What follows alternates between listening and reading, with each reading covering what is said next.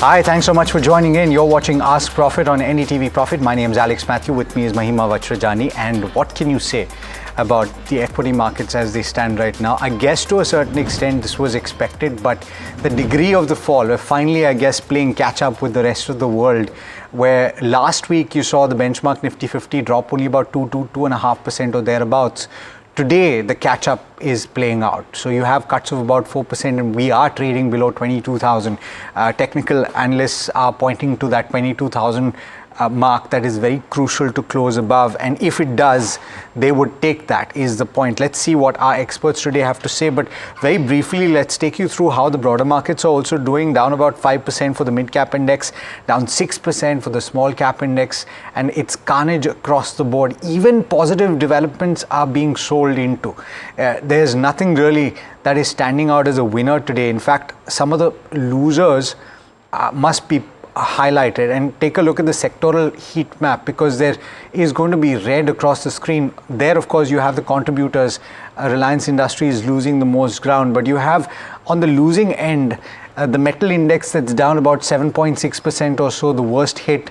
Understandably so, because if you think about it, if global economic growth is going to get impacted, this is a pack that is going to see the worst of the brunt, bear the worst of the brunt, right?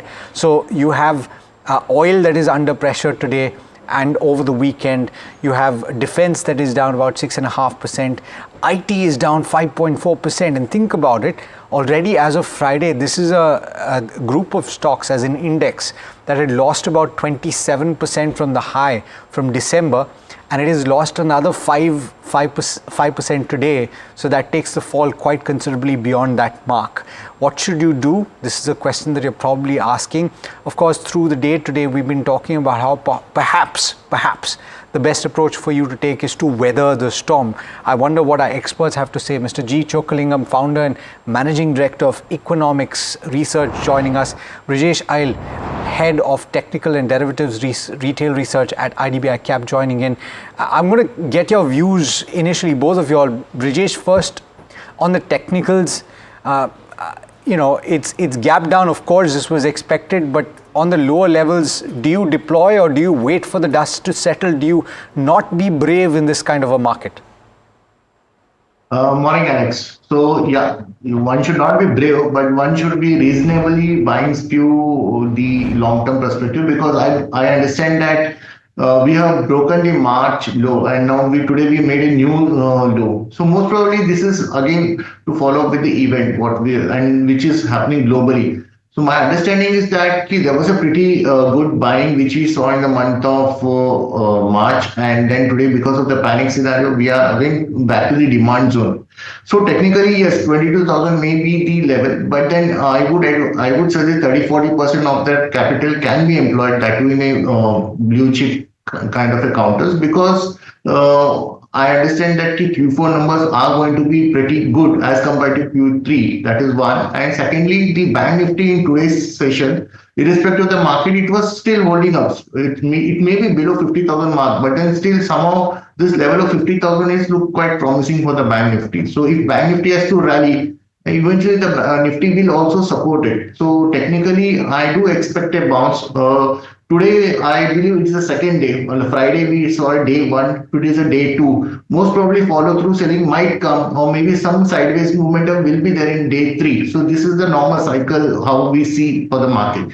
So maybe it's too early to comment, but then yes, very stock-specific approach should be taken, and maybe the bounce will not be sharp, but then the low will be protected. Maybe 21,800 maximum. That is what I can say as of now from the current level.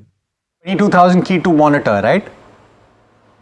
Yeah. Yeah, okay. So closing above 22,000, short answer is positive, right? Yeah, very much positive. Okay. Mr. Chokkalingam, I know we've spoken over the last 6 months consistently about the fact that valuations may have been a little bit elevated 6 months back, but now we're seeing a situation where it's corrected very sharply across the board. So if you are a long-term investor, your portfolio is bleeding at this juncture, what would you do? Do you reinforce some of the investments that you're making for the long term? Where are you advising people to deploy money? Yeah.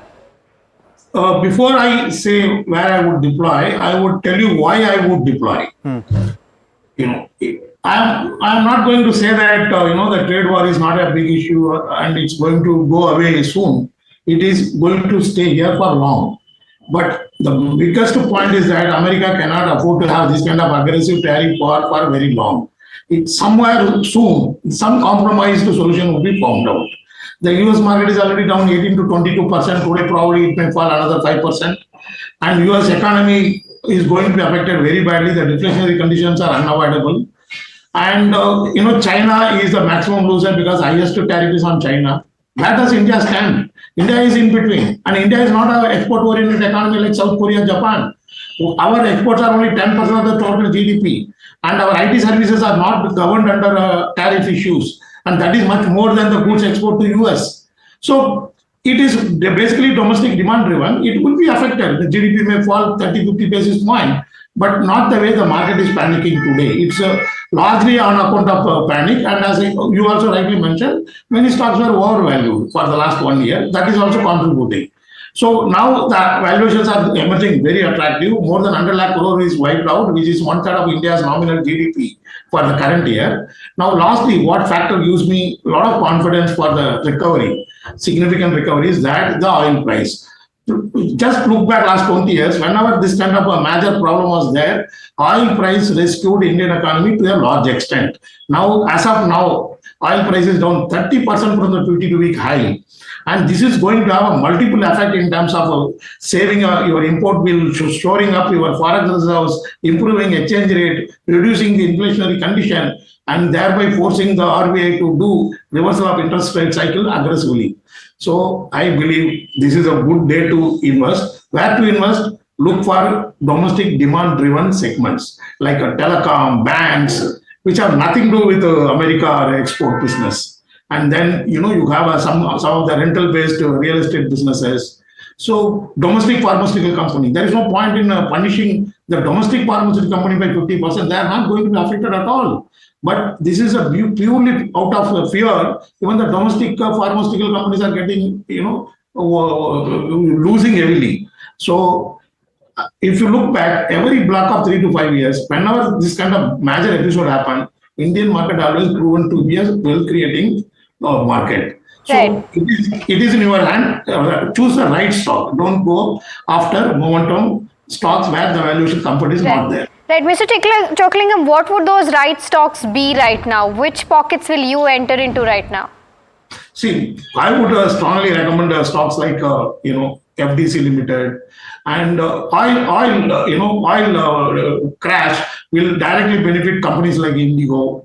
And there are many companies which use oil derivatives like tire companies. So I would strongly recommend MRF. And in the banking space, one can consider SBI Bank, Bank of Maharashtra, Canara Bank. Bank of Maharashtra, now, it has fallen almost to 45% from the peak.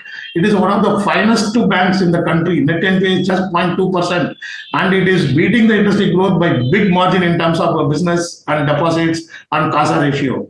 So Canara Bank, it is available below discount to the adjusted book value. And two of its subsidiaries are going to be listed and they will unlock Canara Bank. So these are the, Canara Bank, PSU Bank, Bank of Maharashtra, SBI. So telecom companies, domestic pharma companies like FDC and PNB Housing. So these are some of the stocks I can consider which are purely driven by domestic demand. Mr. Chocklingam, in the telecom space, would you say Bharti Airtel? And the reason I'm asking is because Reliance Industries, if I look at SOTP, is still, one would argue, much below what it has traditionally had. It's down another 5% today. It was one of the worst Nifty 50 companies on Friday. What would you do with this? I would hold. I would, suggest a little accumulate also because yes, petroleum business might be affected by the tariff, but then oil and gas pack itself is going down in share in the total business substantially. And yes, I agree with you. The Bharti Telecom is a pure telecom play that looks very robust at this point in time. Okay, so that's the holistic view of what's happening in the markets and which pockets can you enter right now, seeing the significant correction in markets today. Let's move on to our first caller for the day. Anand from Andhra Pradesh is calling in. Anand, a very good morning to you. How can we help you? A very good morning to you. Thanks for having me this opportunity. Our pleasure, Anand. I just want to know the stock like Sandur Manganese. Okay. I'm having the stocks around 440 and quantity of around 117. Okay. So I'm in loss of around 6,000. So I just want to know like do I need to add some more or I need to exit from this because. Few days back, it was around 480 and 500 it came. I thought of at least clearing the partial amount, booking the partial amount, but I did not done that. So just want to know, like, do I need to hold or exit? Right. What's your time horizon like, Anand, quickly? I have been, I am into like 1 year short term. 1 year, short term. Okay. Brijesh, I'll take your view on this one. Sandur Manganese is the counter. What are the charts indicating? Should he hold or exit? Yeah, if it's perspective from the 1 year point of view, then the 350 is a very decent support. So I think you need to hold on to after once today's panic thing is over. You need to understand whether it sustains above 400 or not. And eventually, I believe it may go above 400 level. So I think it should be a hold. Tata Motors is the counter that we're talking about, and remember, there's a significant update that the company sent out, JLR specifically, Jaguar Land Rover, and you will understand. Let me very quickly tell you the context. Of course, you have auto tariffs that have kicked in, but Jaguar Land Rovers said that it's going to pause exports to the US to see how this is going to pan out. And we've got a question from Srinivasan, who's writing in from Indonesia. He's got 450 shares of Tata Motors at a price of 800, and there are a lot of people like that, Mr. Chokkalingam, who bought into this counter for the long term, but it's gotten beaten down, and very significantly so. At this juncture, would you say that it makes sense to add to your portfolio? Would you book the loss or would you hold on? I would give a hold recommendation. Of course, the problems will be there, as you rightly said. It's going to be impacted. And on domestic front also, the commercial vehicles are not going to grow in double digit. And domestic front also, this PV business is not growing, enough to beat the competitor. And however, to be fair to the stock, it has crashed a lot. And I would say that it's a long-term hold because in 1 to 2 years, it can definitely has a potential to come back. The tariff war also would settle down in a year or so. So therefore, it's a long-term hold. I would not recommend a buy. Maybe by any chance it falls another 5-10%, then one can consider buying the stock for long term. And this is a stock that I will remind you fell to double digit at one point of time within the last 5 years. And at that point, when it did recover, it ended up being in that particular year, I think it was 2023, if I'm not mistaken, the best performing Nifty 50 stock. You look at that rally, right? So from 2023 start to 2024, the kind of run that it had was very significant. The low point in the last 5 years was 67 or thereabouts. All right, Srini is calling us from Chennai, asking about a stock that is down 10%, if I'm not mistaken, Wockhardt. There you go. Srini, good morning. How can we help you today? Good morning, Alex. This is the first time I am going for stock without analyzing that because I was trying some technical things.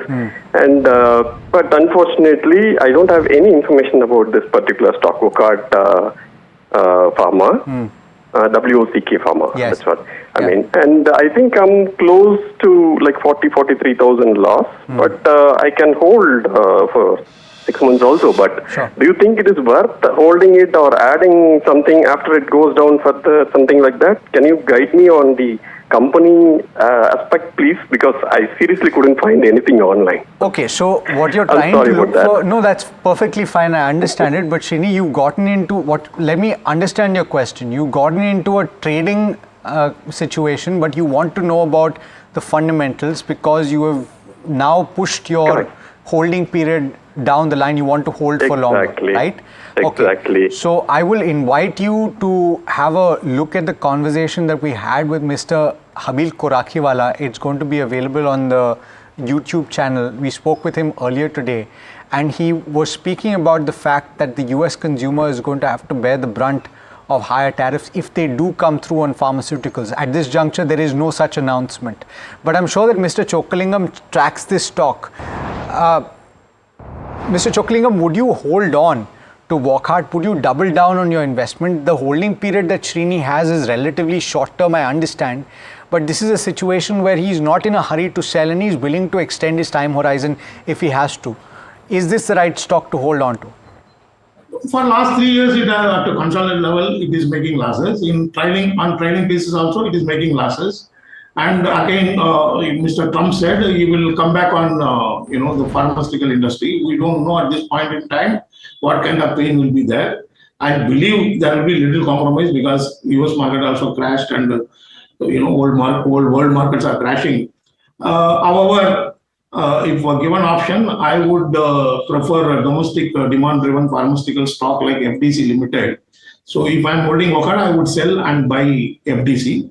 Just a compliance disclosure, we have already invested in FDC. This company draws 82% of the total business from the domestic market, and stock also crashed, and it has got a very good balance sheet, a lot of free cash, and excellent management. So I would prefer a stock like this to Wockhardt. Okay, Mr. Chockalingam got your point there. Sell Wockhardt and buy FTC is what he's saying right now, and he prefers domestic play where pharmaceuticals is concerned. Moving on to our next caller, Geeta is calling in from Tamil Nadu. Geeta, a very good morning to you. How can we help you?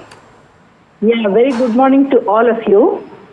Good morning. Go ahead with your query. I'm a very big fan of Mr. Chockalingam. Okay, Geeta, I hope Mr. Chockalingam is hearing that. Okay. Yeah. My question is about Infosys. Okay. Actually, I bought Infosys around 1,350 3 to 4 years back during the COVID downfall. Right. I still hold it. It's a long-term question. At this current today's market price, is it advisable to put a few portion of my investment in Infi? And another thing is it Infi or TCS today? Okay, got your query, Geeta. Mr. Chockalingam, I'll come to you. There's also a query on Wipro that I have on WhatsApp. The person has purchased at 288 per share, and he is holding 140 shares and wants to know, should he accumulate or buy at the current level? So you have 3 stocks right now: Infosys, TCS, as well as Wipro. What's the view like, and what's the overall holistic view on the Nifty IT as well? First of all, thanks to your viewer for kind words. Large cap stocks I was a little negative, but after a recent massive fall, I would say that one should hold on to stocks like Wipro, Infi, TCS. And if one has to buy, I would recommend strongly Infosys today. Why? Yes, for the current fiscal, the large cap stocks are not going to post any meaningful growth. But what Mr. Trump is doing is going to strengthen the US economy enormously in 1 to 2 years. There is no doubt. It would streamline, restructure the economy and improve its economic prospects. And that is ultimately going to be recognized, and that is ultimately going to help IT services companies, because US economy will come back to strong growth and discretionary spend will increase. So the medium to long-term prospects for large IT stocks look very good. And stock also Infi fallen us by about 31%.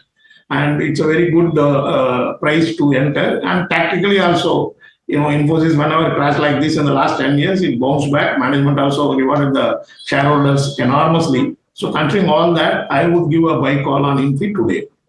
Okay. Incidentally, Mr. Chockalingam, we have another question on Persistent Systems, since it's in the IT pack itself and we just spoke about IT. Let's complete the circle, because we've got Dasarathi who's writing in from Vijayawada, who's holding Persistent 20 shares at a price of 4126. He's still making profit right now. Should he hold or exit is the question. He says that he's a long-term investor.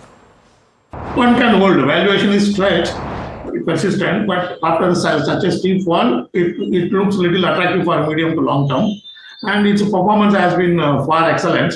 So steep correction makes it a little attractive for medium to long term. Okay, all right. We've got a caller from Hyderabad. Raj is calling us. Good morning, Raj. How can we help you today? Yeah. Good morning to the panel members there.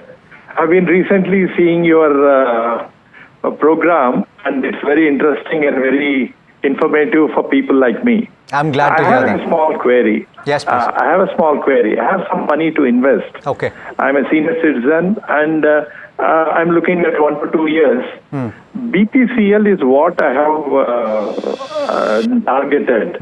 So can you help me at what price I can buy BPCL for a 1 to 2 years perspective or for a long term. Okay. Raj, while I will take your question, I just want to understand, you say that you're a senior citizen. Do you own any other equity, any other shares? I have BPCL some shares. Okay. And anything So else in I your want portfolio? To add, no, I don't have any other thing in my portfolio. Okay. And just very quickly, if I were to understand, out of your entire portfolio that you've kept aside for your long term, do you have a certain amount in equity that you've invested, either, I'm guessing through mutual funds, if that is an option?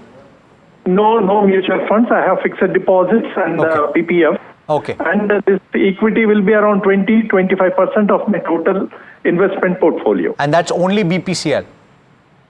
I'm looking at dividends also, where it will help me for regular income and appreciation also over a long term. Understood. Okay. So with and that, the safety of the product also, it being a government-owned company, the risk being slightly medium or less. Okay. Having said that, it's always a good idea to have a portfolio of stocks so that you can reduce the concentration risk, especially in a market that can see across the board cuts, right? But Mr. Choklingam, BPCL specifically, is this the right time to add? And what else would you add? You've already given your pockets where you would prefer deployment over the long term. But BPCL, the question mark is whether or not the benefits of lower crude will translate into gains for BPCL. It hasn't in the past entirely, right? That's the question. So would you buy right now? Yeah, you are absolutely right. Most of these companies, they don't gain much when oil price crashes, and they don't, gain anything when oil price goes up. And, the profits also very inconsistent for all these companies. So tactically, yes, 15-20% upside is possible because it has already beaten down a lot. But for conservative investments, I would prefer stocks like State Bank of India, because as I mentioned earlier, there are very few sectors which have double-digit growth prospects, and banking is one of them. Now SBI is trading around 1 time book value, and the second stock from the dividend point of view, one can consider Coal India better than the oil and gas stocks, because Coal India gives you excellent dividend, and in FY25 they missed the growth in coal dispatches, but there is a lot of pressure for Coal India to increase the coal output in FY26. Not only that, non-coal based minerals, they are trying their best to diversify in a big way. So all these would augur well for Coal India. A third growth stock would be CDSL. So I would prefer CDSL and SBI as a growth stock, and the Coal India from the dividend perspective. Okay, the next query is from Telangana. Yeluri is writing in. She is holding 800 odd shares of Larsen and Toubro, bought at 3,500 a piece, and she's sitting on a significant loss of around 3.6 lakh rupees right now, and wants to know whether to hold or exit the counter right now. Brijesh, I'll come to you. What are the charts indicating? Should the person hold to see some recovery in the losses, or should exit at this given point of time? I think the hold should be the view, because the capital goods space is looking good, and with the recent correction, I think they are coming back to the demand zone. So for the specifically this L&T 3,000 close to 3,100 level, I think this is the demand zone. So that is, maybe today it is broken, but then I believe once it sustains about 3,100, it will be back in action. So it's a pretty good level to make a re-entry, and if everything goes right, the bounce back will be close to 3,450, 3,500. So it's a buying opportunity. I think one should hold, and if possible, one should also look for to do the averaging. So either hold or average out is the view coming in on Larsen and Toubro. Our next caller, Kunal, is calling in from Mumbai. Kunal, a very good morning to you. I believe you have a query on Bajaj Finserv. That's right. Good morning. I hold 10 shares worth, I bought it at 15.33. I just want to know whether to buy more or shall I hold it? Okay, I'll take your query up with Brijesh. Brijesh, what's the chart indicating for something like a Bajaj Finserv? Should he continue to hold, add more? Hold and buy. Even the buying is suggested, because we have a view of 2,200 plus. So maybe in next couple of weeks, we should be seeing Bajaj Finserv back to 2,200, close to 2,200 level. So that's a new level which we are talking about. So it's definitely a buy kind of a trigger. Even in today's market, it's marginally down. So I think it's an opportunity, and he can definitely hold on to the long trades. So you said hold and not add, right? Or did you say add? Yeah, we can add also Can because add. 22, another 400 points we are talking from the current level. So definitely somebody wants to take the fresh bet is also advisable. Okay, all right. Hudko, I'm coming to Mr. Choklingam on this one. Rohit is a long-term investor. He's got 1,000 shares of Hudko at a price of 280. He's wondering whether to average his holding right now because stock is down 5% in trade today and he's incurring a loss as well. What would you say? One can hold it, but I would not recommend a buy because even at this price, in terms of price to book value, it is slightly stretched in terms of valuation. All right. Well, Brijesh, we're told that you have to go now. So thank you so much for joining us and taking out the time and speaking with us at NDTV Profit. With that, it's time to slip into a very short break. We'll be right back answering all your queries on the other side. Stay tuned.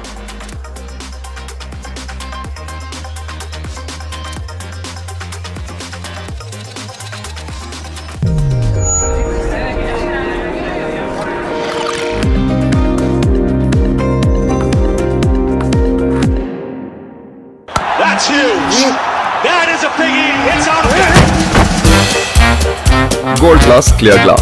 पार हो या near, सब कुछ दिखे clear. AB Real Estate might look to sell their paper business to ITC. So that would be an interesting deal, not too big for ITC, but from AB Real Estate's perspective currently. On the 20th, he reported this in his segment Heard on the Street, which runs at 2:30 p.m. every day.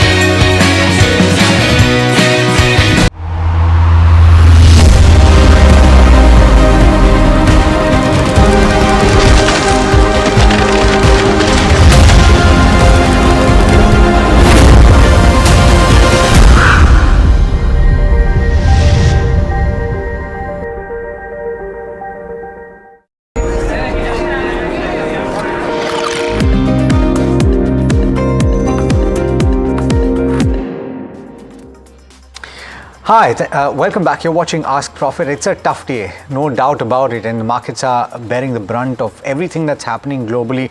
The tariff storm has caught up with the Indian equity markets. Of course, to a certain extent, some might say that we're playing catch up. Joining us on this side of the show is Ajit Mishra, who's a Senior Vice President Research at Religare Broking.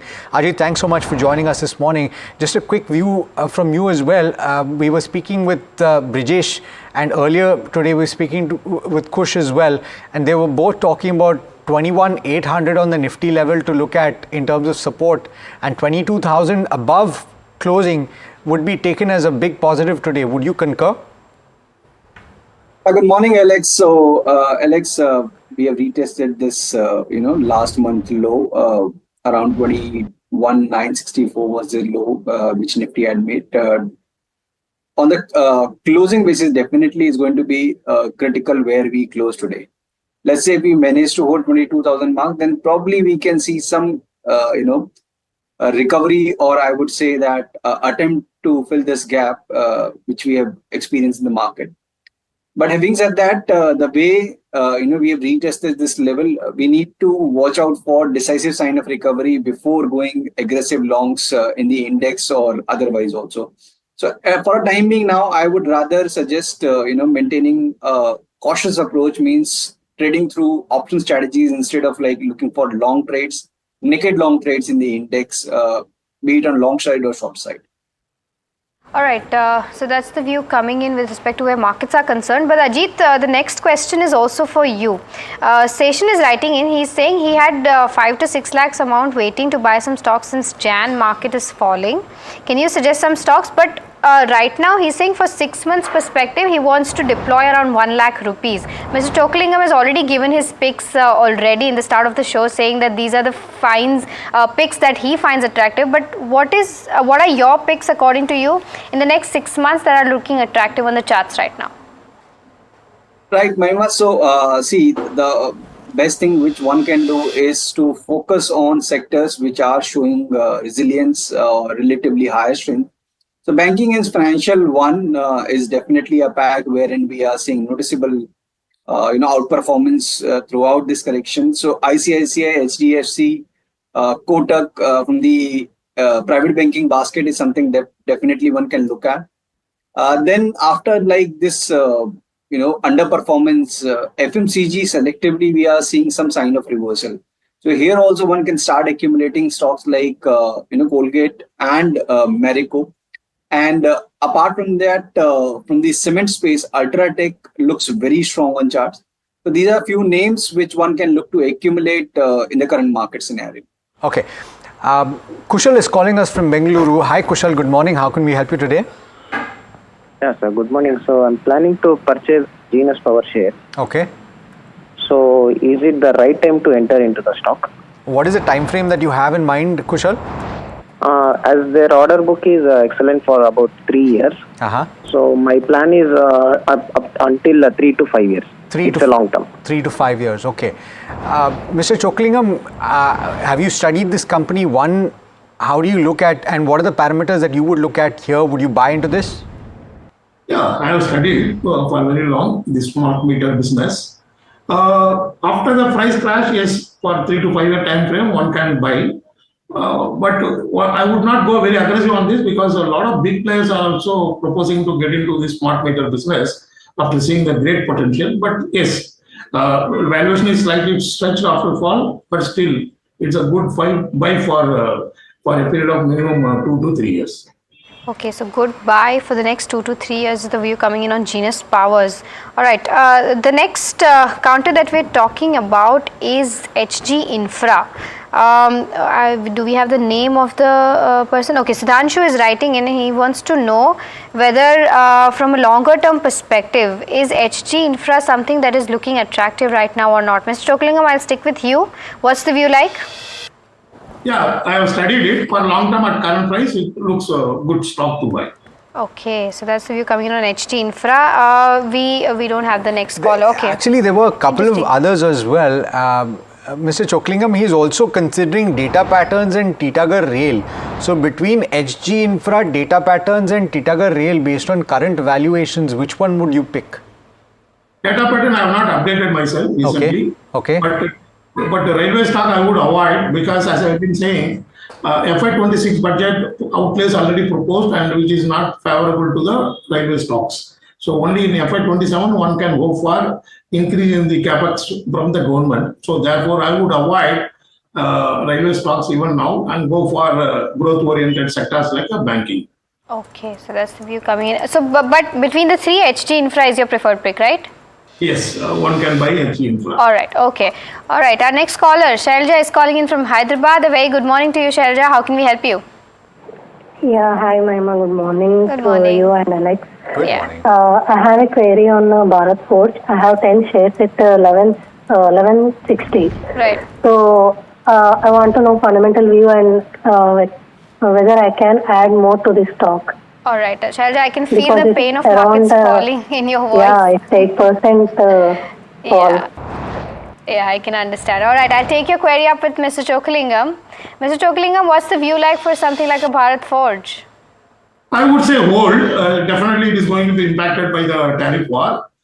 So as I said earlier, I have a bias for domestic demand-driven sectors and companies. So therefore, I would not buy now, but definitely it's a great company. It has done extremely well over the last 2 decades. It will definitely bounce back, but it might take time. So therefore, I would give just a hold call on Bharat Forge. Okay, so that's the view coming in on Bharat Forge. Ashish is writing in from Telangana and he wants to have a view on Elecon Engineering. And he wants to know whether he should enter the counter right now or not. Ajit, I'll come to you on this one. What are the charts indicating for something like an Elecon Engineering? So Elcon, Mahima, we have seen decent correction. The stock has retraced to its major averages, long-term averages on the weekly chart. And today also, after the initial downtick, we are seeing an attempt of recovery. So it seems like that probably we can see some consolidation before any meaningful, respite. But if the view is, let's say, from medium to long term, definitely we can start accumulating at current levels. And I believe that 350 is the base, basically, where we have multiple supports. So that should be a stop loss in considering the current market volatility, and upside around 500, 520. That should be his positional target. On Elecon Engineering, Trent. Okay, now it's not every day, of course, that you see a stock like this drop the way that it has, and I'm pretty sure that Mahima, while she thought that the update that they had on the quarterly basis was negative, she did not anticipate, and neither did a lot of investors anticipate a 17% downtick on the stock. In fact, it did touch an intraday low of almost 19%. Well, there you which go. Which is not normal for a Nifty 50 stock to fall like that. Not at all. But we've seen a few instances of that this year, not least of which was IndusInd Bank, but for very different reasons. Absolutely. Trent, if you're talking about a 28% uptick, Mr. Choklingam, on revenues, where the expectation was for a 35% plus increase in revenues in the fourth quarter, take that on one end, and on the other end you have a very significant store count addition in the fourth quarter, particularly on the Zudio stores. They have added double of, or rather more than half of the store additions in the full year have been in the fourth quarter. So specifically on this, we've got Jinsin who's asking, considering the kind of downtick that you've seen in the stock, is this the right time to buy the stock? I would suggest one can still hold on. In case market weakness corrects, it can even fall further. It's a great company, no doubt, but the valuation was also great. So that is the reason the stock has corrected day like this quite badly. And second, many of our analysts know that the physical store business, there is a potential threat, and some of the companies, they started losing the growth momentum. So I don't know when Trend will get impacted by this structural change happening, the business shifting away from the physical store to online. So therefore, I would suggest a hold on in case market weakness continues and the stock falls another 5-10%, then one can consider a Trend. Right. But do you think valuations are now looking attractive? Because even after a 16% fall right now, I don't think the valuations still look cheap. You are absolutely right. So that is the reason I am saying that, if at least falls 5-10%, one can consider. Of course, we also go wrong on Trend because historically, last 5 to 10 years, it has been commanding huge premium. So even after 5-10%, it will not be very cheap, but then one can consider considering the historical premium it has been enjoying. So I would wait for 5 to 10% correction. All right. Okay. That's the view coming in on Trend. Our next caller, Suman, is calling in from Bengaluru. Suman, a very good morning to you. How can we help you? Yeah. Hi, Mahima. Good morning. So my check is on the Ashoka Buildcon. I wanted to buy. So is it a good time to buy or not? All right. Got your query, Suman. All right. I'll take this up with Ajit. Ajit, what are the charts indicating for something like an Ashoka Buildcon? So Mahima, almost 50% of the correction from the record highs, and if you'll see the last 2-3 months of price action, it seems like that there's a base formation going on around 160 area. So she can start accumulating at current levels, and if the view is, let's say, for short term, considering the market volatility, the stop should be at 155. In the next leg of the up move, let's say once we complete this base formation, then probably around 240 is something that the stock might attempt. So the risk reward is favorable with 2 to 3 years at least of time horizon. She can start accumulating. All right. Another stock that is a retail investor favorite, and that has dropped from peak levels of over 80. I'm talking about Suzlon. And we've got Sagar HR, who's bought at levels of 64. The stock is currently trading at 51, 52, and it has lost significant ground today as well. And so, Mr. Choklingam is not bought at elevated levels, at least not where the stock was about 6 months back. But it's still something that has given up from his level. So would you say he's wondering whether to buy the dip or to hold? What's the view? I would give hold. Even after the such a major fall, the stock valuation is highly stretched. And let us not forget the fact that, in the renewable energy space, tremendous structural change is happening. How it happened in the microfinance, small finance, similar thing is happening in the renewable space. A lot of big players have entered and they have become very active. So valuation wise, it is stretched, but I would go wrong on my call only if it becomes a target of any possible takeover. Otherwise, based on the valuation per se, I would say that somewhere around 35-40 would be the fair price for the stock. All right, so that's the view coming in on Suzlon. Wow, 35-40 is the fair price. Yeah. Okay, there you go. If you thought that there has been a correction in the valuations, well, so I think book your profits then right now. Well, whosoever is spotted at the correct levels. So just want to clarify that, Mr. Chokkalingam, before we go forward, because if you say that the fair value is 35-40, does that mean that somebody is holding at 64 should book? See, what happens, I'm not trying to escape, but we also learned from these last 2 years, a lot of tactical upside happens because about 21 crore new investors, out of which 10 crore young investors have come. And sorry to say that many people do not look at the funda just because, stock is in low double digit, there's an entire group to chase and buy. So therefore, if somebody is losing, one can wait. As I said, the consolidation can happen. I'm not forecasting that Suzlon will be taken over, but such things happen, it would be positive. Otherwise, if you look at the earning per share on a consolidated basis, valuation is stretched. And let us not forget the history that the stock was trading up to 440 about 10 years ago. And from there, all the way, it has come down to even 7 rupees. So anything is possible. Ultimately, the market is smart. The fundamentals will drive the market ultimately. But to short term, to medium term, fundamentals do fail. So it may happen. That is a risk to my view for Suzlon. All right, so that's the view coming in on Suzlon and a very comprehensive view. So thanks for that, Mr. Chokkalingam. Our next caller, Venkat, is calling in from Hyderabad. A very good morning to you, Venkat. How can we help you? Okay, I think we've lost him. All right, we have his query though. He's holding Electra Green Tech 500 shares at 1500 a piece. He's sitting on a significant loss right now of around 2 lakh rupees. Ajit, I'll take this up with you. What should he do next? Should he continue to hold, wait for the stock to recover, or should he book the losses? So Mahima, here also we have seen decent retracement from the record highs level, and this zone close to around 950, 970 is the area basically where the stock made a previous swing low. We have retested that mark off late, and again we are seeing attempt of recovery. So in my suggestion, he can stay put with 950 as a closing stop loss, and around 1250, 1300 zone, he should try to reduce his position. Was highly volatile, and for any stability in the counter, we need decisive close above 1400 mark for a week or two. Then only we can see the reversal in the trend. Okay, so Darshan has got a question.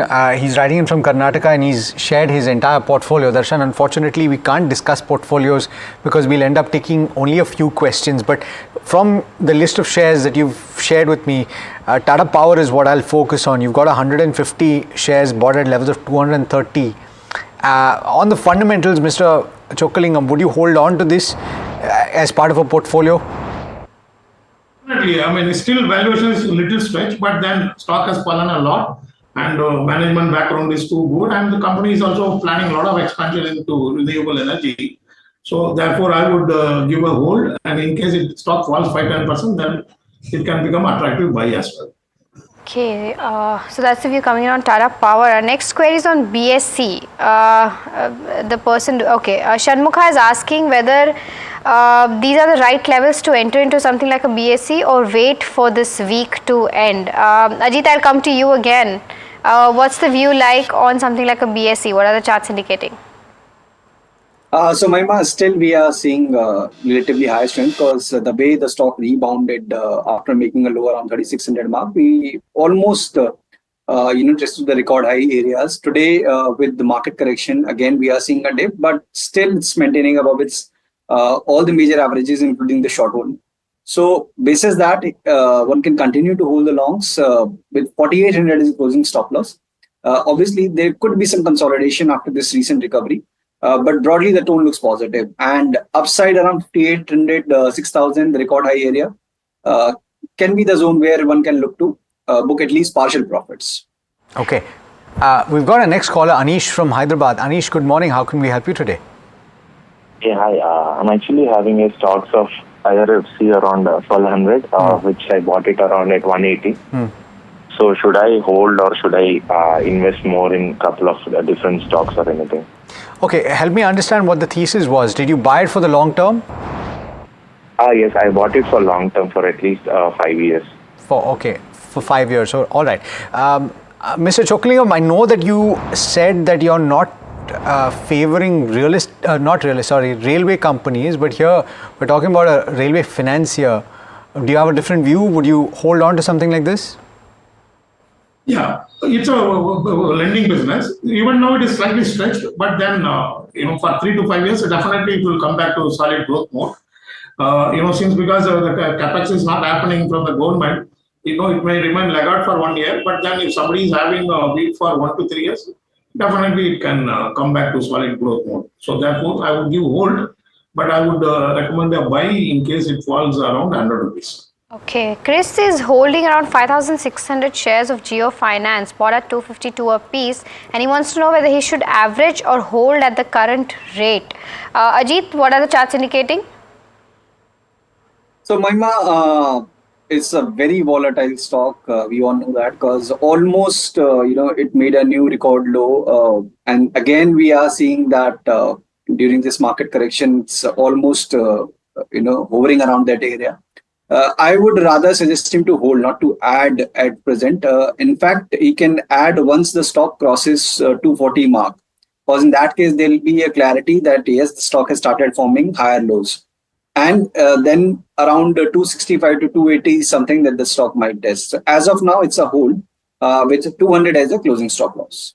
So that's a specific view on Geo Financial Services.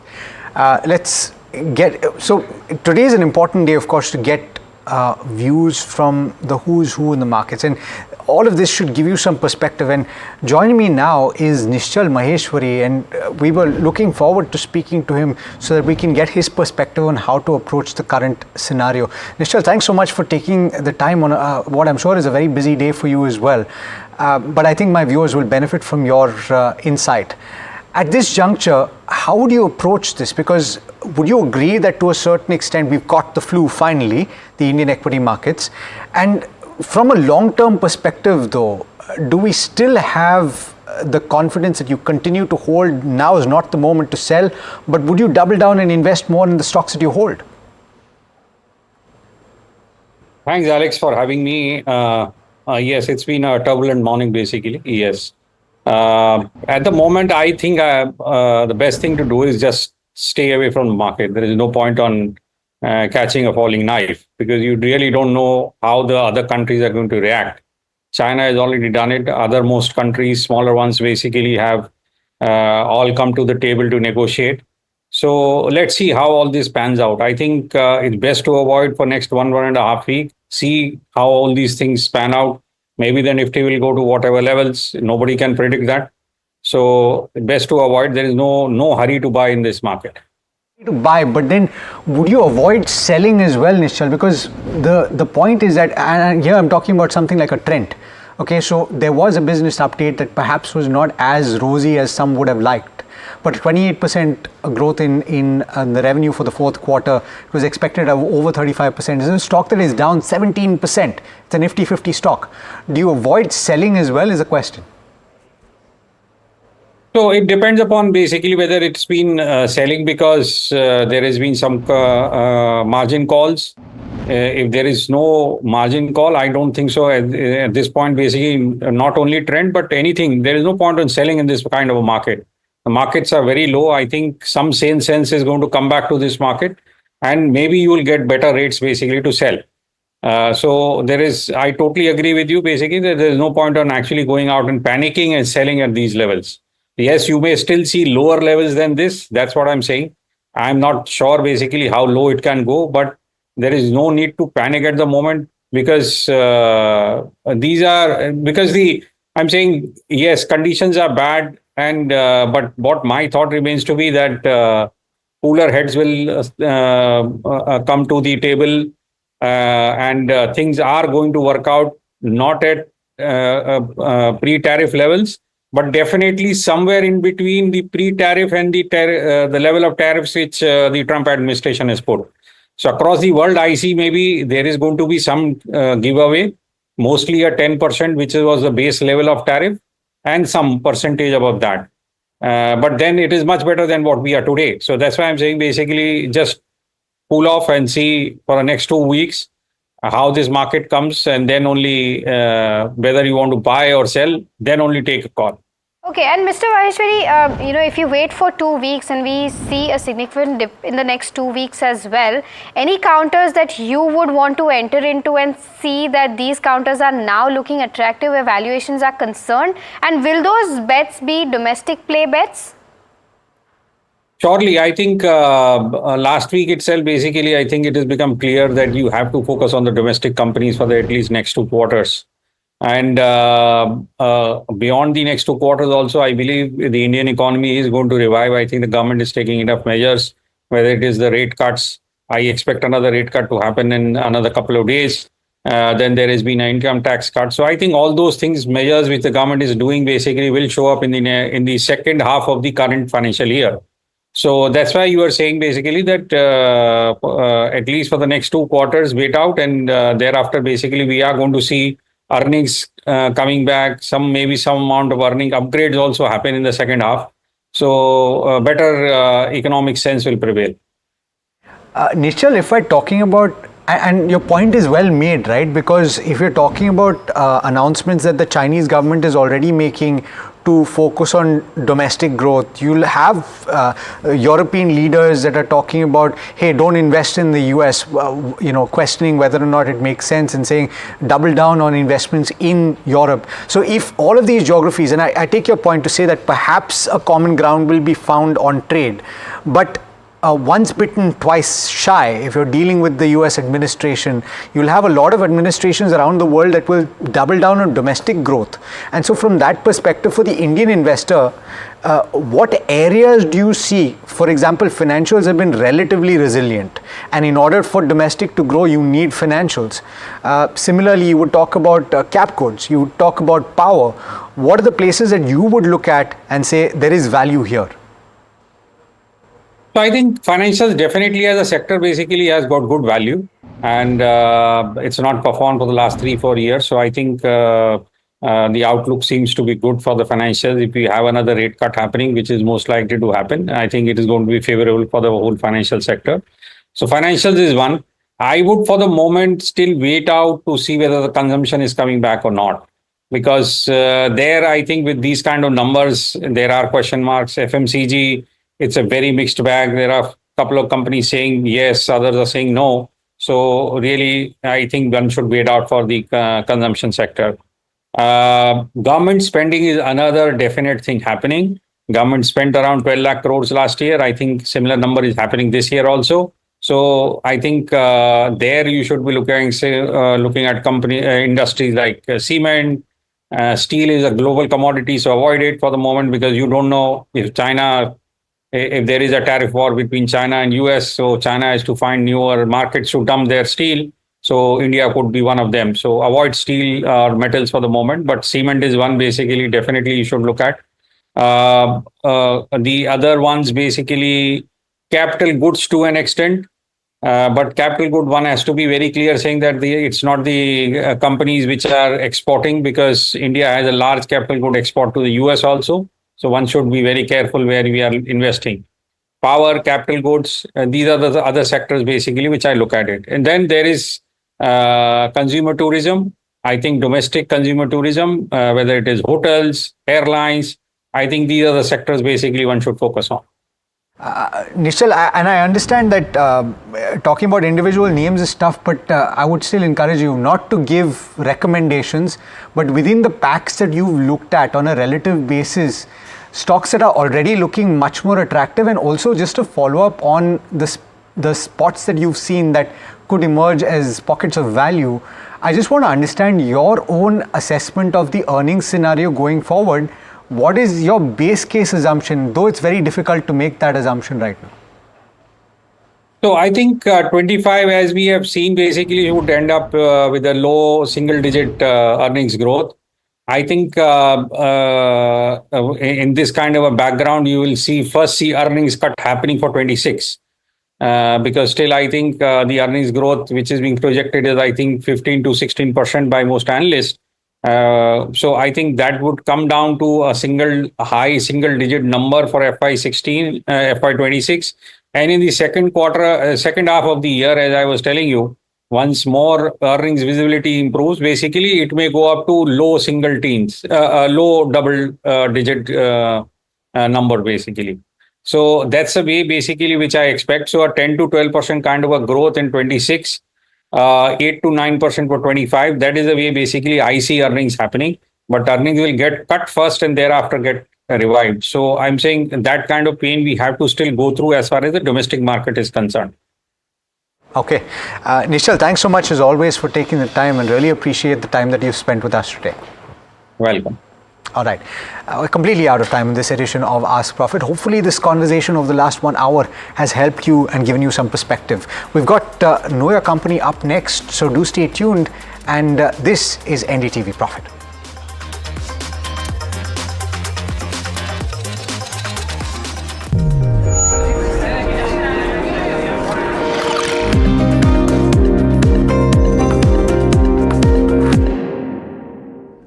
Gold plus optimistic reflective glass लगाओ, धूप की गर्मी को दूर भगाओ और बिजली का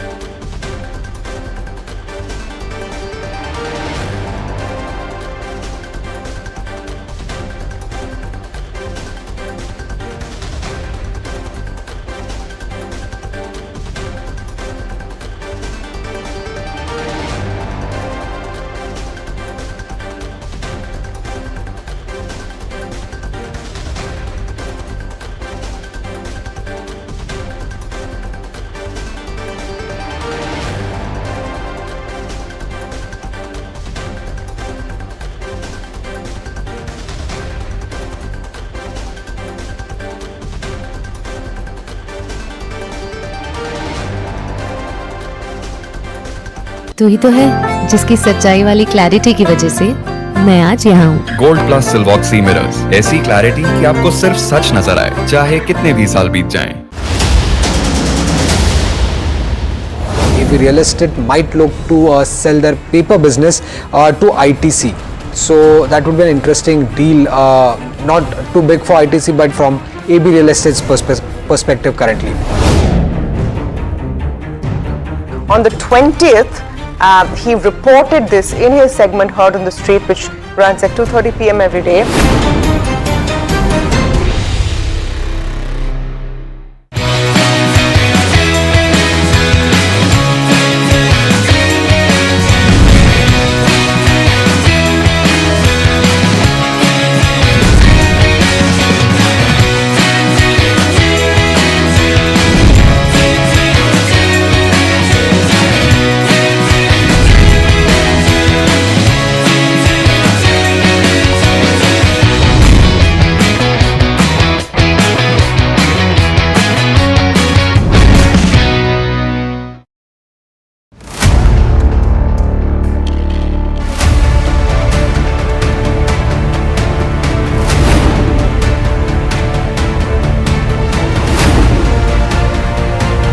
He sold most of his stock, 80%, as on that date. We have requested the management to come and speak to us. They asked us, what questions will you ask? We've sent it to them. They don't want to answer it, so then let's put it to our viewers as well. 7 key questions, right? How is it that 2,000 crore goes unnoticed by all of these auditors? Is seeking more information on the trades and the all the transaction which has happened from the exchanges, both NSE and BSE.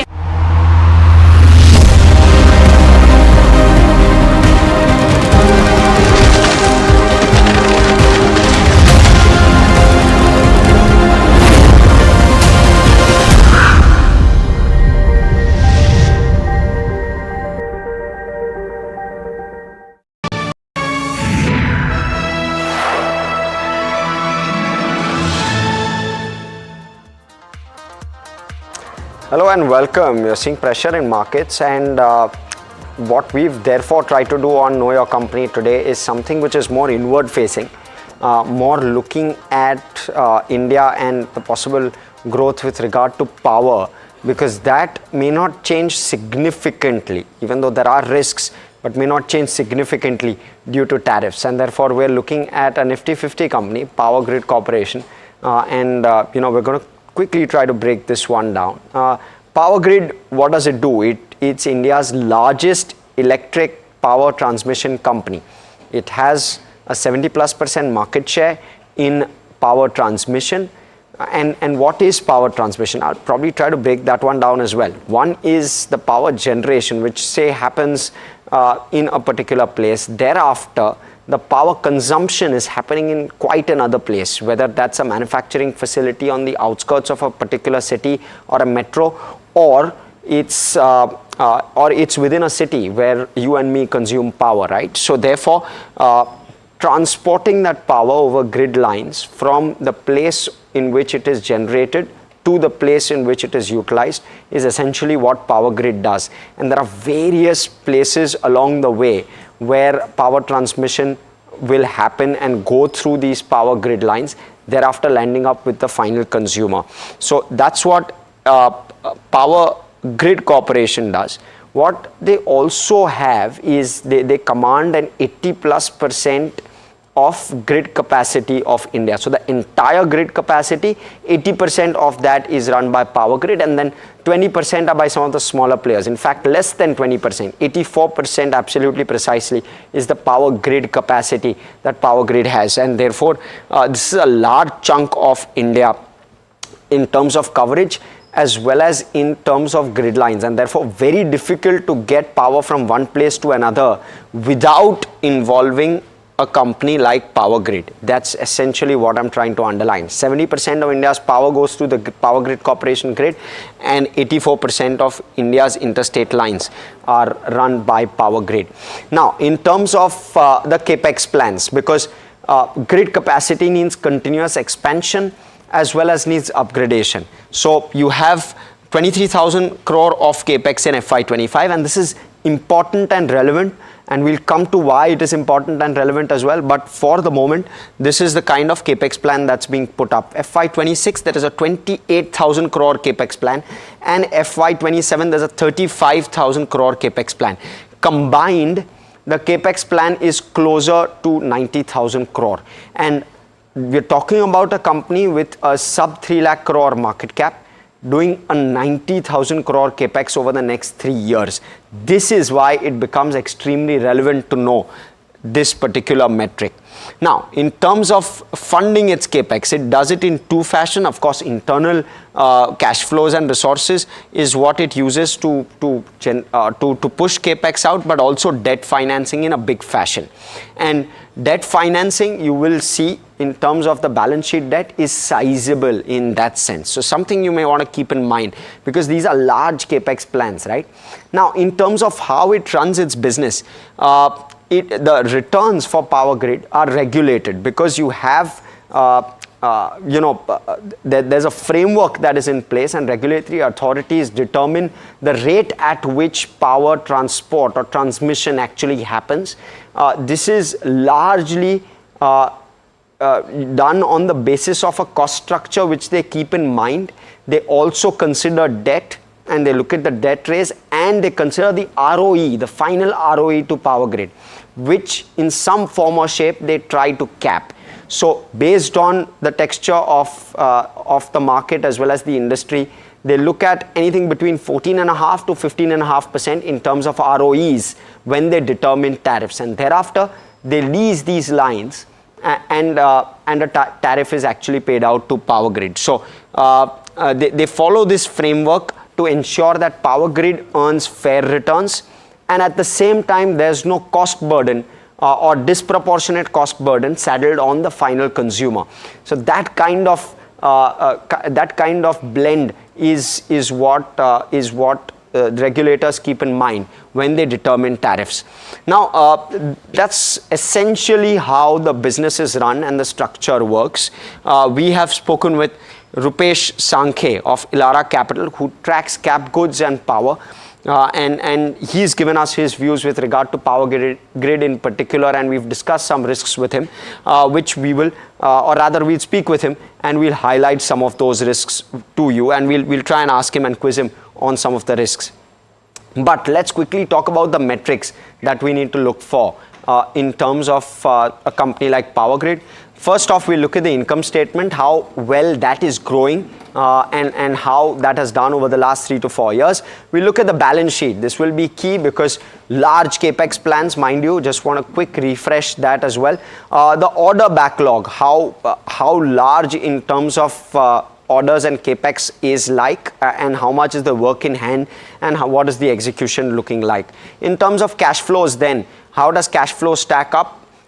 We'll also look at how return ratios are playing out. We're looking at shareholding, and we'll look at street cred and street coverage, and thereafter derive a rating. So over the next maybe 10 minutes, we'll try to break this down. Mihika Barve joining me for this one. Mihika, it's been a while since we had you on KYC, but why don't you help us with the income statement? Yeah.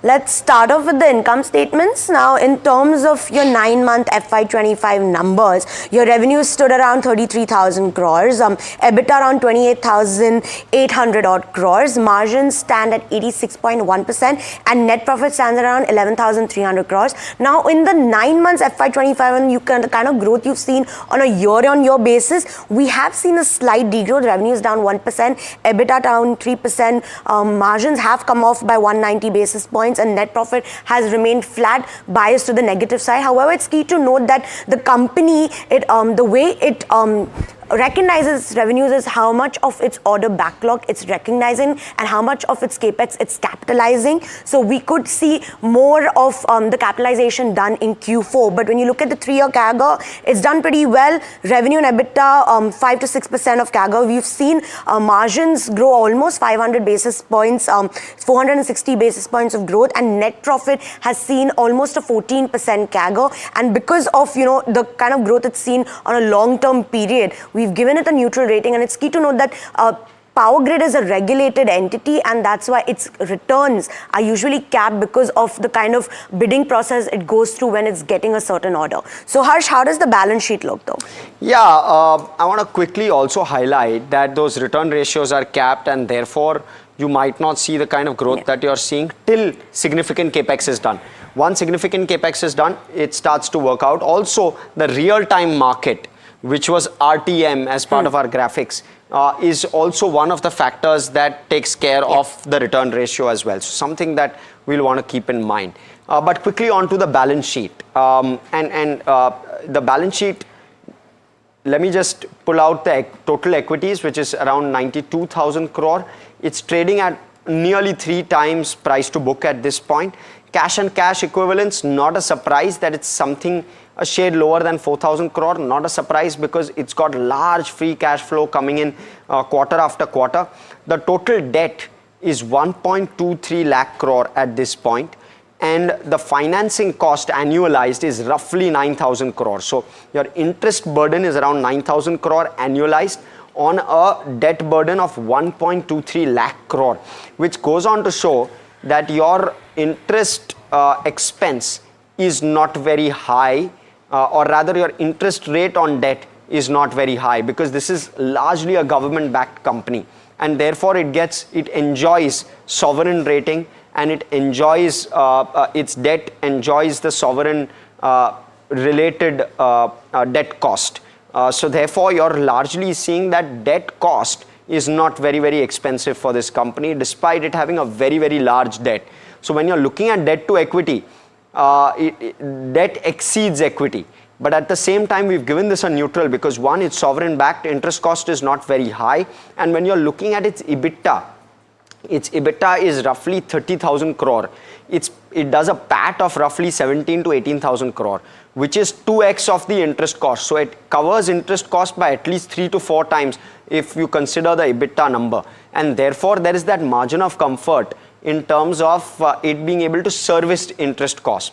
The other piece is that it does service its debt as well on a recurring basis, also based on the depreciation it claims, and it's a large component. It claims around 12 to 13,000 crore of depreciation every single year. And that helps the free cash flow to continue to pour in because it's a non-cash expense essentially.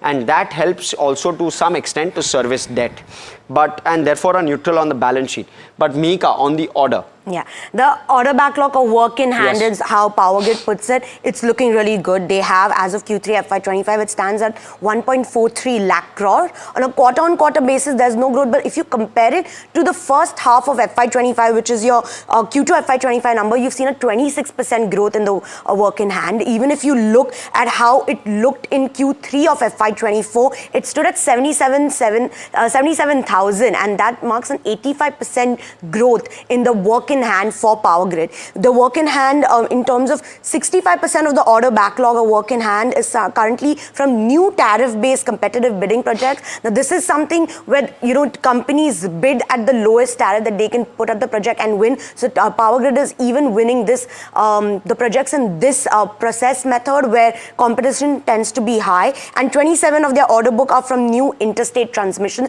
systems. So, from the work in hand and the kind of revenue visibility it provides for the company, it's looking a thumbs up on this one, Harsh. Interesting. Let's talk therefore about how the return ratios are stacking up on this one, Mihika. You're seeing anything between 18 to 23% in terms of ROE number over the last 3 years. The ROA number also very, very healthy at around 6 to 7%. The ROC number may be lower, but mind you, this also has a very, very low debt payout, and therefore the debt earning on this would be maybe 7% odd, which kind of caps ROCE, but ROE is very, very healthy in that sense. And that's the real number that shareholders should essentially look for in a company like this, the ROE number.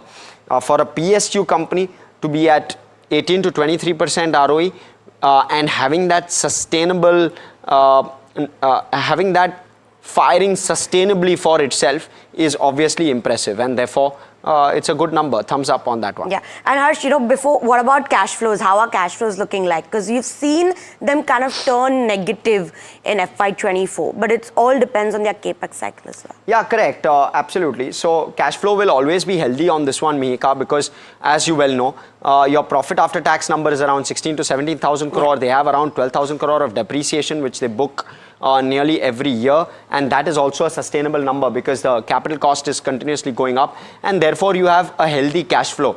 Why the net cash flow is negative? Because they continue to invest very, very heavily in their infrastructure.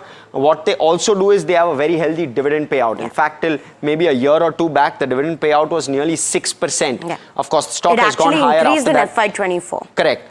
So it was nearly 6% at that time, and therefore it has very, very high dividends or a very high dividend payout, which is why you're seeing the net cash flow being negative. Yeah. But otherwise, there is a fairly healthy clip on which the operating cash flow is growing at. If you look at that operating cash flow metric again, there you go. The growth is fairly healthy on this count. So neutral on the overall context of things, but it's a healthy number. Yeah. Where we do see moderation in cash flows, especially when it comes to something like a PowerGrid. Yeah, and one thing you may want to keep in mind where cash flows is concerned is how the execution with regard to capex happens. If that were to happen, you'll see this shoot up, and which is what I'll be looking for actually, and that's one of the reasons we've given this a neutral. Mihika. Yeah, let's go up to your shareholding. Yeah. Next, you've seen strong promoter and promoter group holding. It stands at 51%, even if you compare December 2024 to March 2022. This is government. Yeah, this is government. Sorry. It's fully government. Kind of, So when you talk about DIIs,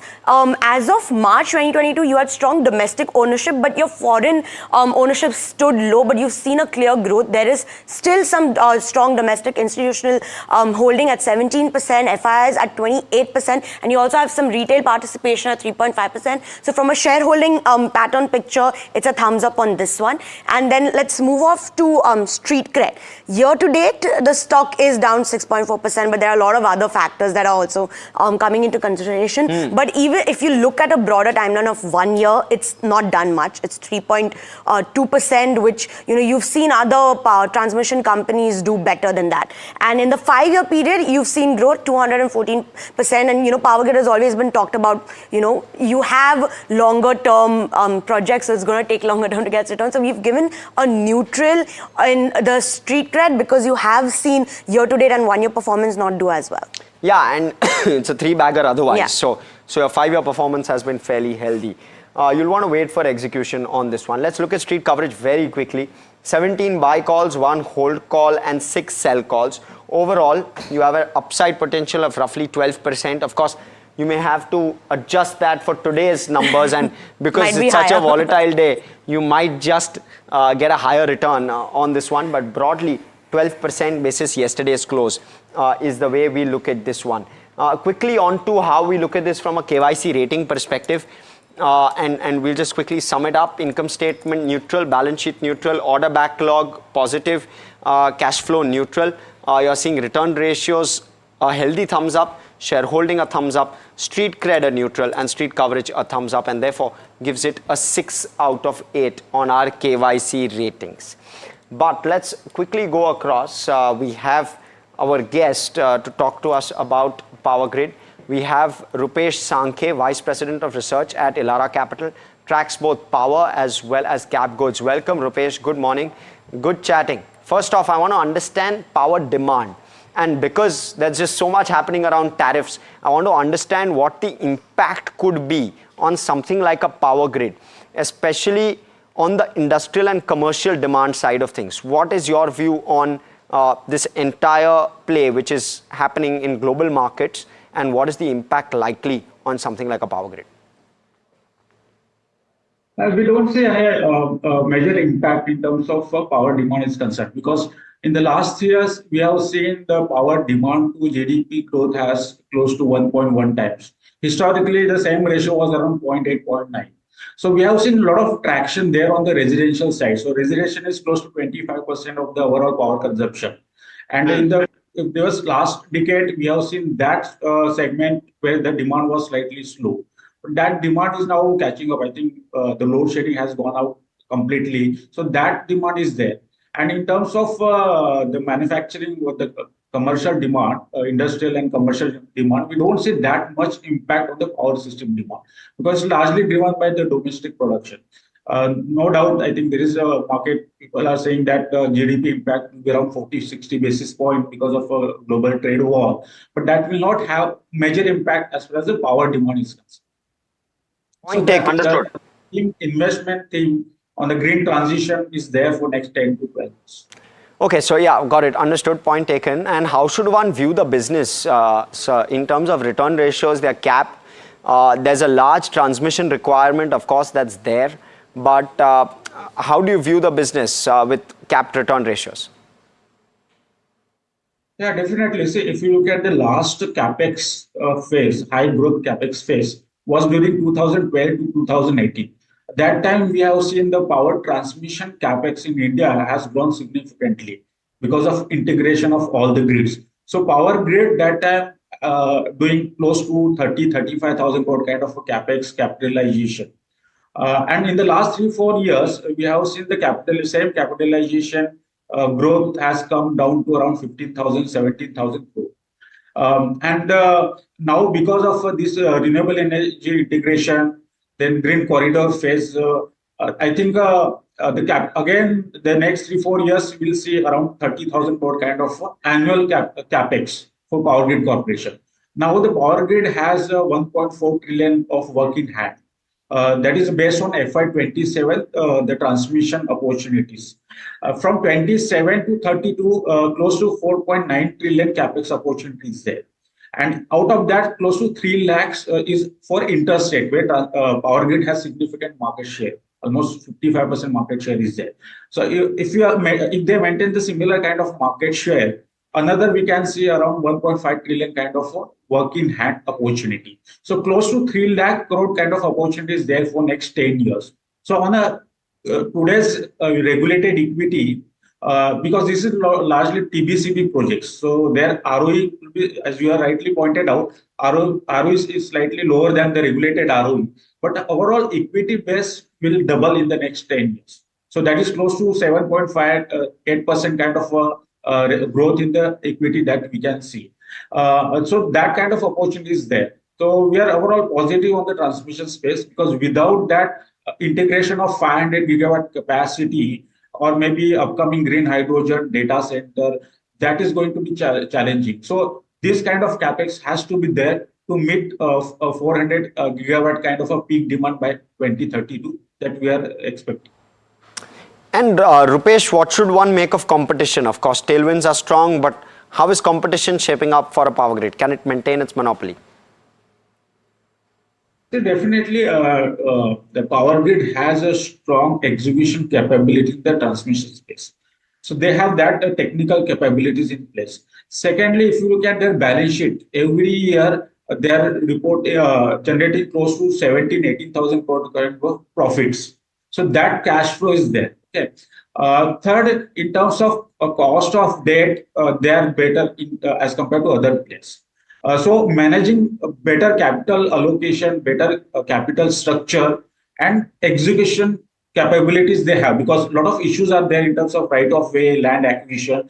There they are better as compared to other players, and that is what we have seen in the last 3 years when they started entering into TBCB projects. Earlier, their market share was hardly 15-20%. That has gone to 60-70%.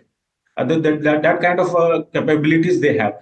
So execution, the technical capabilities they have, the financial leverage they have in terms of managing cost of debt, I think they are ahead as compared to other peer companies.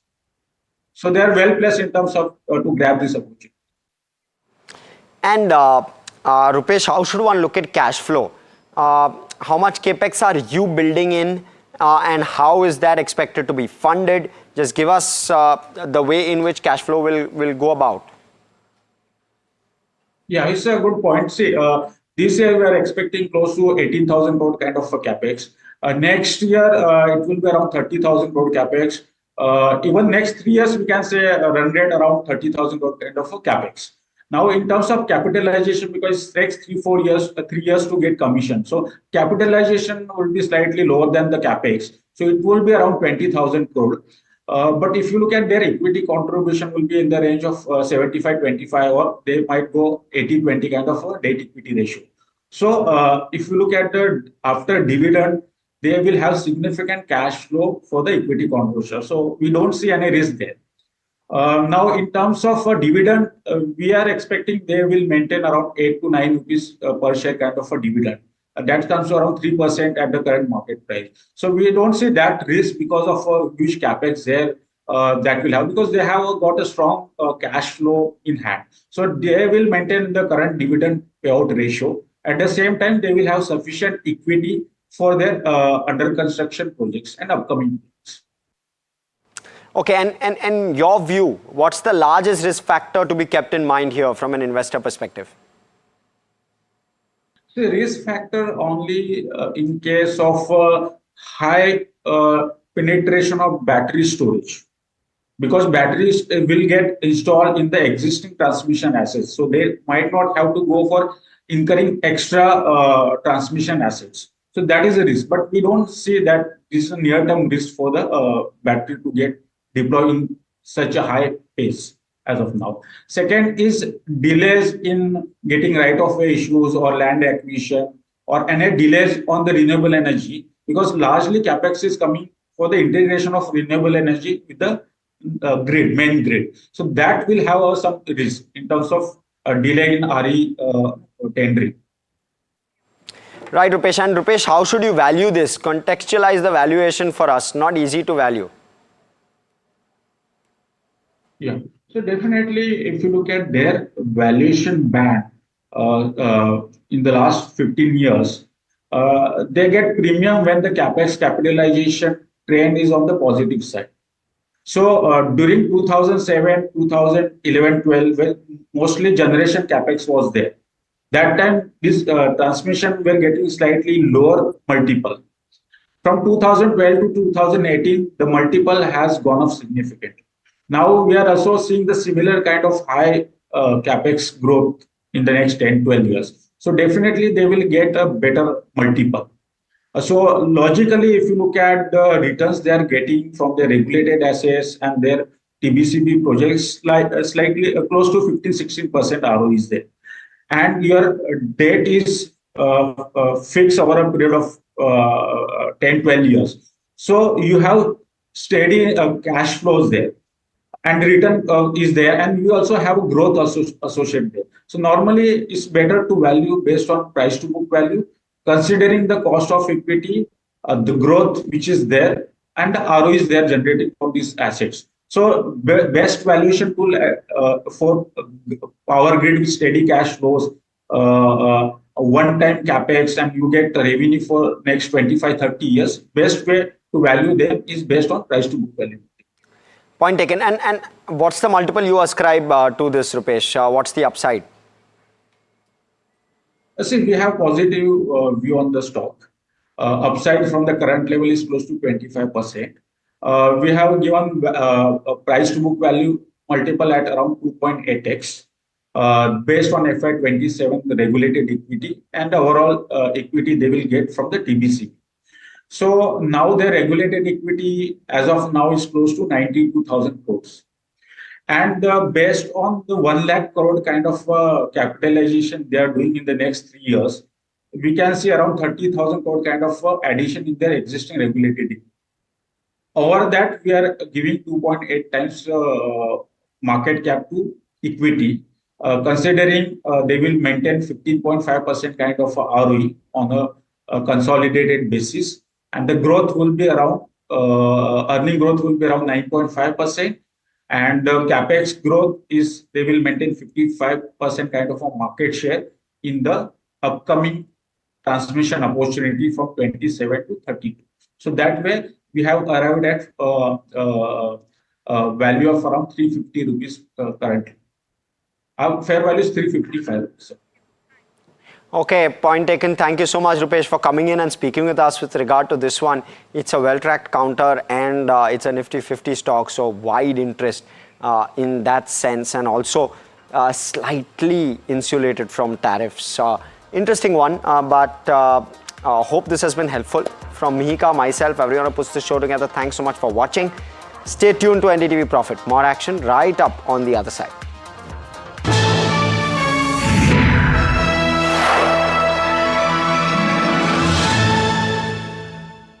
That's huge. That is a biggie. It's out of there. Gold Plus Clear Glass. Far ho ya near, sab kuch dikhe clear. AB Real Estate might look to sell their paper business to ITC. So that would be an interesting deal, not too big for ITC, but from AB Real Estate's perspective currently. On the 20th, he reported this in his segment Heard on the Street, which runs at 2:30 p.m. every day.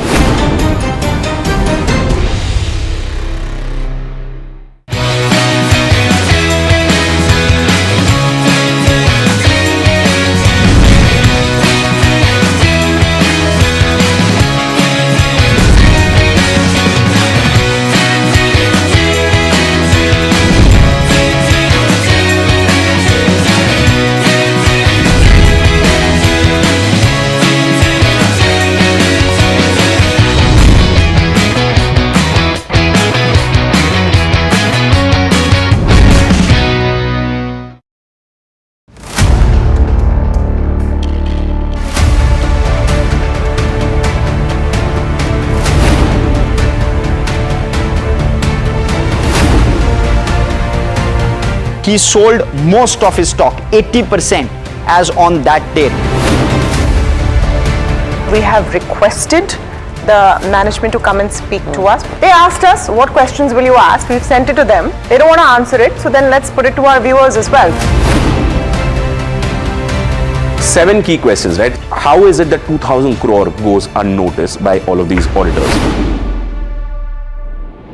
SEBI is seeking more information on the trades and the all the transaction which has happened from the exchanges, both NSE and BSE. The Reserve Bank of India's supervisory officers, they are seeking compliance reports on their foreign currency borrowings by these banks. The DSS is actively engaging with the Reserve Bank of India to sort of ensure the thorough examination of the matter.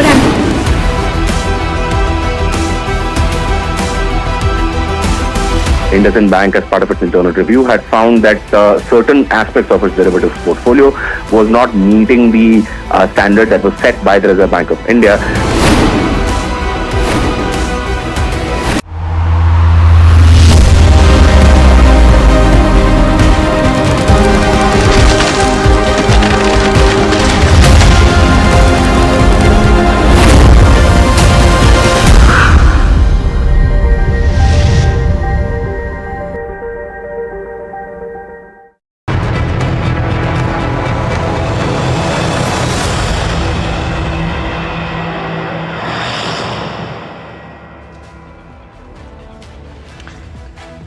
Thanks for tuning into this special conversation, and I call it special because we are trying to not just gauge at what the equity impact is, and it is looking very bad because the markets are roughshod today across the world and in India, no exception.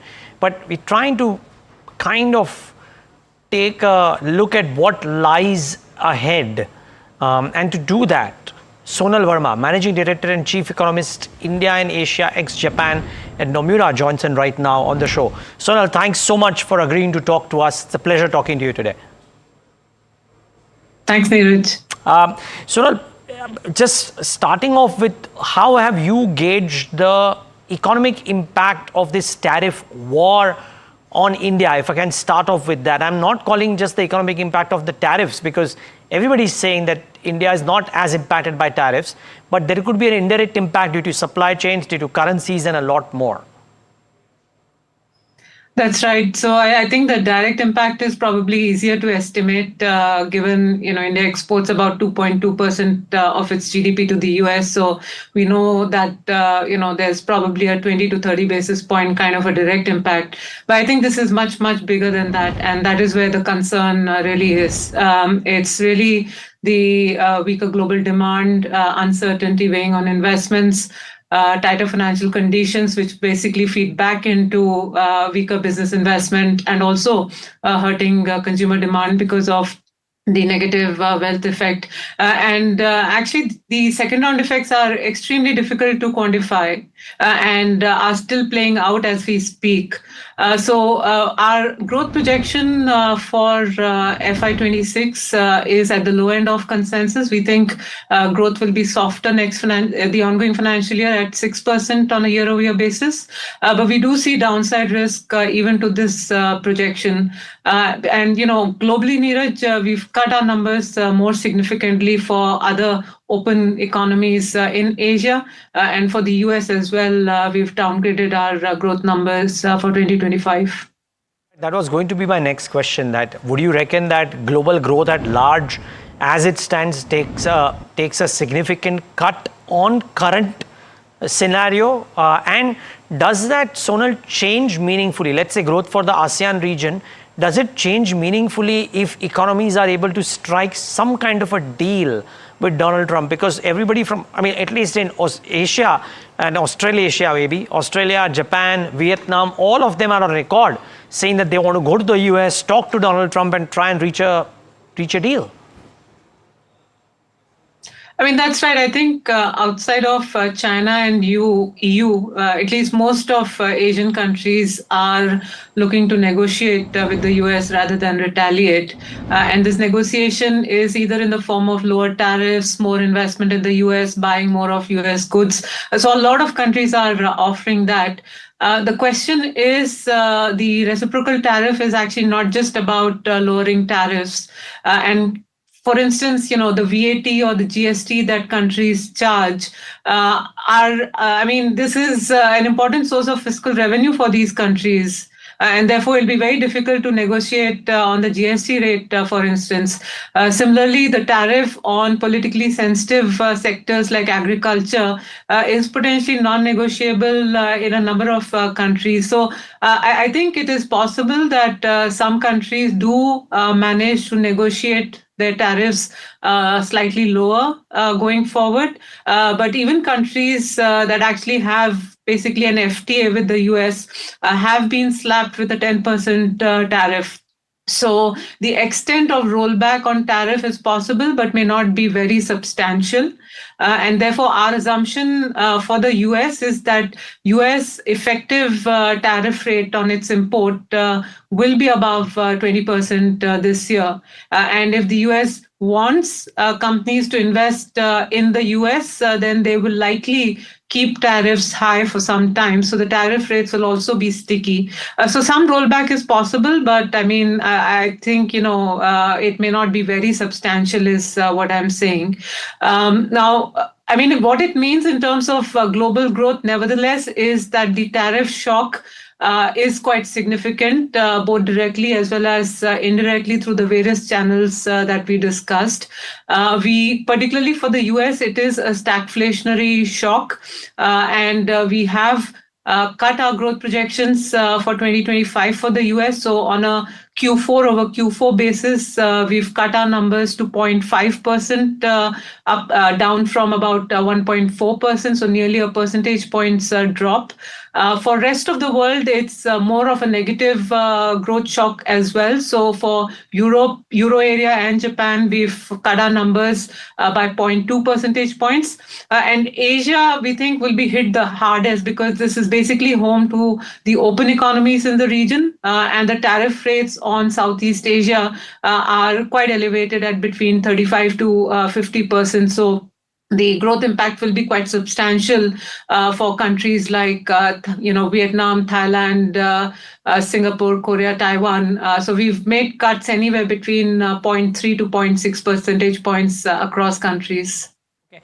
Do you anticipate, Sonal, this to become a global trade war? And the reason being that maybe China's share of exports which were going to the US, if they don't go in the same velocity, do they get dumped in other countries? Do we see other countries erect those trade barriers in order to protect their domestic economies? And therefore, does this have the probability of escalating into a full-blown trade war? Even if countries don't want it, they might have to do it. I think that's the risk everyone is quite worried about. In the first phase, it's really the friction between US and rest of the world.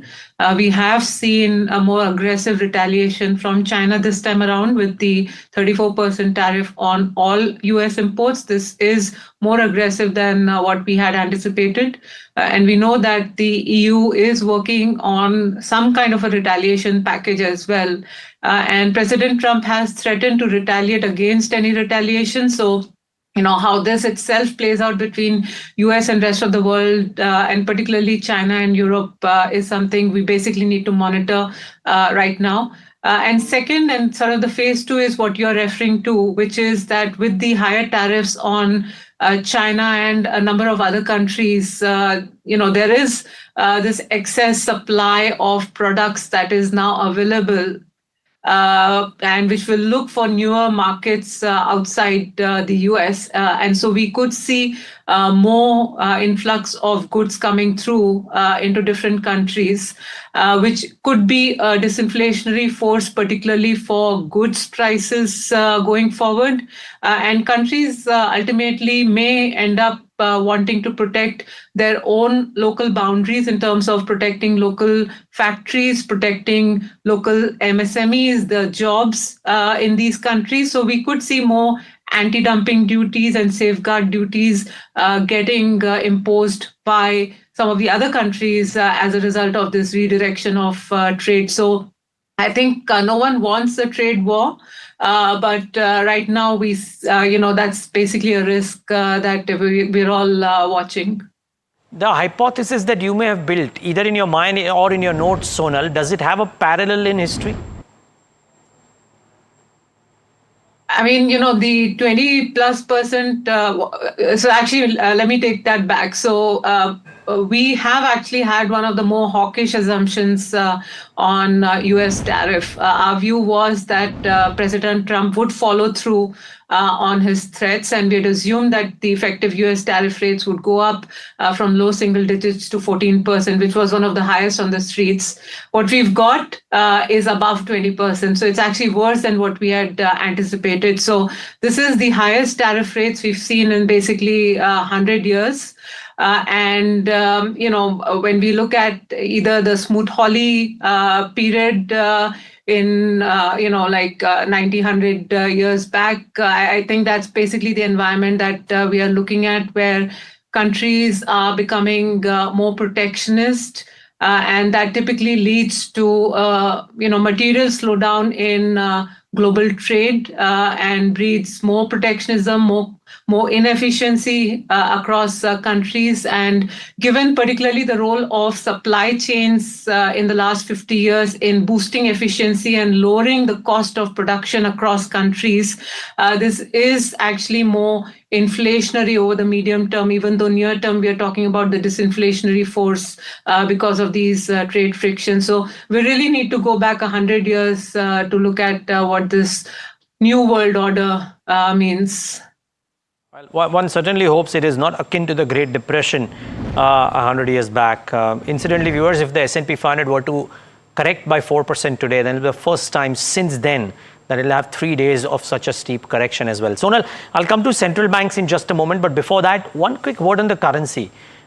Somebody expressed this opinion that there is, we know that China is trying to defend the yuan in a meaningful way because they want to avoid the capital flight, gain investor confidence, etc.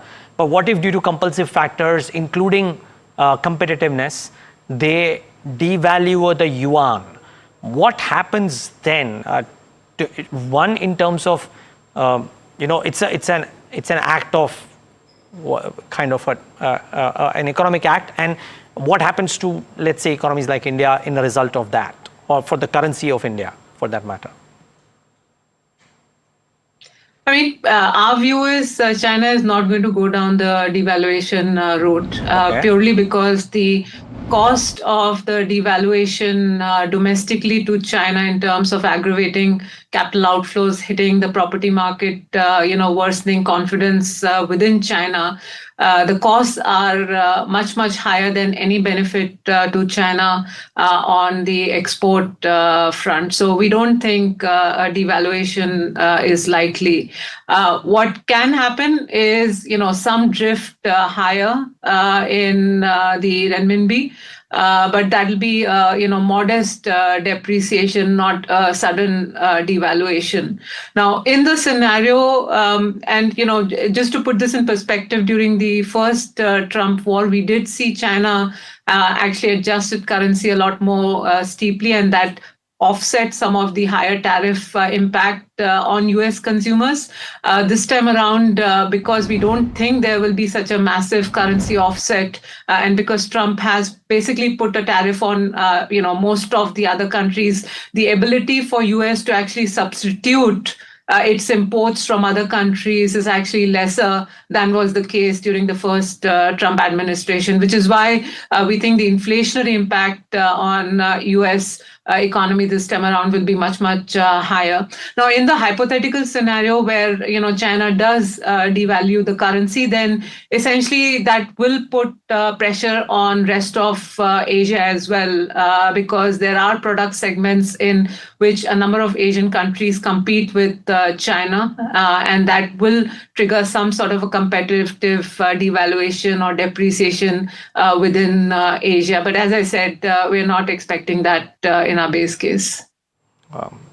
Some relief. I mean, we're shuddering what could happen if indeed China does that, and what music unfolds after that. Okay. Now, Sonal, two other questions around central banks. Firstly, while Donald Trump urged Jerome Powell to quit playing politics and cut rates, Powell has come out and said that they are still wait and watch. But I'm asking you that in the event that the chances of a recessionary feeling, if not an actual recession in the US were to go up, some statistics suggested some 67% number overnight. Will the Fed cut rates, or will inflation in the US because of the tariffs force Fed's hand to not cut rates even if growth were to come off the way you are saying it would?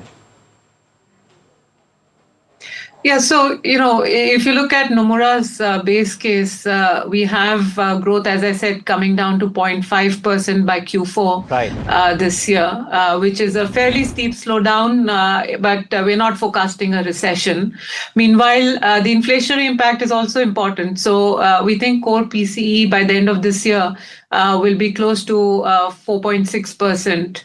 So growth is below target and below trend, rather. But inflation is also 2 times the 2% target that the Fed has. So if we have this combination where growth slows but does not actually slip into a recession, then we think the Fed is going to focus more on the inflation part of the mandate, particularly because we're coming from a period where inflation has actually been significantly higher than target for a long period of time. And it's taken a lot of policy effort to actually bring inflation expectations back down. So if you see another significant, price shock, the spillover of that on inflation expectations can lead to more material unanchoring of expectations over the medium term. And that part of the mandate is what we think the Fed is going to focus on. So our base case is that the Fed is going to stay on hold both in the second and the third quarter of this year, when the peak of the inflationary impact of the tariff is playing out. We only have the Fed beginning to ease policy towards the end of this year, when the peak inflation, the peak price effects have played out. That is when we think the Fed will start focusing on the growth or the unemployment part of the mandate. So despite our view of weaker growth, we actually have the Fed on hold for now.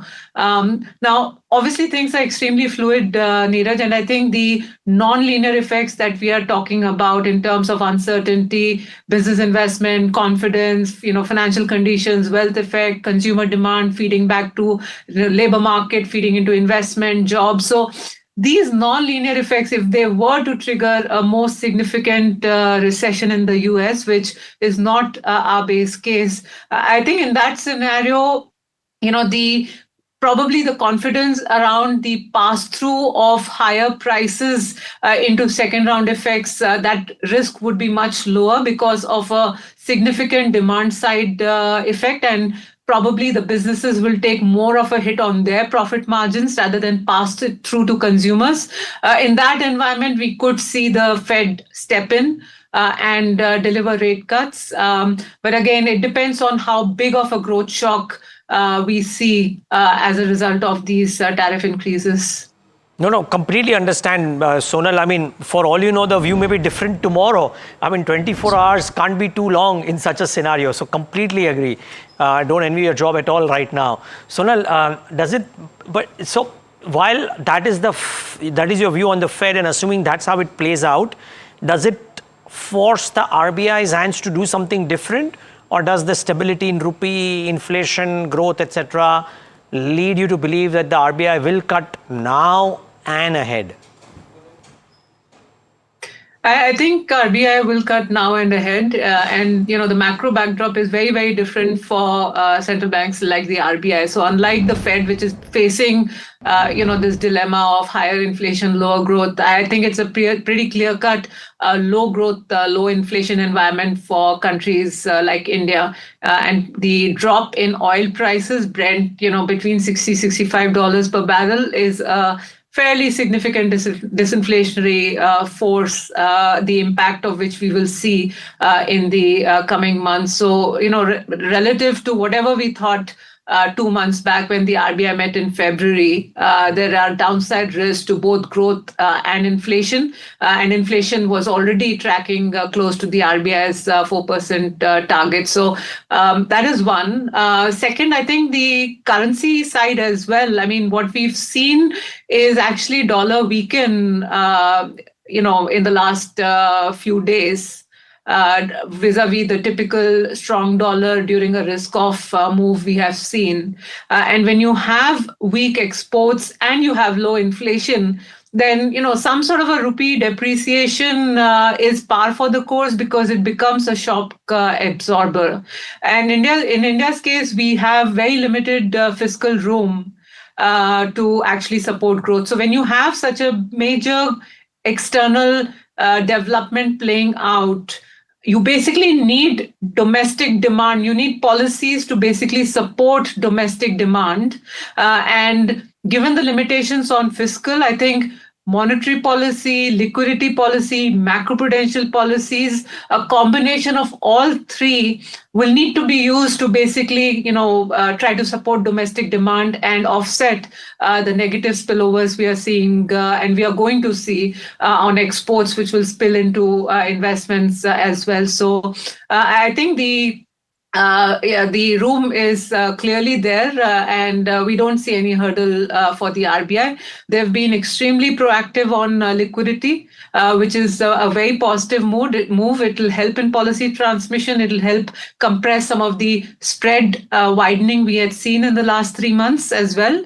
And the policy transmission of the upcoming rate cuts should also get accelerated. So we are still expecting 5.5 as a terminal rate, which is another 75 basis point more to go. Sorry, but just take one last question out here. We've been trying to talk to foreign institutional investors about their view on India after the corrective move that happened all through November, December, Jan and Feb. Just trying to understand, as you talk to your clients on the back of all the action that the government took in the budget, but more importantly, as you said, the proactiveness of the Reserve Bank of India, are clients sounding a lot more confident in India's ability to,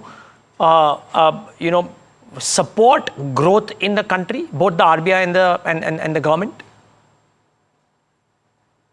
I think right now everyone's just trying to figure out what these Trump tariffs mean for the world. But I think on a relative basis, it is fair to say that India is seen as less vulnerable because we are less exposed to exports. We have been very proactive in terms of negotiating with the US on the bilateral trade agreement. So actually the reciprocal tariff, while high, is not as high as what some of our competitor countries have seen. The lower oil price is a positive for India. And India is still seen as a relative beneficiary of the supply chain shift. So our view is the 46% tariff on Vietnam, for instance, vis-a-vis the 26% on India, plus the fact that India is a strategic ally of the US, does mean that over the medium term, India is going to be a relative beneficiary of the supply chains that are moving in the low to mid-tech manufacturing sector. And as you said, I think we are seeing a lot more proactive policy easing kick in. So there is downside risk to growth, but there are also some offsets and compared to some of the more open economies. Therefore, India does look relatively better off in an otherwise what looks like a very, very difficult external environment. Yeah, I mean, to say the least, but Sonal Verma, understand this completely. Thank you for a complete lowdown. Really appreciate you taking this time and talking to us today. Thank you very much. Wow, so helpful to talk to somebody who just crystallized everything for us. I hope this was beneficial, viewers, for you. And actually, let's take that point a bit further to understand the impact of tariff on autos. My colleague Puneet spoke to Jonathan Starks, CEO at FTR. Listen into what FTR is making out of the rattled global supply chains. The very first impact is more limited than what could have been in place. The fact that Canada and Mexico were not implicated in the initial set of reciprocal tariffs meant that some of the impacts that could have been most severe for the sort of the domestic North American Class 8 marketplace were less severe. But there are still some pretty significant impacts related to steel, iron, aluminum that are definitely going to be a negative overall when we're talking about the equipment marketplace, and the fact that we're going through so many disruptive events, whether it's the reciprocal tariffs or what's happening within the North American space with US, Canada, and Mexico that is going to disrupt the freight transportation markets, which is really what drives the demand for equipment. And if we are losing the ability to grow in the freight transportation space, doesn't matter what the cost implications are going to be for new equipment, we're going to lose demand for building that equipment. Well, that's definitely going to be stuck, sir. But I just want to understand and take this point forward for tariffs, essentially, that now that we've seen not any kind of additional tariffs come in for Canada as well as Mexico, but we see a lot of Indian forging companies essentially have more than 30 to 35% of their standalone revenues to the Class 8 truck market. So apart from these countries of Canada and Mexico, how are you seeing the kind of impact currently from these players across India as well as Europe to the US Class 8 truck market? The hardest part about all this is that we really don't know, because even though everything has been stated now, we sort of have a baseline we're working from on what the reciprocal tariffs are. Now we're down to a negotiation phase. And so that means that what we see right now could be radically different from what's actually going to be implemented in place here over the next few weeks or few months. So it makes for a very disjointed picture. It's very hard to give a good concrete answer on what this is going to do for the marketplace, which is unfortunate because we would love to be able to give more clarity. But I think what it does highlight is the fact that we're in this period of uncertainty that is going to dampen demand overall. So whatever good positive benefit any country might get from having a better tariff environment relative to China is probably going to be mitigated to some extent just because we're going to be reducing demand in the marketplace. Now, Mr. Starks, I just wanted to ask you, over the last 6 to 8 months, starting somewhere around September till March, the preliminary figures, of course, it's been a high single-digit drop in sales essentially over the last 6 to 8 months in Class 8 truck market. Could you, just quantify some of the factors that might be impacting due to this? Because we've seen that, fleet utilization have also been lower in this particular time frame, and that's not leading to incremental sales, of course. So what are some of the key factors that, according to you, have been impacting the market over the last 6 to 7 months? Well, we've been in an extended freight weakness for nearly 2.5 years in the U.S. market. And it's always freight that drives the fundamental demand for equipment. And so the fact that we've been in this weak environment for so long, we knew that we were coming to a spot where we were going to get a weaker environment for new equipment demand. And we're finally getting to that point. The negative downsides of what we're seeing right now is that that weakness could be persistent for a much longer period of time than we would have anticipated that we would have seen going into the start of 2025.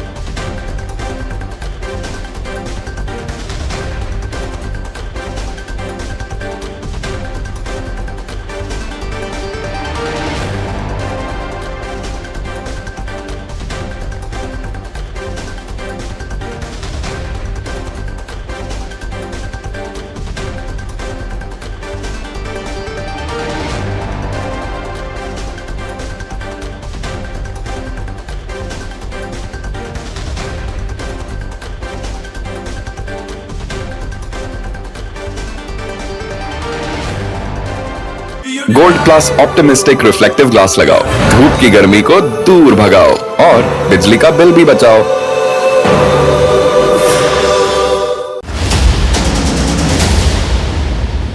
AB Real Estate might look to sell their paper business to ITC. So that would be an interesting deal, not too big for ITC, but from AB Real Estate's perspective currently. On the 20th, he reported this in his segment Heard on the Street, which runs at 2:30 p.m. every day.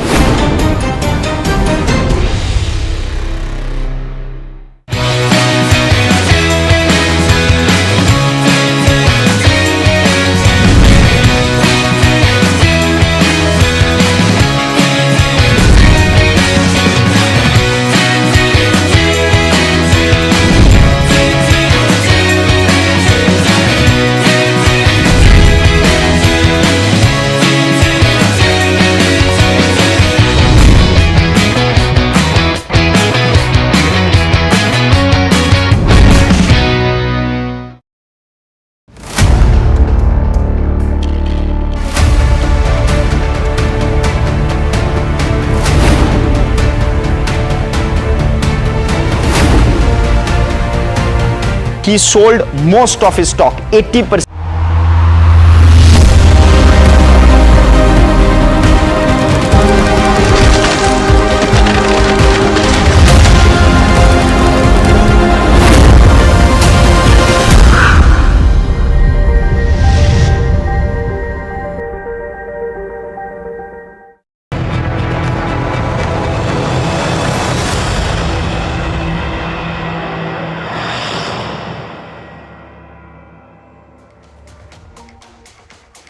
Hello and welcome to our special programming on US tariff wars. What does this mean? Because stock markets across the world are falling on the back of Trump's tariffs and increased fears that the world's largest economy, the US, could go into recession.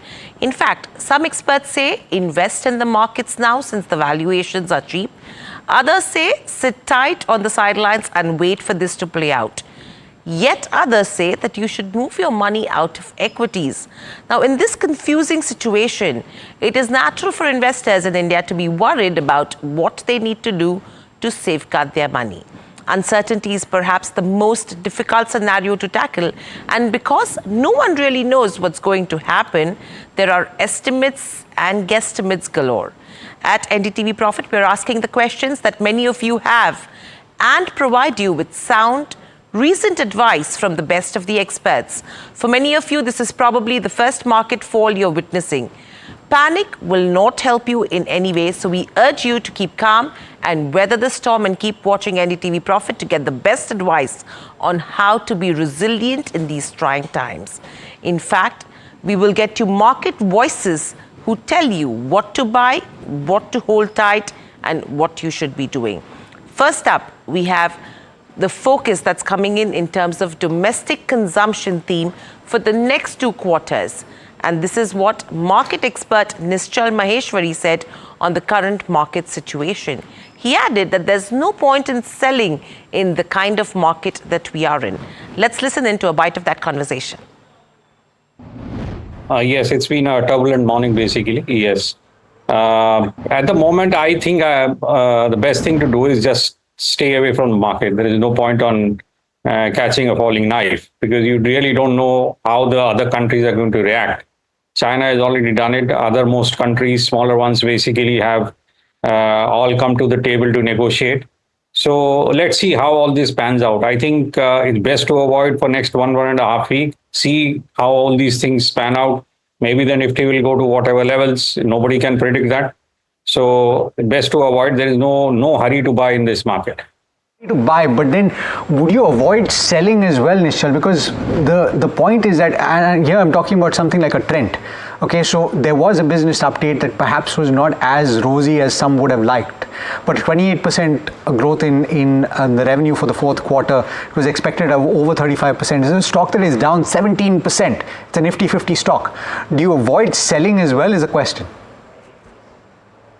So it depends upon basically whether it's been selling because there has been some margin calls.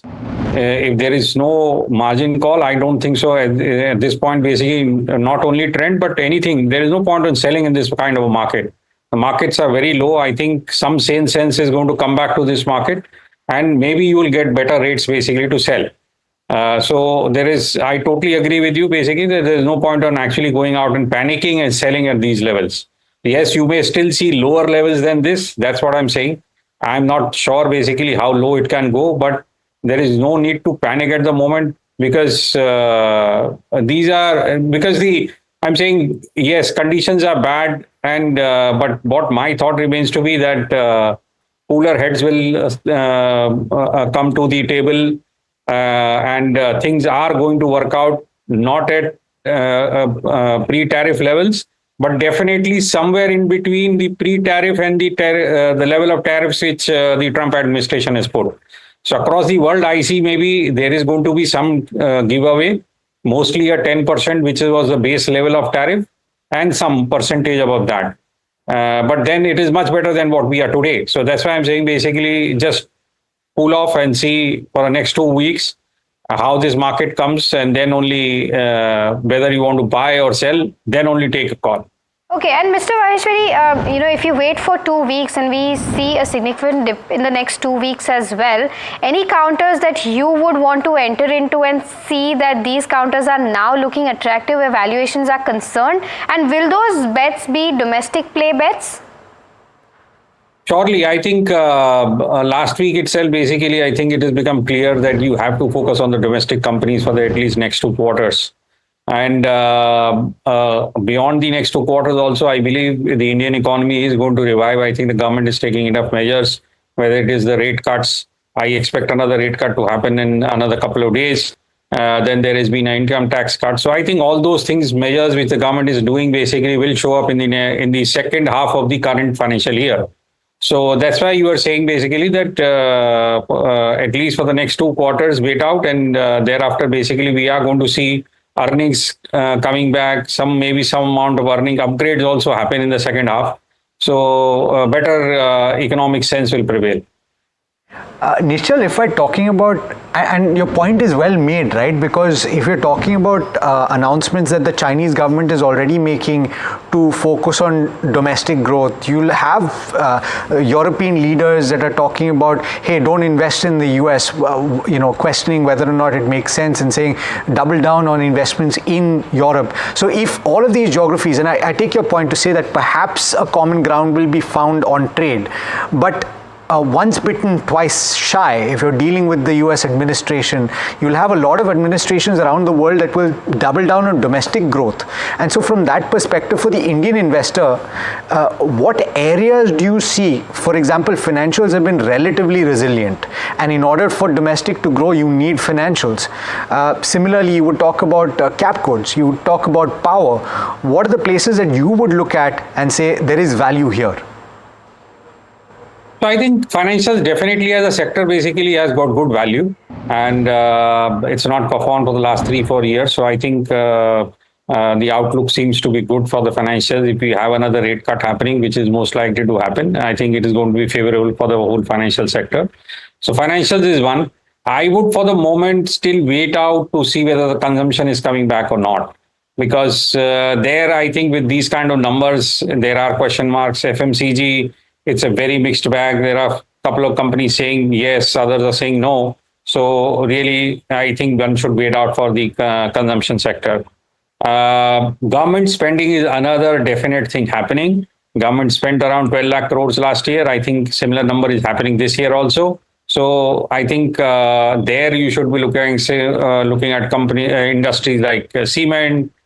Steel is a global commodity, so avoid it for the moment because you don't know if there is a tariff war between China and US, so China has to find newer markets to dump their steel. So India could be one of them. So avoid steel or metals for the moment, but cement is one basically definitely you should look at. The other ones basically capital goods to an extent, but capital good one has to be very clear saying that it's not the companies which are exporting because India has a large capital good export to the US also. So one should be very careful where we are investing. In fact, Kotak AMC's Nilesh Shah also echoed Nischal Maheshwari's opinion and said that domestic-focused companies will stand out in this storm. Let's listen into that conversation. Time to get in a big market voice. Nilesh Shah, MD of Kotak Mahindra Asset Management, with us on the show as well. Nilesh bhai, great having you on a day like this. Thank you so much for joining in. You and I can afford a smile, but I'm telling you, a lot of people out there are really licking their chops this morning. how bad is this uncertainty, Nilesh bhai, for risk assets pricing? Undoubtedly, Neeraj bhai, today we don't know what President Trump will do. His actions have been fairly unpredictable. We would have never guessed on political side he'll say Canada should become 51st state of US or Greenland should be given to us. On the commerce side, we would have never assumed that he'll be levying tariff as trade deficit with America divided by exports to America. But this is the world in which we are living in. Do remember that the objective of President Trump is appropriate.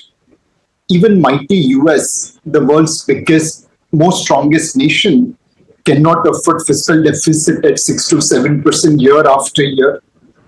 It cannot afford current account deficit at 3.5% of GDP year after year, despite having reserve currency. The debt to GDP ratio at 125% with unfunded pension liability, clearly they needed to tackle. The objectives are right. The process has been fairly difficult to understand, and which is why this uncertainty is likely to persist. The process which they are following, it will create lose-lose situation for US as well as the globe, and hence there is little hope that it might get reversed before it is too late. In the order itself, there is a clause 4 which says that America is open to negotiation. Vietnam, which allowed China to use their base for manufacturing or actually assembling and exporting to US, has already announced that will make zero tariff.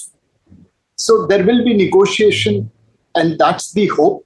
But clearly that uncertainty is likely to persist as President Trump remains fairly unpredictable.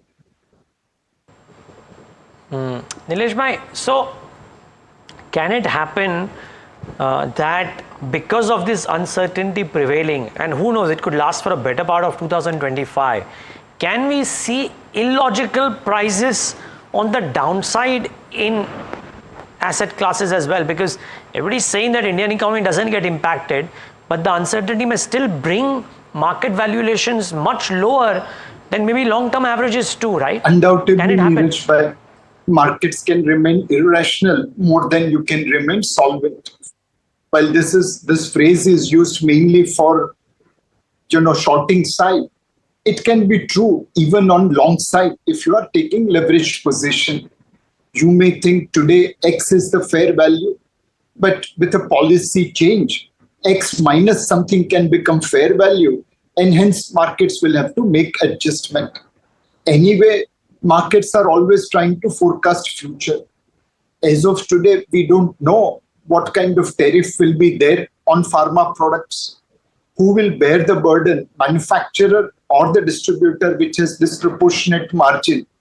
But yet market is going to take pharma stocks down, assuming that tariffs will be levied as irrationally as it has been levied on other products.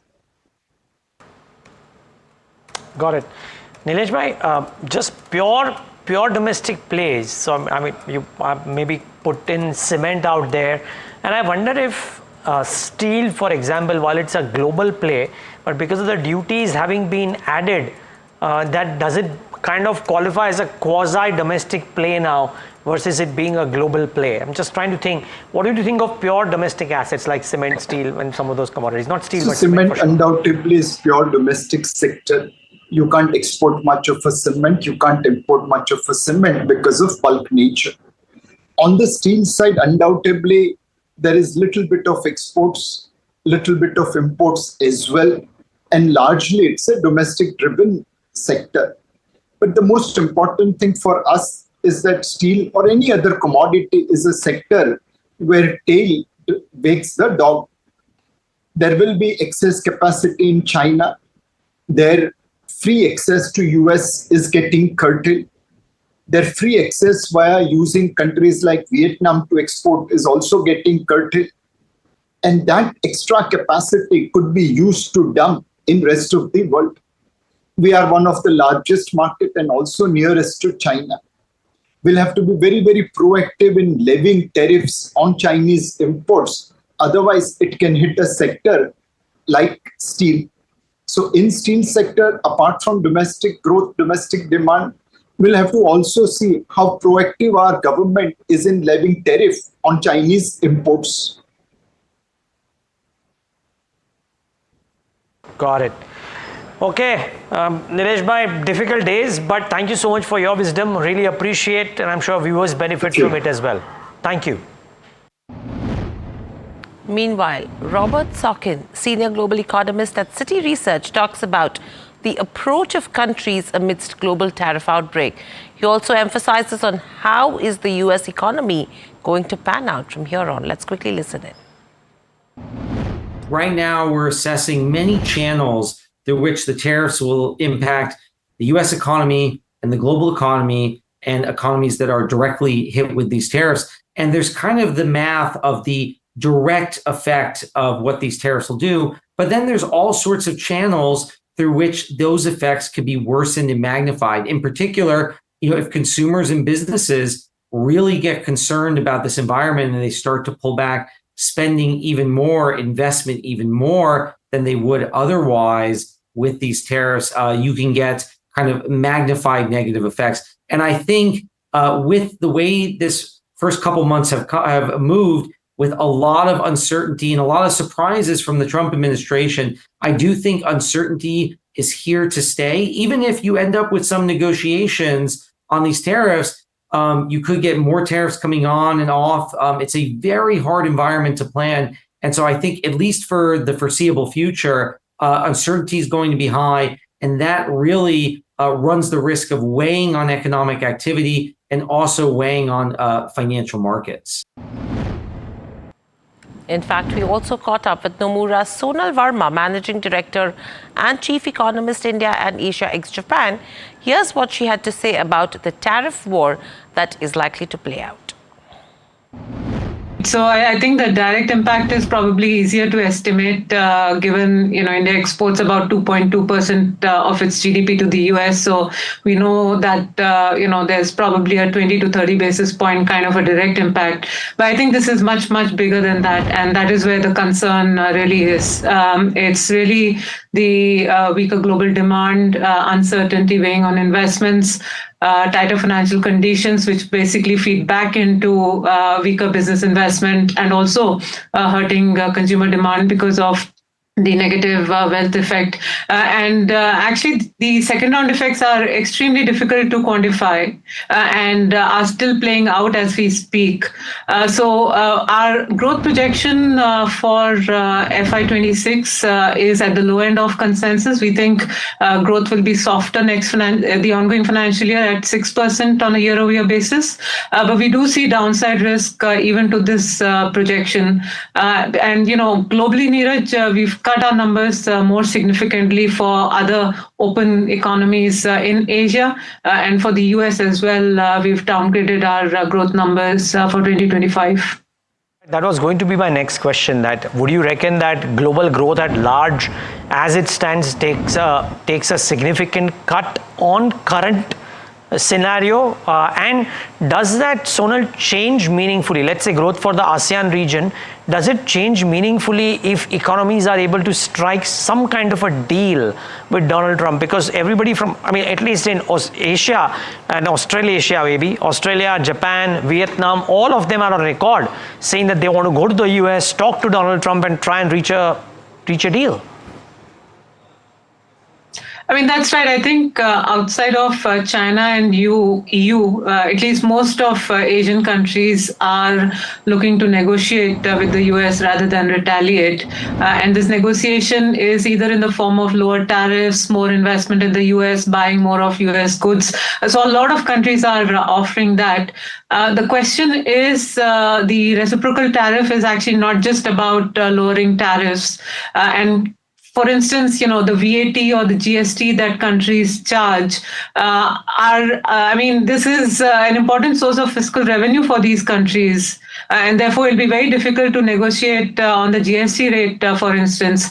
Similarly, the tariff on politically sensitive sectors like agriculture is potentially non-negotiable in a number of countries. So I think it is possible that some countries do manage to negotiate their tariffs slightly lower going forward. But even countries that actually have basically an FTA with the US have been slapped with a 10% tariff. So the extent of rollback on tariff is possible, but may not be very substantial. And therefore, our assumption for the US is that US effective tariff rate on its import will be above 20% this year. And if the US wants companies to invest in the US, then they will likely keep tariffs high for some time. So the tariff rates will also be sticky. So some rollback is possible, but I think, it may not be very substantial is what I'm saying.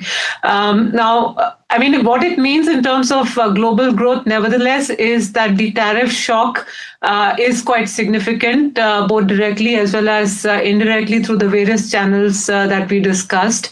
Particularly for the US, it is a stagflationary shock, and we have cut our growth projections for 2025 for the US. So on a Q4 over Q4 basis, we've cut our numbers to 0.5% down from about 1.4%, so nearly a percentage points drop.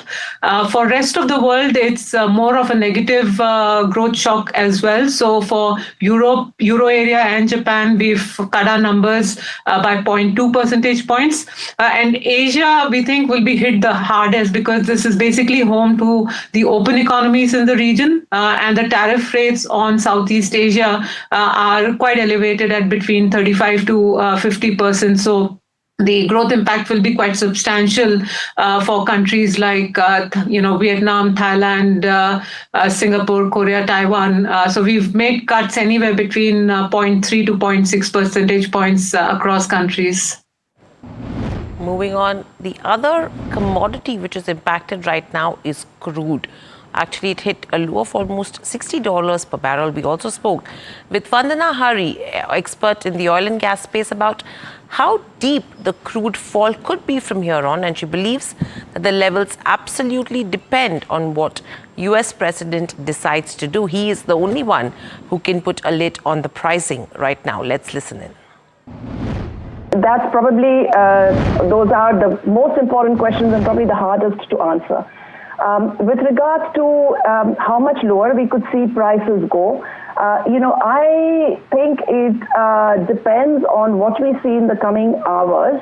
And I'm saying hours rather than days, because I am expecting Trump to put out some kind of messaging, some signal that things are not going to be as bad as the markets are fearing, that what he's doing, he's talked about short-term pain, right? But I'm not sure that pain, that recession qualifies as the pain in his statement. So watch out for what Trump does and says. If he signals that it's not going to be as bad, I would expect crude first to find a bottom, and second to start moving up. Your question also was, how quickly it will move up? I think it will be very, very cautious, because it will take time for the markets, for the dust to settle. This is a huge shock.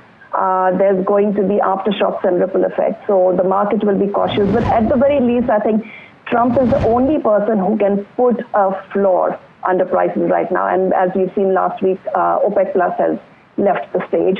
So there's really nothing else that can come in to rescue. And I don't think the Fed either. I noticed you were talking about that earlier. I think they are in a wait and watch mode as well. So what is the upside at this point? And is it too early to call? Yes, I mean, look, you start thinking of all the supportive factors, one of them being, for instance, that, you just mentioned that TI slipped below 60. Even in the low 60s WTI, it is a bad environment for the US shale sector. So you can assume that instead of the 200 to 300,000 barrels per day increment in US oil output that we were factoring in for this year, at low 60s, below 65 WTI, it's going to be closer to zero. The other argument typically that comes into play is that as prices fall, that will ease inflationary pressures. There will be a little bit of a fillip in demand as a result to low prices. But see, the thing to keep in mind is all of these are very slow-acting factors. So as of now, again, they are not ones that can quickly step in or will quickly step in to steady market sentiment. So we, as I said again, I'll repeat that I think it's watch out for what Trump says and does in the coming hours. So inventory losses with regards to OMCs, and if you talk about marketing margins, that could improve. So it's a double whammy with regards to, which direction OMCs go from here on, but an interesting aspect that we should be considering as well. But moving on, we also spoke to Wockhardt founder Habil Karakiwala, who said that Indian pharma companies that export to the US could face some pricing pressure as well as a temporary drop in sales. This was in connection with what impact the tariffs could have on the sector. Let's listen in. Currently, there are no duties on pharma, but what will happen in future only Trump will know. I could mention that the impact, it's not easier for anyone to switch manufacturing from India or anywhere else to US. So in the short term, certainly there would be a price pressure on US consumer and healthcare provider in the US. As far as Wockhardt is concerned, we hardly have a significant presence, hardly less than 5%. And we have planned to exit the US generic business. But many other pharma companies have a very large exposure to US business, somewhere between 30 to 50% of their revenue. And they will have to adjust themselves by maybe a little squeeze in margin, little impact also on the sales, because it may affect, but it will be very, very difficult for pharma industry to manufacture all the products in the US, because it will take several years to do that. And it is a multi-product industry, because we have so many products, so many API suppliers, and many of them are from India and China. US hardly manufacture much of the active substance. So it's going to be a fairly complicated affair, but the end result would be the US consumer and healthcare provider will have to accept a significant part of a burden. And the future of pharma industry from India, who have a very large exposure, they would certainly rethink their future strategy. And probably they would diversify the business a little more away from the US. So that's the overall roundup of what is happening in the markets currently. Completely out of time. With that, it's a wrap on this edition of at NDTV Profit. Please stay tuned to lots more.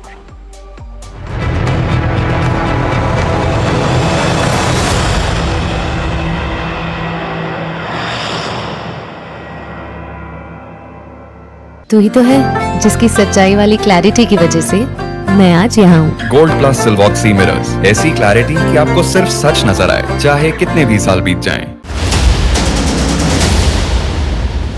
AB Real Estate might look to sell their paper business to ITC. So that would be an interesting deal, not too big for ITC, but from AB Real Estate's perspective currently. On the 20th, he reported this in his segment Heard on the Street, which runs at 2:30 p.m. every day.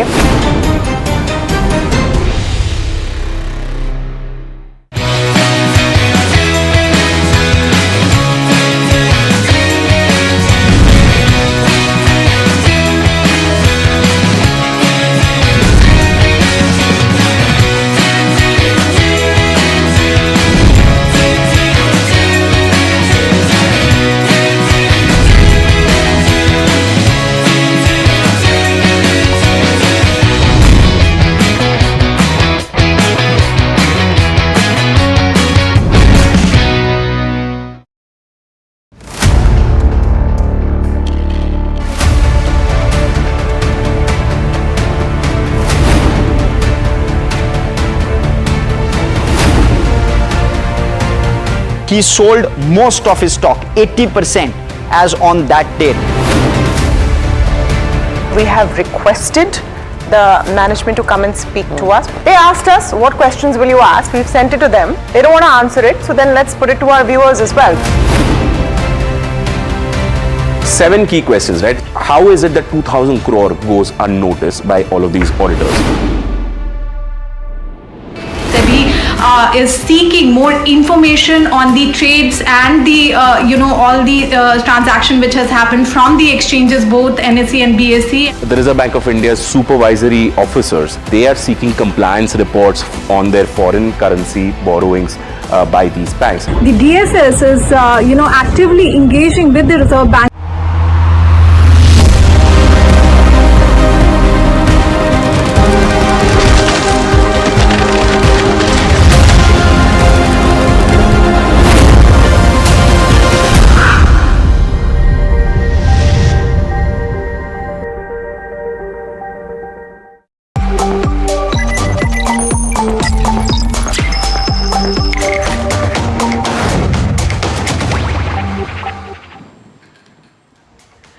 Hello and welcome. You're watching Profit Buzzers on NDTV Profit, but let's quickly take a look at what's happening with the markets. First up, the pressure does continue in terms of the domestic markets, but what's interesting is what's happening in the global markets. Right now, we're down almost 4.5%. We hit a low of around 21,743.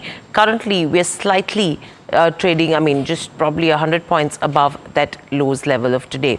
So the pressure continues. Let's quickly look at what's happening in terms of several indices, indices as well, sectors. Because Bank Nifty has been crucial, but it was IT that was taking a beating. Metals pack was taking a beating. So if we can get a heat map in terms of the overall sectoral picture, 4.5% downtick in terms of Nifty Bank as well in today's day of trade. All the sectors continue to trade in the red, with metal being the top loser, defense taking a beating, real estate 5 to 6% is the kind of cuts that we're seeing. In fact, a couple of notes that are doing the rounds currently as well, that the volumes in terms of sales, residential part of the business, is what is expected to take a beating, and that is on the back of the price increases that are happening. Now, how big a concern is this going to be for the real estate pack is something that NDTV Profit will be getting you as well in the coming days. But apart from that, media under pressure, auto under pressure.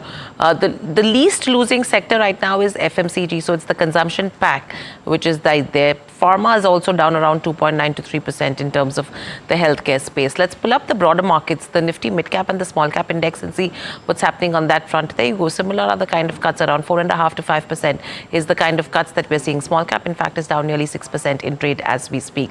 In terms of individual names, let's have the heat map of overall Nifty 50 and see what are the stocks doing at that end.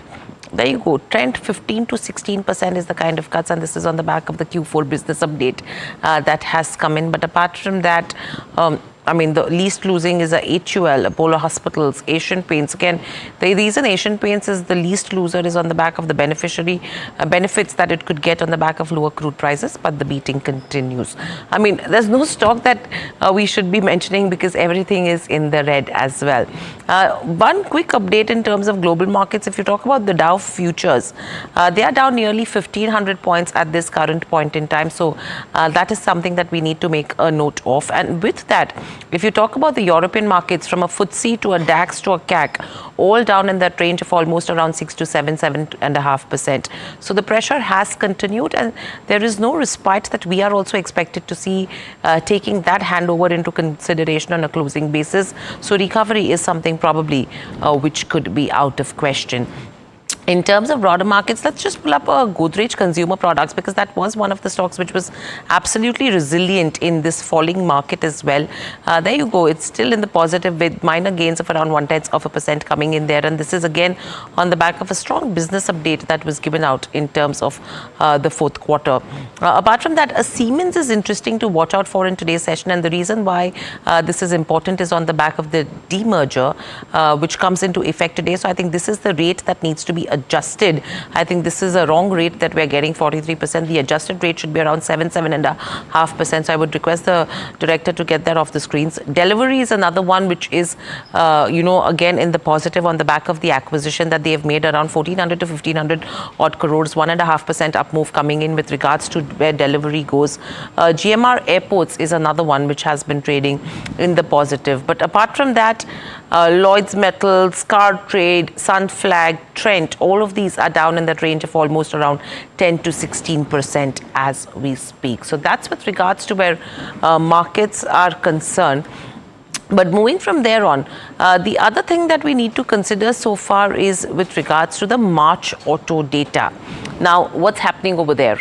The retail numbers that have come in from FADA are indicating that the overall growth has come in at around 6.46%. That's the number that we're tracking.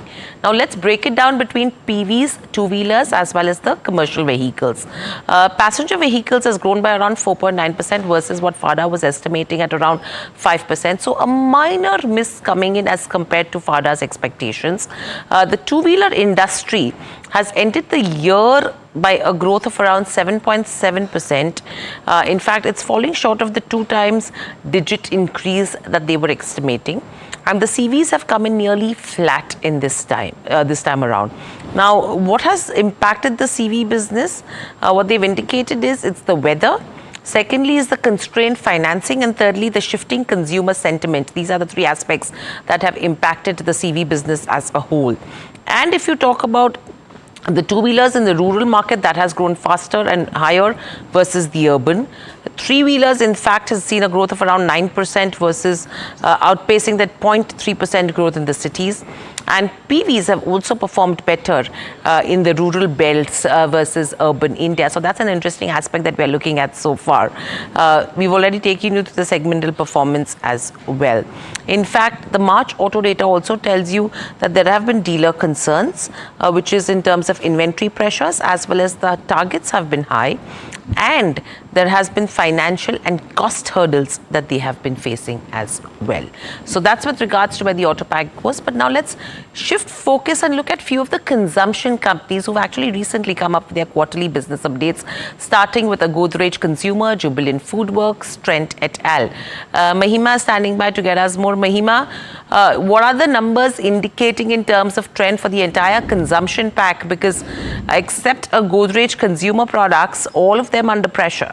Right, absolutely. So I'll start with Godrej Consumer because that is something that is, in green today and, has upheld the kind of, and that too in the other direction as to how the markets are doing right now. And this is because overall Q4 business updates are slightly ahead of what the analysts were estimating.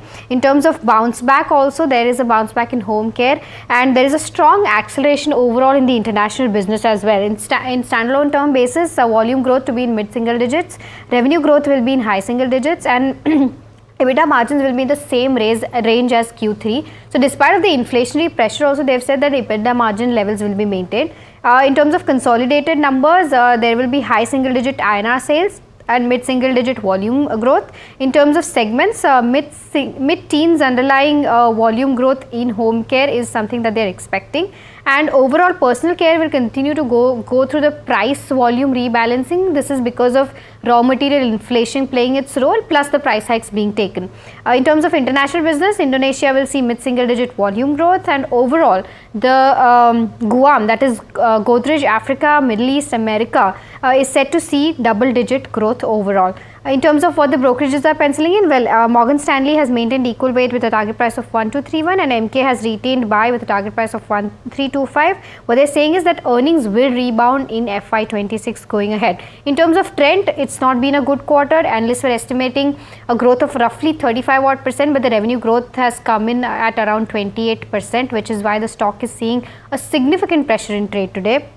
In terms of stores, it opened 39 new Westside stores and 132 new Zudio stores. They've also said in the last con call that they will be going through store upgradation in terms of format as well, which will put pressure on the margins going ahead as well. And if we see the retailers in tier 2 and tier 3 cities, they have grown significantly in the past 2 quarters. That might also put competition pressure on something like a trend, and Shein entering India is also one of the factors that needs to be watched out for as to how that will play in terms of competition.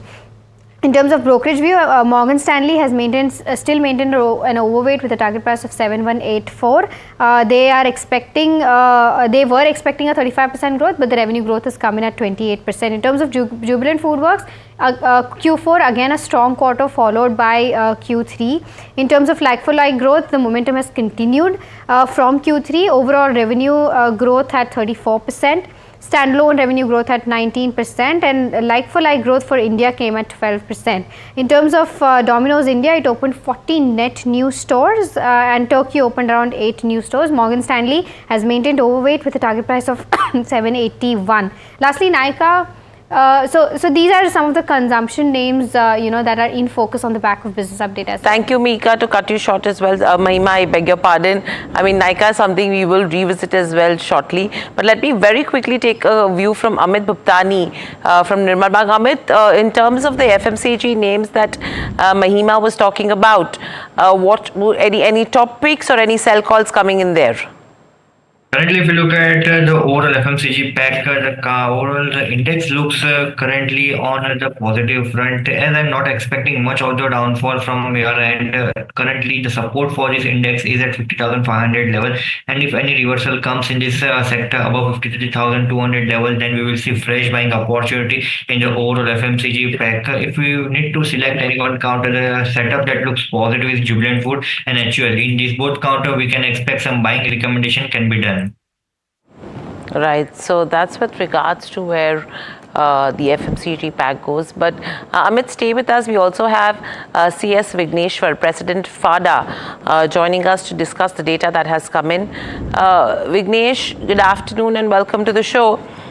Firstly, looking at the data that has come in, clearly the trend is the growth in terms of rural is faster versus the growth in terms of urban. Your overall read as to what's happening? I think the rural sector has been doing decently well in the last year and a half.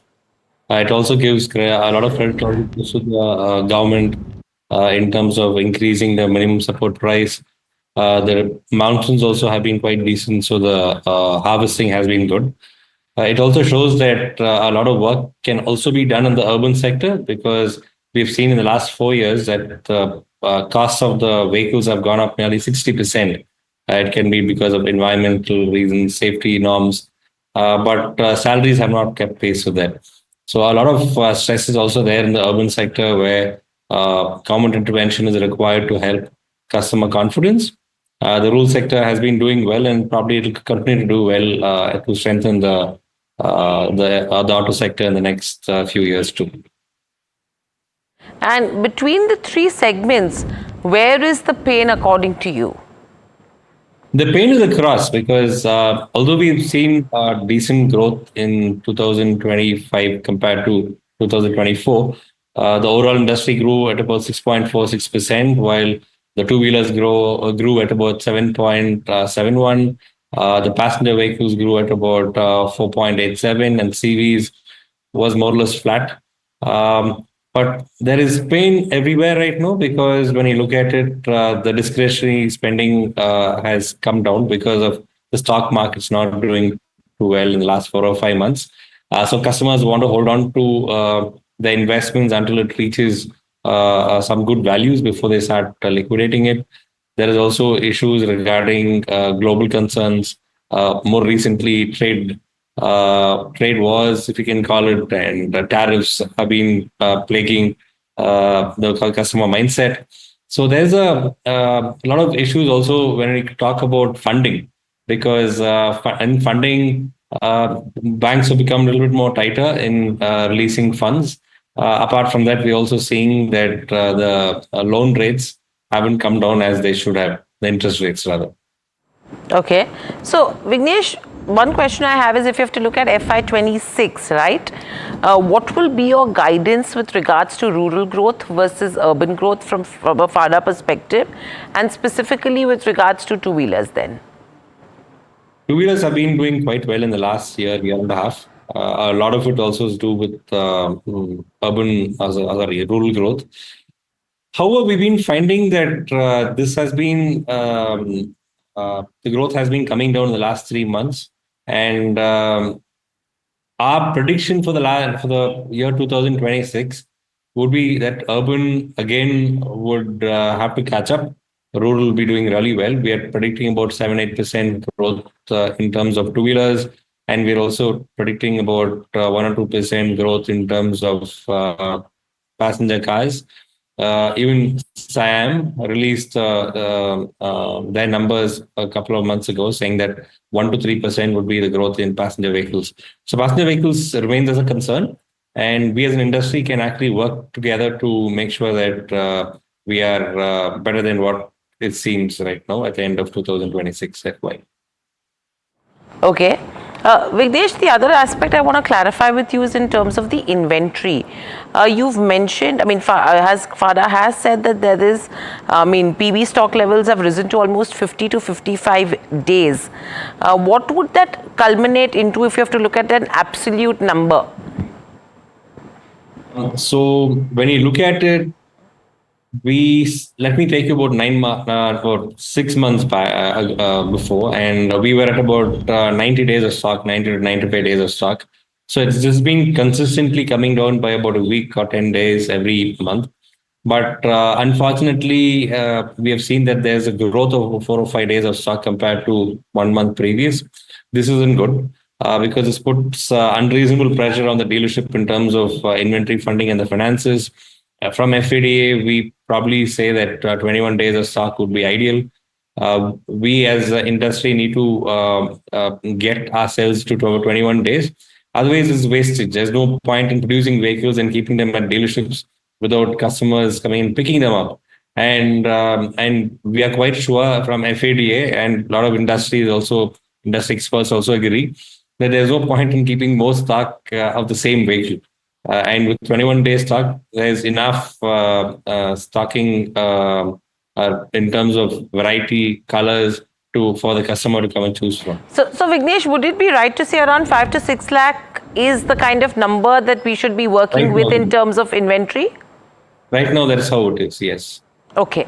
And apart from that, when you talk about any commentary that FADA is picking up, FADA is picking up from the OEMs with regards to the tariff war, because clearly, I mean, no major hit that's coming in terms of OEMs except Tata Motors with the JLR exposure that they have. But what is your comment on the same? Even the JLR exposure they have is from Europe, is not from India. From India, we hardly export any vehicles over to the US. It's very small and minuscule, and I don't think it's going to affect much. But when it comes to component manufacturers, of course, they do export a sizable portion over. But when it comes to sales, in terms of import, export, I don't think there's going to be an effect. But we need to see how it affects our domestic sales. Because India as an economy is our largest trading partner is the US, and we do export substantially there. So it could be an exporter. It could, and there's a trickle down effect if our exporters don't do well. So they don't, they or their any dependent industries wouldn't buy from us. So it's very important that in our segment that the economy does well, that people around us do well for us to sell more vehicles. So it would affect us for sure. But I'm sure that the government also would be liaising and having diplomatic calls with the US authorities. It's also good that India has taken a call that we're not going to have any retaliatory tariffs. So which makes sense because it doesn't go anywhere if we retaliate. Let's sit down, talk about it, and solve this as fast as possible. So absolutely, an indirect impact in terms of the components segment is something we should be watching out for, but that will have to be quantified as well as in things, unveil. But thank you so much, Vignesh, for joining us on the show and sharing the view. So that's the, commentary coming in from FADA as well with regards to the retail numbers that have trickled in. But one stock that we're focusing on is Tata Motors. One aspect is with the kind of impact that it will see on the back of the shipments that they have halted in the month of April, and secondly, they've also come out with their update as well. Puneet is with us to get us more. Puneet, what are you picking up? Well, thanks for that. So definitely the tariff impact having a material impact as well on the stock prices today, Hiral. And, we've seen that while some impact was seen on Friday, I think today we are seeing a larger impact in terms of stock price, and that is of course led by retaliatory tariff by China, which is essentially triggering a global trade war going forward. Now, Tata Motors has informed the exchanges, or essentially, we wrote to them, and they've come back with a response that they are going to be pausing export of volumes of Jaguar and Land Rover brand cars from UK as well as its Europe manufacturing facility to the US. Now, this was subject to a 25% foreign tariff on the foreign autos by the US government, and essentially that is the stance that they're taking until further updates come on this particular aspect. So that is the first key update that they've mentioned, and this will have an impact in terms of revenue going forward. Earlier it was expected to have a margin impact because of higher tariffs and passing on the potential delay in passing on those costs to its customers. But now that the company has stopped exports completely, we should expect a revenue impact in first quarter. Now, the other one thing to note is that the Tata Motors already has some inventory maintained for JLR brand in the USA, so that will get liquidated quickly.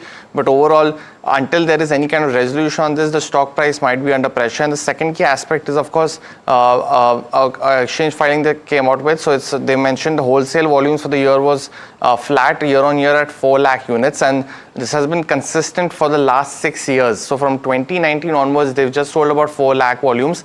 What's interesting is that the EBITDA margin is almost doubled in this time. So the Q4 results for Tata Motors as well as the commentary on the company's strategy going forward will be something to watch out for. They mentioned that currently they have achieved the target of being net cash positive for the year. So we'll look for that kind of quantification. But going forward, brokerages are anticipating EPS cuts in FY26 because of delay of essentially the sales to the US market from the UK for Jaguar and Land Rover, and hence we've seen the sharp cut in terms of prices of Tata Motors today. And thank you for getting us the details, Puneet. Clearly, I mean, this is going to be an interesting aspect that we need to consider, but they becoming debt free is a positive as well from a company perspective. Amit, what are charts indicating with the Tata Motors and any other stocks that come to your radar? If you look at the Tata Motors, the stock has been continuously into the selling zone, and the downturn has been continuously being witnessed while going ahead. If as per the current outlook, the major supports are also getting broken out in this counter, and I'm expecting more sell-off in this counter towards 510 to 515 level. Till the time counter is not getting stable above 600 level, till that point of time, we will witness a sell-on strategy in this counter. So that's Tata Motors.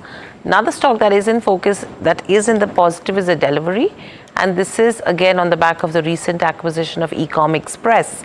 Let me get in Mihika to tell us more in terms of how this acquisition will help Delivery's market position and growth going forward. Mihika, over to you. Yeah. Well, Delivery over the weekend did announce they're going to acquire Ecom Express in a 1,407 crore deal. Now, it's key to note that Ecom Express last valuations was over 8,000 crores. They will be acquiring 99.4% share capital, and post-acquisition, Ecom will become a subsidiary of the company, and the acquisition is expected to be completed within 6 months. Now, a little bit about the target company. It's an end-to-end technology-enabled logistics solution providers in terms of services that it provides. One is first mile pickup, processing and network operations, as well as the last mile delivery, reverse logistics and returns management. Now, in terms of how the acquisition will help Delivery, well, the Ecom Express is the second largest third-party B2C operator.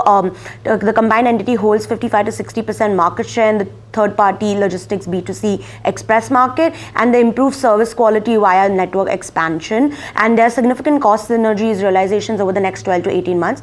In terms of the deal value, the Ecom EV to sales was fairly valued around 0.6 times based on its FY24 numbers. However, the company does not expect the acquisition to be earnings accretive in the near term. In FY24, Ecom Express actually reported a net loss of 260 crores, and this is likely to widen in FY25. Lastly, a quick look to the financial performance of the target company. FY22, Ecom had a sales top line of around 2,000 crores. This has only increased to 2,600 crores in FY24. Margins have remained in the 0 to 4% range, and you've seen their net losses widen from 91 crores in FY22 to around 260 crores in FY24. Right, so that's with regards to Delivery. Amit, what are charts indicating with the Delivery? In this counter, if you look at the overall setup from last 2 months, the counter is trading at the same range and it has taken a double bottom support on the downside towards the 235 level. So till the time 235 level is not getting broken out, till that point of time, we will not witness any fresh selling in this counter. The breakout for this counter on the upside is at 265 level. Once the counter gives breakout of 265 level, then we will witness some buying opportunity in this counter towards the 290-300 levels. Right. So Amit, that's with regards to delivery. Amit, two sectors that I want to touch with you is with regards to metals as well as OMCs. What are charts indicating? Because major selling pressure on that front. Any sell calls that you have? If you look at the overall sell-off from any of these counters, then BPCL looks negative currently. If you look at the overall setup, the counter has taken a 200 DMA, 50 DMA support on the downside at 260 level. Once again, if that level gets broken out, then we will witness second leg of selling in BPCL. If you look in the metal front, in metal, Hinzing looks negative and Hindalco looks negative. As per the Hindalco, we are seeing that the counter has been continuously into the selling zone from last 2 weeks of a trading session, and in today's session also we are seeing that it has been broken out with the volumes, so more pressure can be indicated while going ahead on the downside towards the 535, 530 levels on Hindalco. With regards to Hindalco as well. So these are a few of the stocks we are watching out for. Thank you, Amit, so much for joining us on the show and sharing your views. But very quickly, let's quickly take a look at what brokerages have to say in terms of the tariff war and what is their India strategy. Bernstein is cautious on India. What they are saying is avoid exposure to IT as well as the healthcare sector. In fact, the recession-proof portfolios are something that will be hard to build from here on.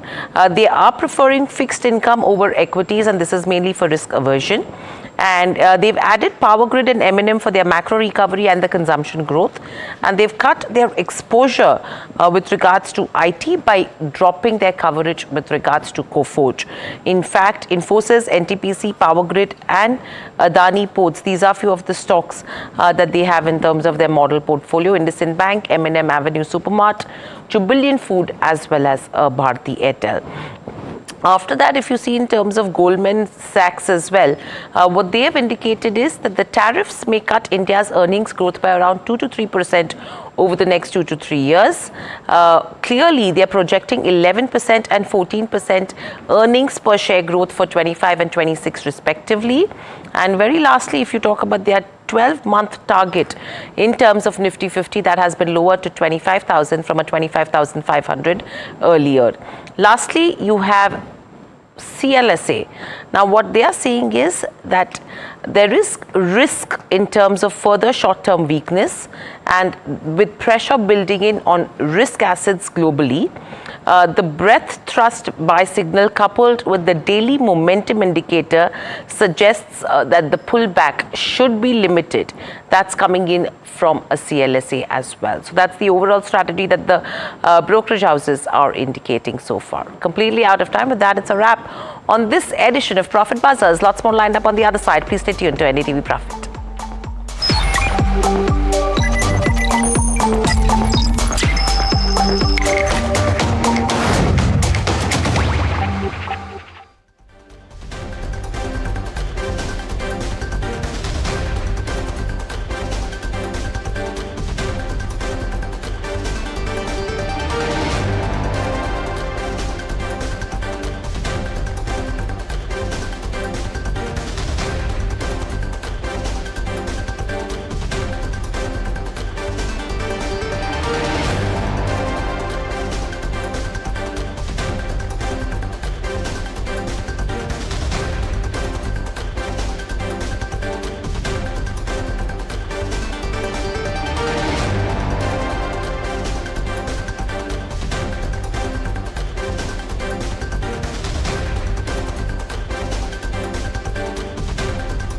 That's huge.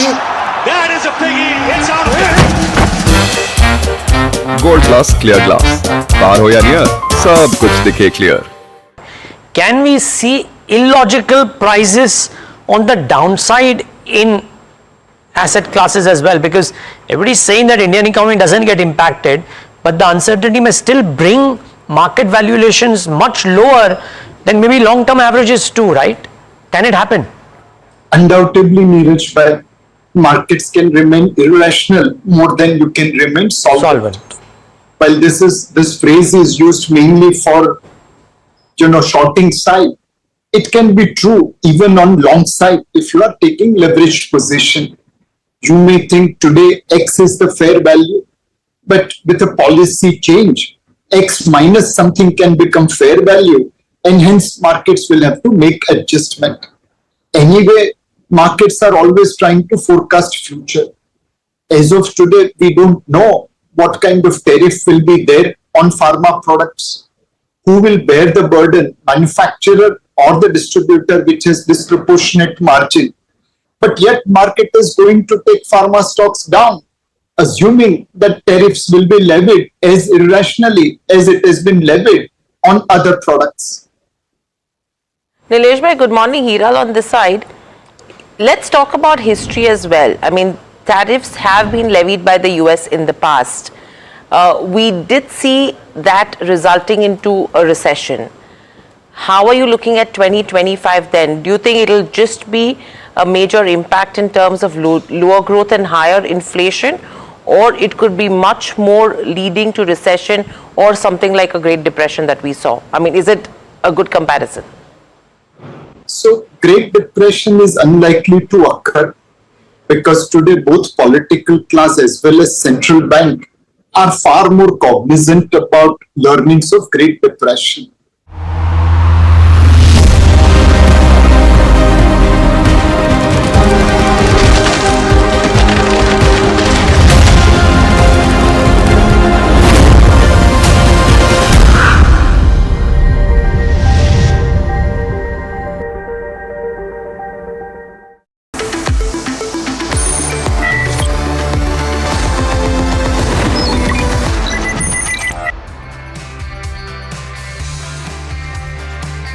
Hello and welcome. You're watching Top Trades on NDTV Profit with me, Soumit Sarkar, and my co-anchor Mihika. Well, Mihika, we opened lower, but we managed to gain in the day. But at 12:33, we did hit the intraday low of 21,796. Right now, we are just 4.5% down. Yeah, we opened straight 5% lower, and even right now we are over 1,000 points, in the red. In terms of, the counters on the Nifty 50, all of them are in the red. So, your top loser is a trend. One, you have, the weakness in the market that's affecting the stock, but also there are operational numbers were not as great as what the street had expected, down about 15%, followed by JSW Steel and Tata Steel, both the counters over 8.5% lower. Shriram Finance, Hindalco, L&T, all of these stocks are on the losing end on the higher side. Something that's doing fairly well compared to the other Nifty 50 counters is an HUL and Apollo Hospital, seeing cuts of just less than 1%.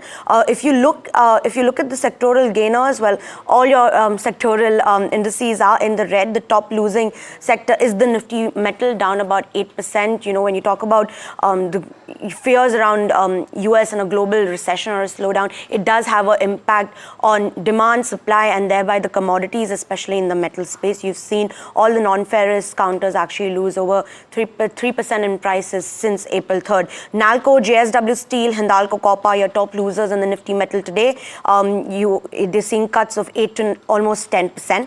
Something that is also not doing well is the Nifty Realty. The Nifty Realty is down 5.7%. All of the counters are in the red yet again. Something like a Soba is your top loser. It's down about 9%, followed by a Suntec Realty. And lastly, when you talk about the broader indices, they're seeing cuts fairly the same levels. The mid cap 150 down about 4.4%. The small cap 250 down about 5%, and is the worst performer among the major indices. When you look at what's actually, you do have two counters gaining on the small cap, and that's Asahi India and CCL Products. Small gains of just less than 0.5%, but they're in the green nonetheless. And something that's on the losing end of your small cap 250, you have a Godavari Power 11.5% lower, Jindal Saw, Swan Energy, Anupam Rasaya. All of these stocks is down over 8% in trade today, Summit. Yes, with that, let's also welcome in Probal Sen, the Senior Research Analyst on India Oil and Gas Sector, Institutional Equities, ICICI Securities. Sir, firstly to start off with such kind of volatility in the crude oil prices, given the fact that there is now Trump-fueled recession fears, OPEC Plus is also looking to increase their output. How are you, or what is your now base estimate for crude oil prices for the remaining part of 2025?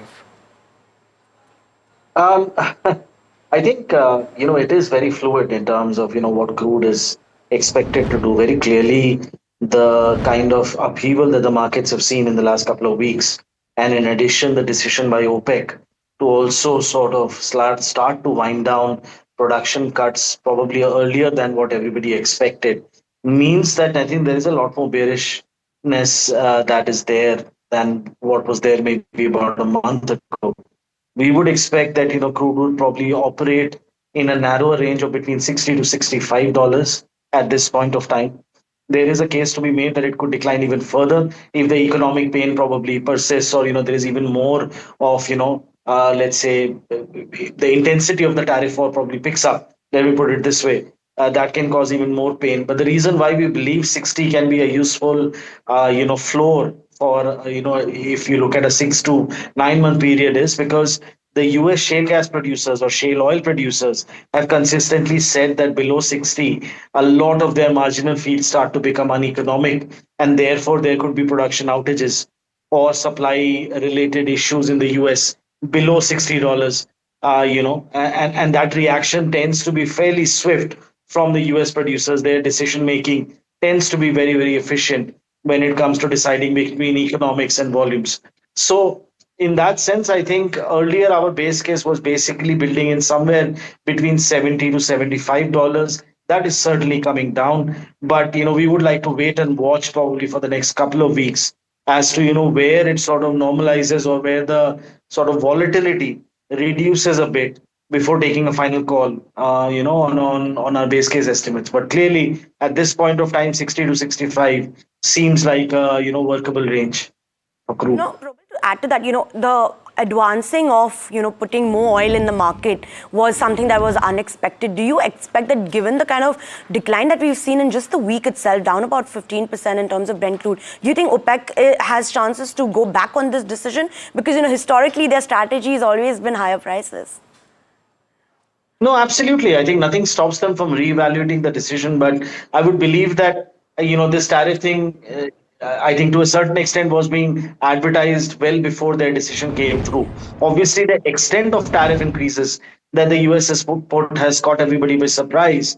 But you have to also look at the economic realities of a lot of these OPEC countries. I think it was coming to a point where they have to start looking at absolute earnings rather than per unit revenue in terms of the oil that they're producing. Maybe that is what sort of precipitated the decision to release these barrels quicker than imagined. But yeah, absolutely, you're right. I mean, depending on the market reality, nothing stops them from again sort of tempering this output release in the next meeting as and when it's held. So it's something that we can only wait and watch at this point of time in terms of how this plays out.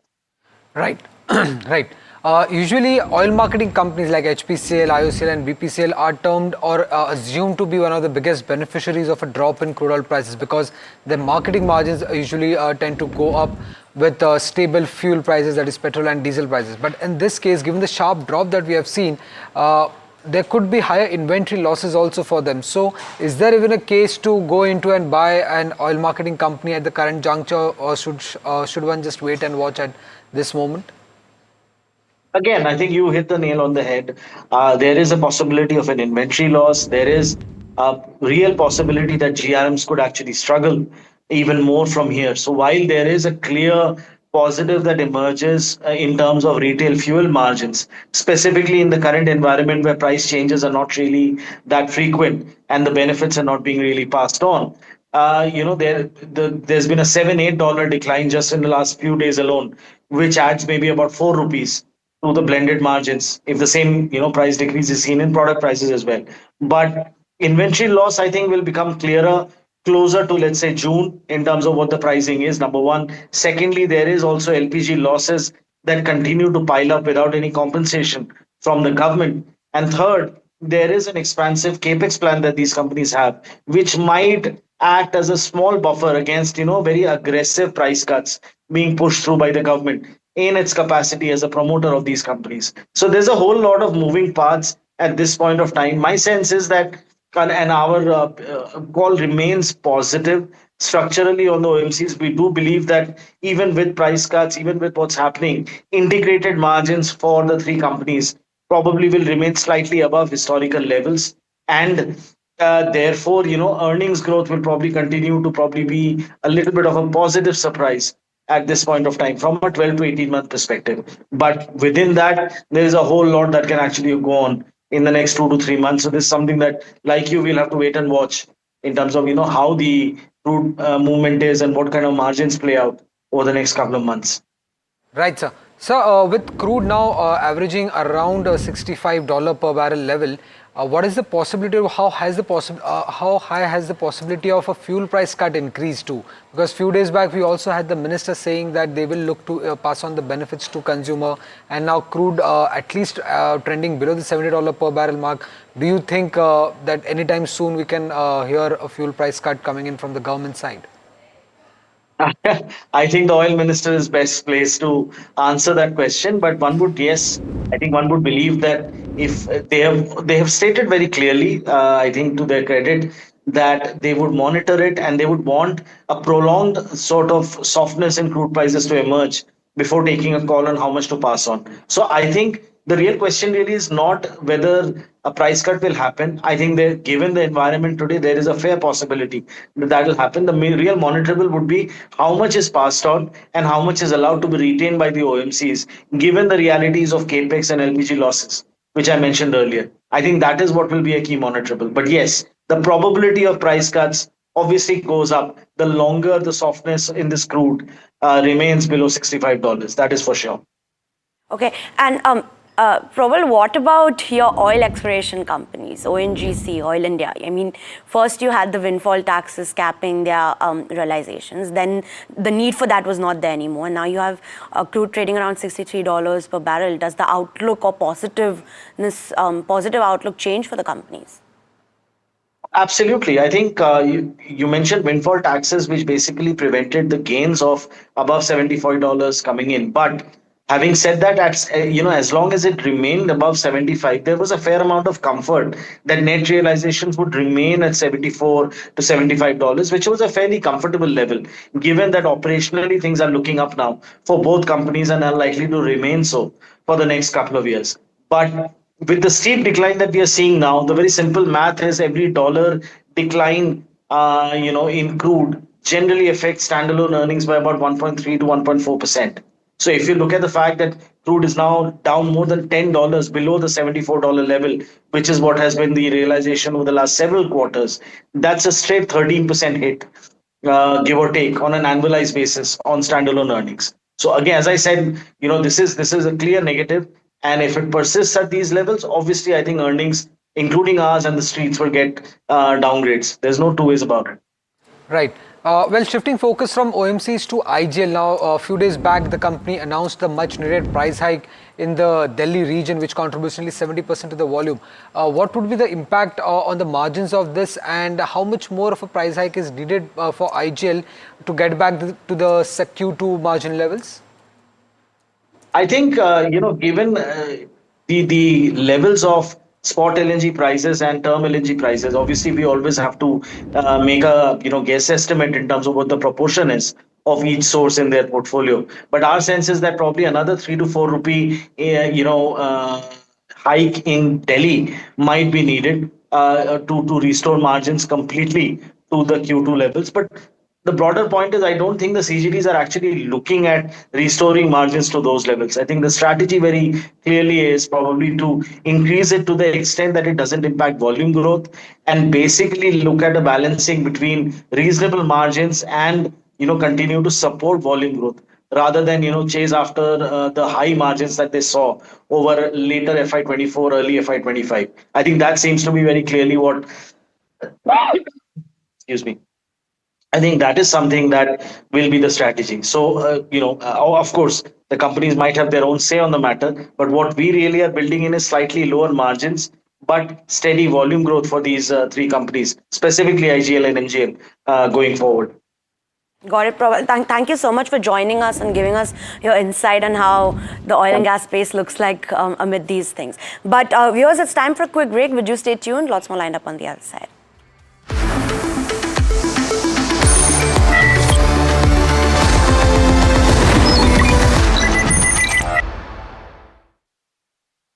Gold plus optimistic reflective glass लगाओ, धूप की गर्मी को दूर भगाओ और बिजली का बिल भी बचाओ।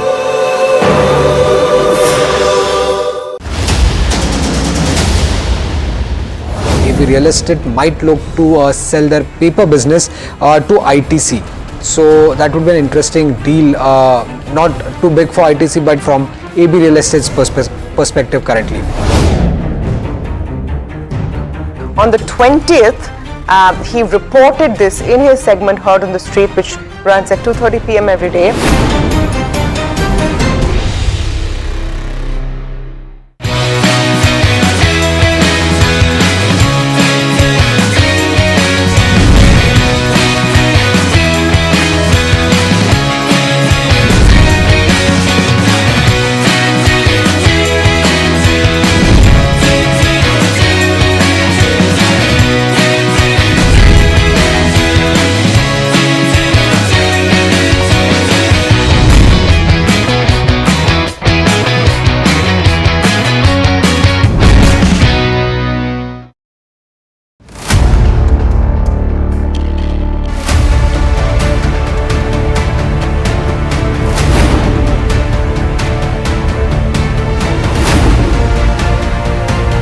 He sold most of his stock, 80%, as on that date.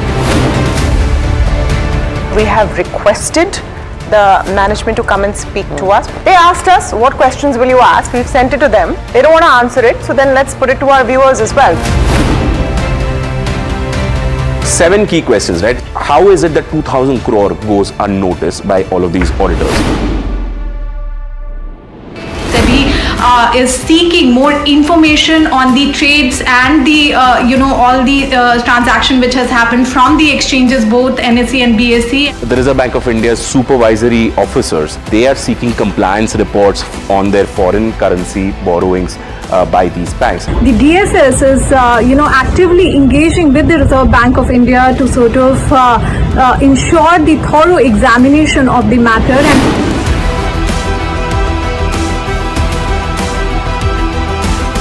And IndusInd Bank, as part of its internal review, had found that certain aspects of its derivatives portfolio was not meeting the standard that was set by the Reserve Bank of India.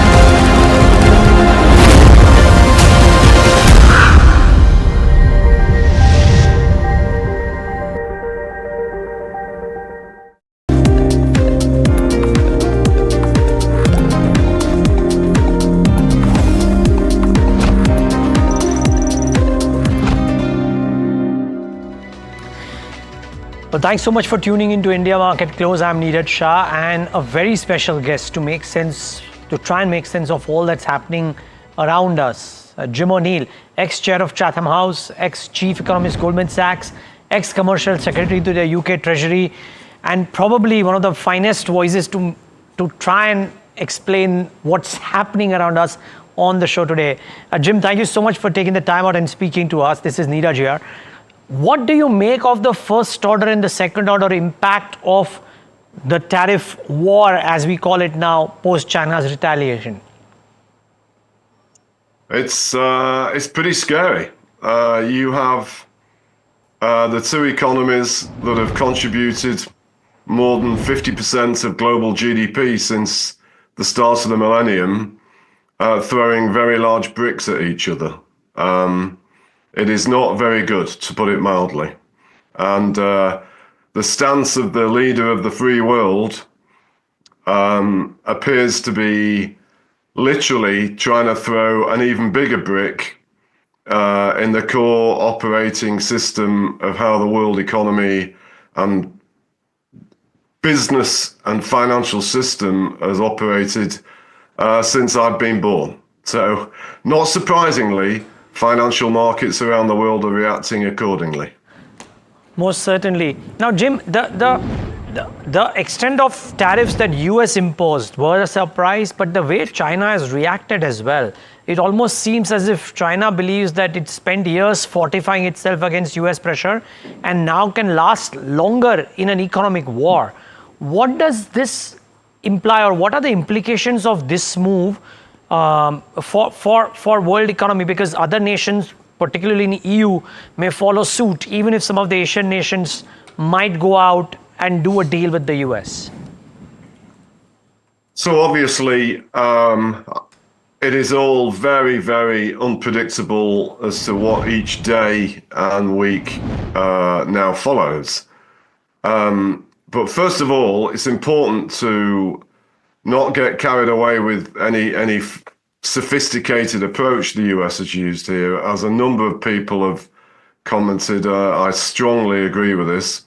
There has not been a lot of thought put into the true meaning of reciprocal tariffs, effectively influenced by his extreme anti-trade supporters. Trump has come up with a system where anybody that runs a trade surplus faces the biggest tariffs, irrelevant of whether they actually had tariffs on the US or not. And so, not surprisingly, the temptation for any other country, particularly those that are the biggest exporters to the US, is to reply accordingly and to do it in a way which hurts the things which have benefited most from this US-led global trade system the past 60 to 70 years. Now, that said, I personally think the Chinese should have waited a little bit, as the Europeans are trying to do, and not least because there could be some scope for negotiation. I think, or I used to think, the current US Trade Secretary, Scott Bessent, is a pretty sensible person that understands markets. And I say that because how many days that we have this kind of huge drop in global stock markets going on, which, as we've seen during the 40 years of my adult professional life, the more they go on each day, the more negative feedback loops they can have into things that were not anticipated. And it's very interesting and worrying that so far in the European morning, and from what I can see from Asian trading, major banks are suffering particularly badly. And if we start to get into that issue, then there's a knock-on effect for bank lending and for real estate stocks, something which might really personally upset the US president. So another reason to wait is at some point you would imagine even President Trump might decide to change his mind and try and persuade other countries to offer him some kind of way out by a sort of token of some kind of deal. But if he carries on with the tone that he gave in interviews overnight or early this morning, then I can't see any respite in the near term. And you probably will get other countries following some kind of response the way that China did. The most sensible thing to do for the rest of the world, as I tried to say on Friday here in the UK, is whilst the US is the biggest economy in the world, it's not as dominant as the US financial system and the US security support. So in that example, the G6, which is the rest of the G7 minus the US, collectively is the same size as the United States. And the G20 minus the US is obviously dramatically bigger if it includes China and India. And so what I would really encourage, and I think this is already happening, is leaders of the rest of the world that believe in free trade should get together and actually pursue lower tariffs between themselves and actually significant ideas about boosting cross-border trade in services. And if they manage to do that, it would diminish the global importance of what Trump is doing here, and end up just really harming US multinationals and the US's remarkably successful role in post-war economic and global governance leadership. It's kind of bonkers what Trump is doing, in my opinion. Point taken, Jim, and therefore begs the question, and Harsh also joining in, begs the question as to whether a pullback is likely in your view. Will he flip on the current position he's taken, and if so, how quickly, and will he be forced to, not only from a market perspective but even from a US consumption perspective and inflation perspective? Well, he has to, I think Wednesday is the day that the reciprocal tariffs are supposed to come into existence. So obviously 48 hours isn't normally a long time, but in these current markets, as we saw in 2008, as we saw in 2001, and for people like me who were around this business then, as far back as 1987, 2 days when you have this kind of financial market turmoil is a very long time. So I would be surprised if there was not some kind of hint of a shift. I mean, cumulative, we're looking at something like, I think Japan has already entered bear market territory, and many other markets must be pretty close to it, including the United States, which of course opens in a few hours' time.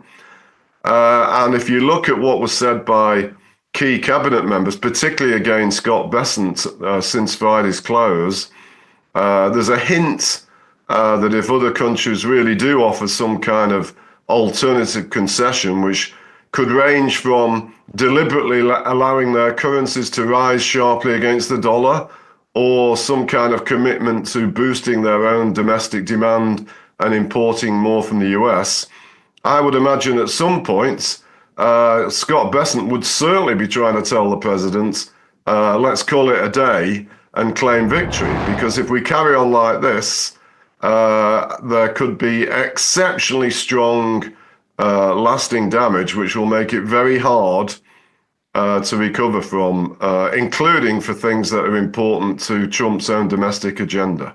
And I think, as your question implies, if Trump is really, really, really intent on going this way, then the biggest damage is going to be to the US consumer, because the US consumer has been the single biggest beneficiary of all this mayhem, of all this system that we've had for the past many decades. And Jim, what should one make of crude and metals at this point? This uncertainty with regard to crude and the global uncertainty creating what it has on in terms of an impact on crude. You feel that justified in a certain sense, or do you feel that you could start to see this wane quickly?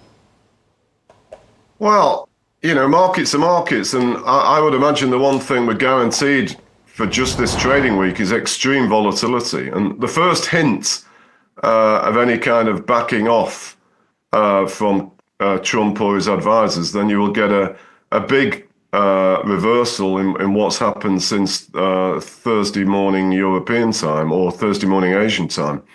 And of course, commodities and crude oil have been part of it, because in essence, the markets are very quickly pricing for some kind of recession.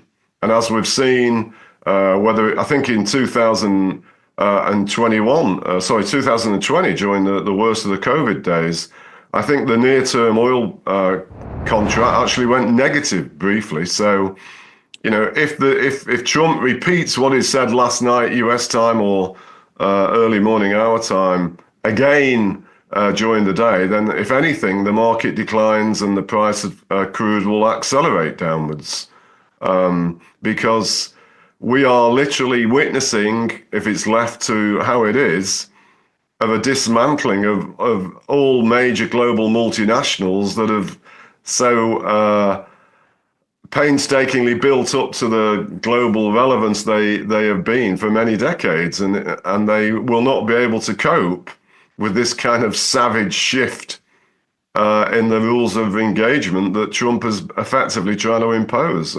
What I don't understand is this sort of naive assumption that it's only going to affect corporations outside the US. I mean, a lot of US multinationals are responsible in their own sophisticated roles of causing the US trade deficit. So why they haven't realized that is quite remarkable, in my opinion. Jim, such an important point actually from a global, sorry. I'm saying such an I can't hear you. Yeah, maybe you can hear me now, but I was saying that such an important point from a global corporate perspective. We're worrying about markets, but from a global corporate perspective, this is such an important point. One more follow-up to that, please, and final question from my end, is that if indeed the uncertainty lingers, and even if there are some concessions, with an assumption that China's exports to the US do not continue in the same vein, and they get redirected to the rest of the world, and therefore the rest of the world, particularly the Asian region, erects its own tariff barriers to protect their own industries from the China supplies, does this morph into a global trade war, unintended as it may be for some of the other nations? I mean, I think it's quite, that again is of course part of why markets are doing what they're doing. Because whilst the intention of any one country might well be to stand for free trade, if they now see the first evidence that very large exporters like China, or for that matter Germany or many others, start to try and dump their excess stocks, which would normally go into the US to other countries, then you will get that kind of response. Because obviously governments will try to support their own economies, and they have to try and react pretty quickly to try and demonstrate to their people that they're not just going to stand there and do nothing. But as I said earlier, a much more constructive, albeit very, very difficult way for countries to respond, including China, is for the rest of the world's leading nations to try and get together. And we have a small template that's ironically been already discussing things in the past 2 or 3 weeks on the Ukraine war, or what our own Prime Minister in the UK calls the coalition of the willing. There should be intense efforts going on between, let's call it a trade partner coalition of the willing, to try and make sure what was the world's global trading system can still survive for everybody else. And I suspect that if they were so determined and successful, which of course couldn't happen in 24 hours, but the intention could be, then that in itself will cause many, many influential people in the United States to actually think, hang on a minute, should we be either allowing or within the constitutional system in the US actually supporting constitutionally our elected president to take us out of this system, which despite all the issues it's raised for the left behind in many countries, despite all of that, has contributed to this dramatic improvement in the health and wealth of, hundreds of millions and billions of people around the world, including in India and much of Asia. Fair point. Jim, last couple of thoughts.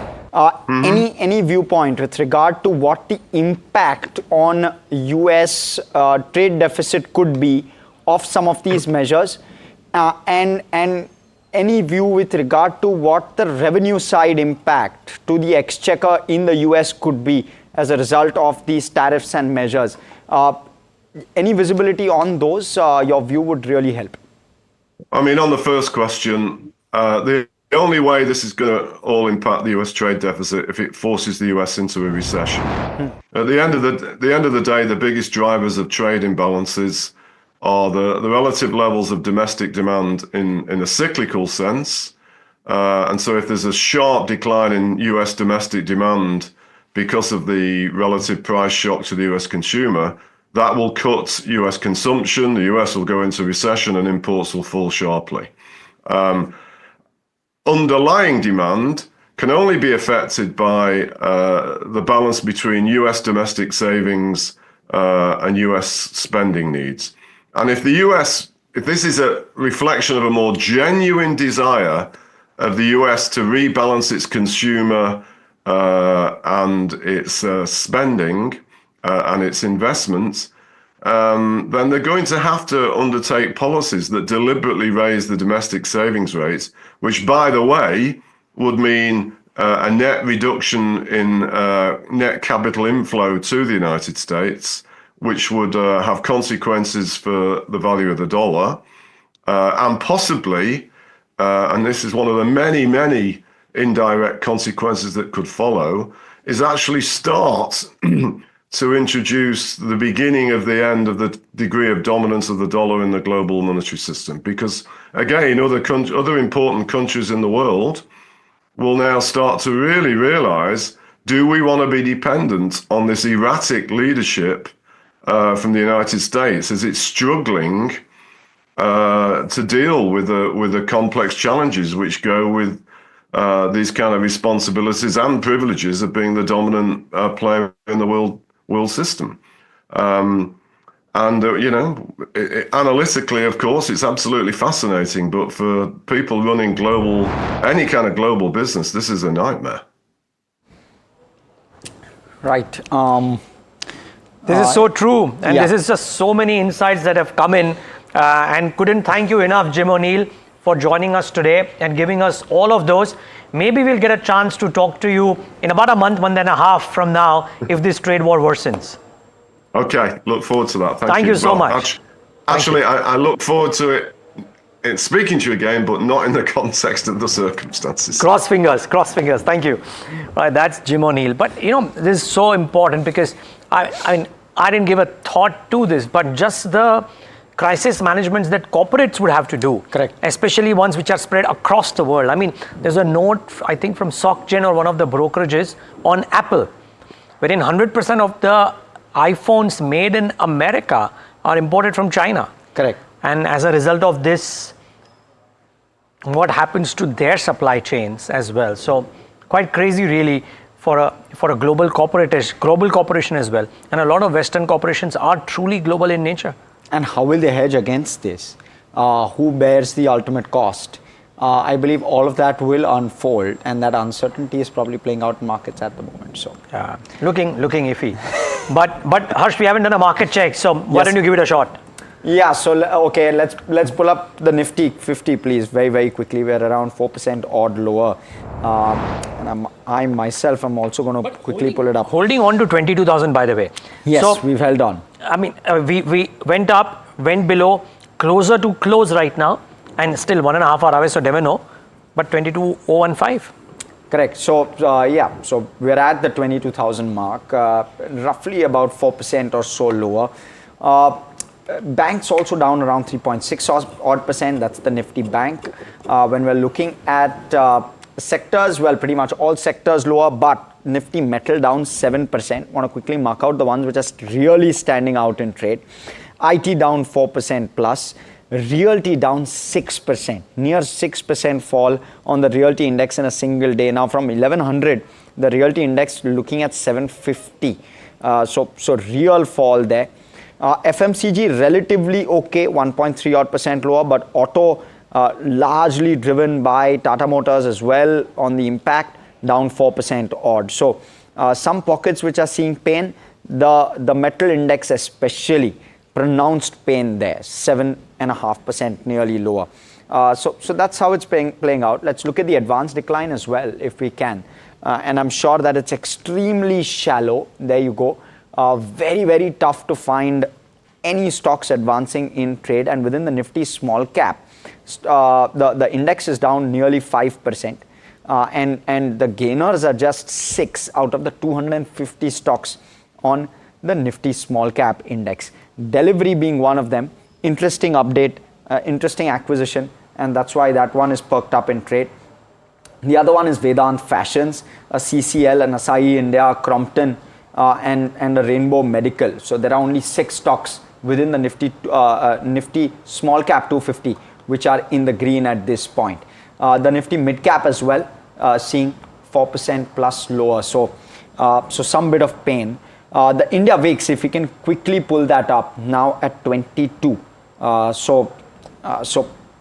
Spike there, a very, very strong spike seen. So that's how it's playing out. Plenty of pain across sectors.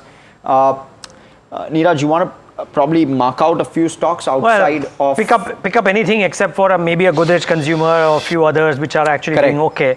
It's just looking very, very wobbly, Harsh. So that is the main problem, that there are hardly any pockets which have withstood the pressure in the session today. FMCG too is down about 1.6%. So that tells you the nature of the story per se. But very quickly, I mean, if for whatever it's worth, the oil marketing companies, HPBP, could be interesting ones because they would have fallen. HPCL in particular, the marketing margins look so attractive for HPCL at these prices on crude that no surprise that HPCL is trading in the green. So that is a respite. Harsh spoke about delivery being one. GMR Airports is the other one which has gotten about 1% higher. And FMCG, Godrej Consumer, HUL, Britannia effectively look okay. What's looking ugly is of course Trent, and we'll talk about that in detail, of course. So keep that in mind as well. And a clutch of others which have fallen quite a bit. But we spoke to some very important voices in addition to, of course, Jim O'Neill that we just spoke to. So Robert Sokin, senior global economist at Citi Research, spoke about the approach of countries amidst global tariff outbreak. He also emphasizes that how the US economy is going to shape up. Listen in. The Federal Reserve is not playing a political game. They try and be as apolitical and as technically oriented as possible. But I do think, to President Trump's point, I do think where the Fed is going to be rate cuts, because with the tariffs, it's a stagflationary shock for the U.S. economy. It boosts inflation and it lowers growth.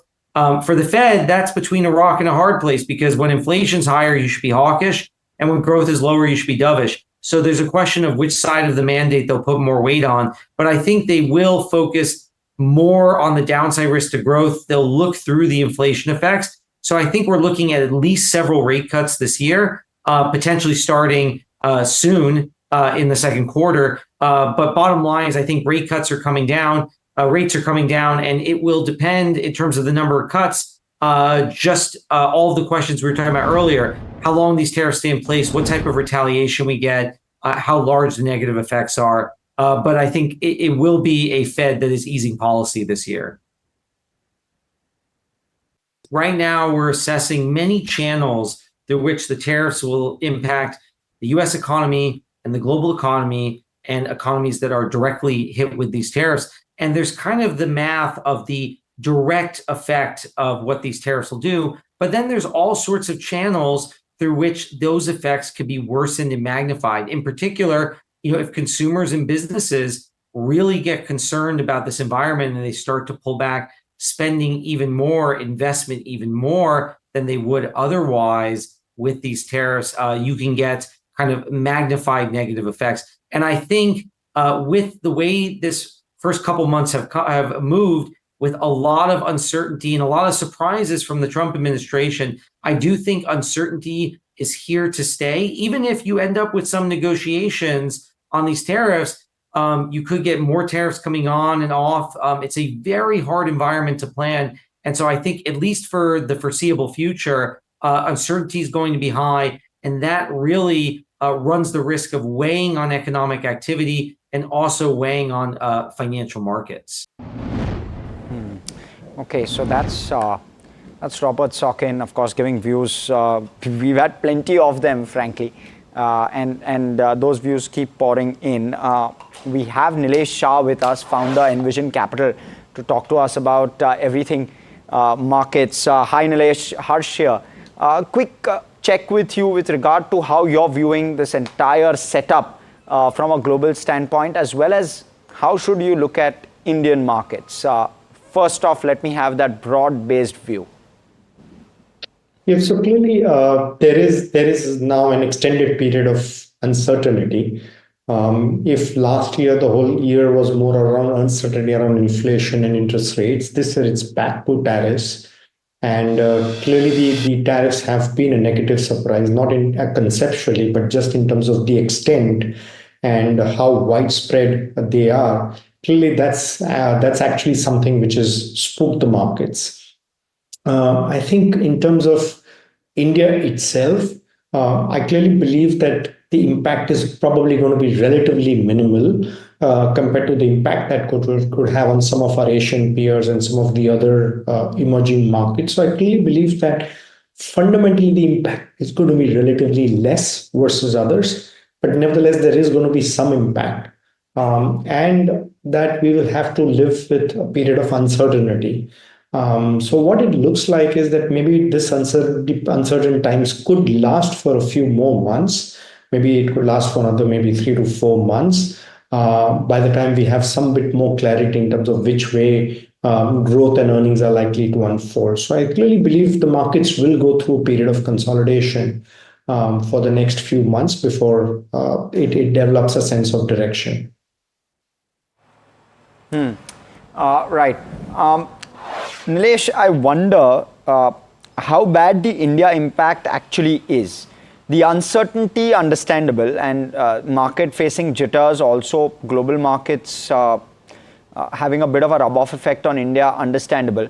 But do you believe that the India impact may not be as earth-shaking as is being felt elsewhere globally, or is being estimated at this point?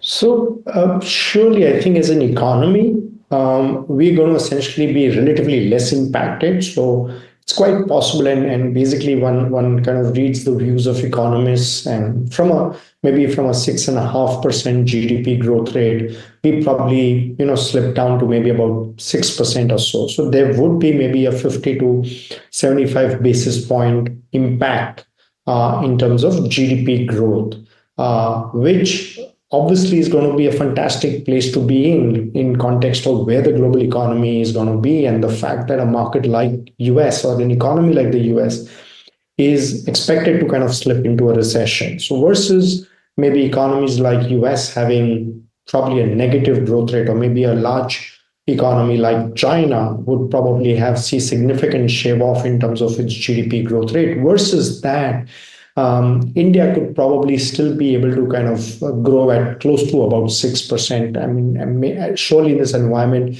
it's going to be hard to kind of think about India growing at more than 6%.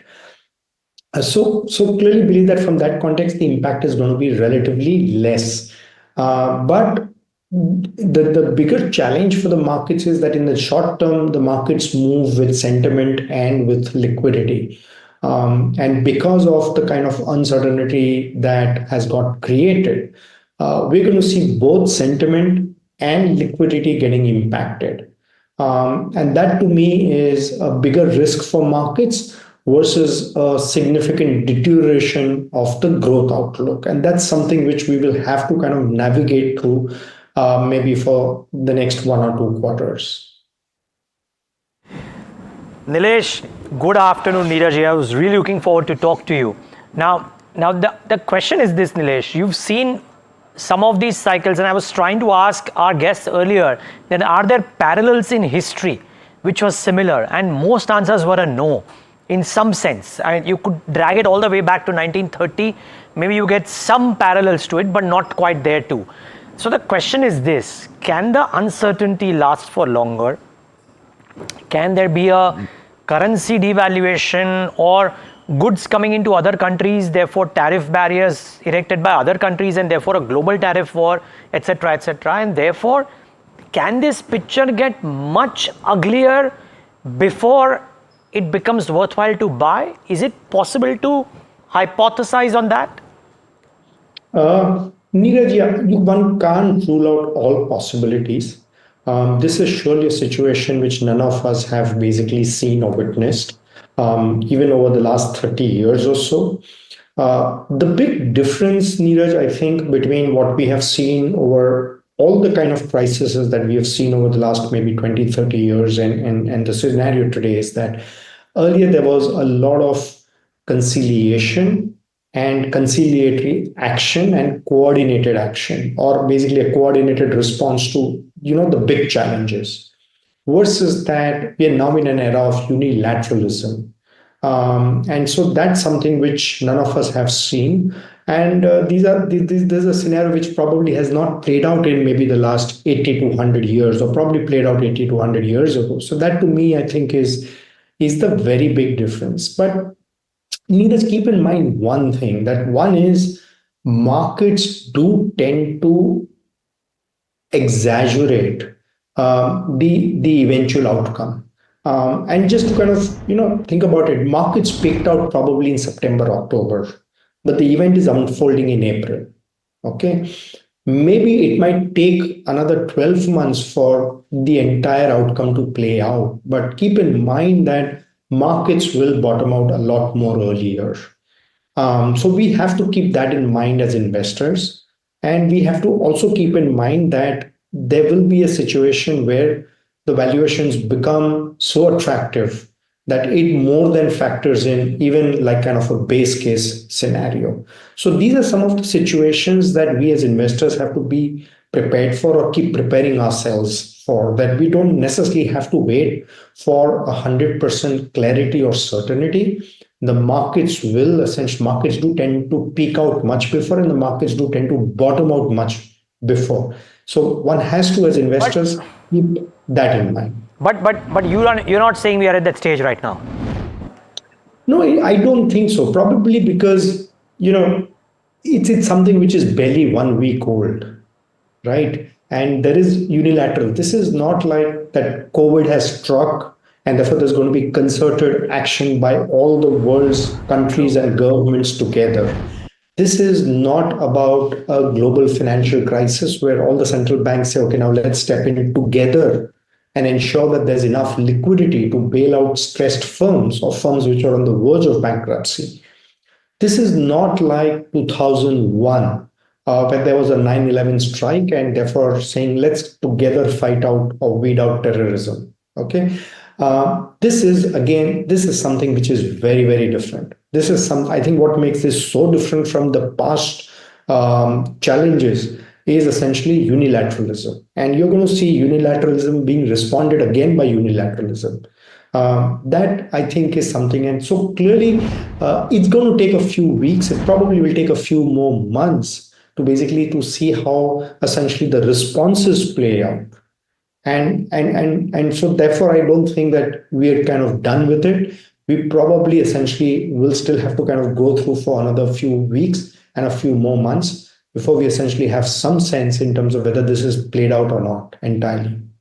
Such an important distinction, and Nilesh, thanks for making this, because this was really, really good to kind of distinguish between COVID or some of the other things that have happened in the past, 2008 also maybe, versus right now. Now, I have one more question for you, Nilesh. I'm sure Harsh has maybe a couple more. But you spoke about some of the markets bottoming out a lot earlier than when the economy does, if you will, broadly speaking, right? I wonder if sectorally some of the themes might be there, and you would have guessed it that I will ask you about IT. We're on the cusp of a commentary from TCS this week, but be that as it may, from December peaks 30% lower, a clutch of stocks even more lower. The sad part is in the last 30 days, not one IT company has come and spoken. So it's very difficult to get a sense of how they are feeling. But maybe you've got a chance to speak, you've got to analyze, and you look at this space so closely. What's your feeling about IT services? So Neeraj, my broader sense about IT services is that it's probably been one of those sectors, especially I'm talking now about the large cap IT, is like it's probably something which has been the most overrated in terms of prospects. The bottom line is that even when we didn't have a crisis like this in the last 10 years, these are companies which probably have grown only in single digits. And keep in mind that a lot of this spending by the Fortune 500 companies is non-discretionary, which means a lot of the spending is basically about maintenance, application, and things of that kind. Okay, so I honestly don't think that basically that it's the end of the world for the IT services companies. Okay, so to that extent, I'm honestly not sure whether it's going to kind of play out so badly for the IT services companies the way we've seen the reaction to stock prices in the last few days. So I probably think that instead of maybe a 5 to 7% growth, maybe you will have companies grow at maybe 2 to 4%. But I honestly don't think, Neeraj, that we are going to basically have a situation where there will be degrowth. Okay. And we have to keep in mind that the big IT companies typically have been in a range of between 20 times to 30 times P multiples to trailing earnings, 20 to 30 times. They're probably almost there. It doesn't mean that, of course, they cannot fall below that. But my view is that any fall below that will just be an aberration. So I would still kind of think about IT services companies being more an arbitrage on PE multiple valuations, which means that closer to 20 times, they kind of end up being a good time to kind of start being constructive upon. And obviously closer to those 30 times P multiples, you obviously have to be taking your money off the table. I mean, this is obviously for the large cap IT services that I'm talking about. So it's quite possible, and I'm not saying it's going to turn around immediately. It will still take another 1 to 2 quarters for things to essentially fully come to grip with it. But that's about it. I honestly don't think it's end of the world or end of business for IT companies. Yes, there will be some 200, 300 basis point chip off in terms of growth rate on a very temporary basis. And if you have more than a 1 year plus outlook, I think spending on technology services will bounce back maybe a year from now. And again, the market is going to see that much in advance, much ahead. Point taken, Nilesh. Nilesh, therefore, what should one do at this point? Stay away from export-facing sectors or pick US-facing stocks and sectors and stay away from those and only look at domestic. Therefore, how should you play it at this point? Yeah, so there are. I still think there are 3 or 4 opportunities which at least seem to be the least affected. One, clearly, I mean, I think broader theme is going to be it's going to be about domestic growth, domestic facing businesses. They could be consumer-led companies. I clearly believe some of the consumer internet companies, some of our fintechs, are clearly are relatively less affected because of all of this. At least there is no first order impact. There could be second order impact on them, but I clearly believe this current environment is more about thinking about the first order impact. So that's a good place to be. I also believe that the government will up its spend on infrastructure a lot more. I clearly believe conventionally we've always thought about fiscal measures, monetary measures to deal with the crisis.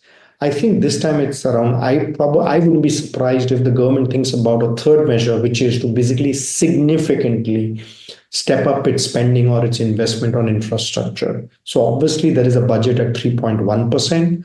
I also believe that there's a bonanza for the government in terms of lower crude oil prices. And my view is that the additional kitty, the accretion to the government's finances that we're going to see because of lower crude oil prices would probably be well spent on significantly upping the ante in terms of infrastructure spending and give an additional leg up to our economy and to our growth. So I clearly believe again that there has been a lot of correction in some of these cap goods and those kind of spaces. I think in this bout of correction that we are witnessing, probably there's an opportunity lurking out there as well. And not core infra, not roads, etc., Nilesh, or would that also be part of this basket? I have generally preferred to not be in asset-heavy businesses. Sure. So typically companies which operate road projects, which operate airports, which operate maybe power projects, those are not the places to be. I think it's more about spotting businesses which are providing consumables, providing components, providing equipment, or probably just providing high-end services for building infrastructure projects or for basically beefing up India's drive of indigenization on defense. These are probably some of the opportunities to look out for. Again, EMS is an interesting area, though valuations are still challenging. But who knows, over the next few days, few weeks, we again see significant correction there. It might again create an opportunity because this whole round of tariffs, we seem to be relatively well placed versus other countries like maybe Vietnam and China. So I think there are plenty of businesses which are probably relatively less affected. And then the recent round of correction actually is probably just the icing on the cake that one would have wanted for. Point taken. Nilesh, last question. Wouldn't let you go without a quick take on pharma. I want to understand from you how you view it. There's some amount of uncertainty, of course, with a possible tariff on pharma. But can the US, one, afford that? And if so, would you therefore avoid it, or do you believe that's one pocket that could be an opportunity? No, it certainly could be an opportunity. I think right now, I don't think decisions are being made on tariffs based on whether they can afford it or not.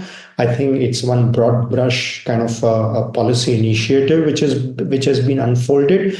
And till that the rate does not come out in terms of what's going to be the tariff rate, you will continue to see a period of uncertainty. But having said that, I still think there are two things. One is the demand for pharmaceutical products still is very non-discretionary. I don't think alternative substitutes can be created. So I honestly don't think the demand is challenged for Indian pharma.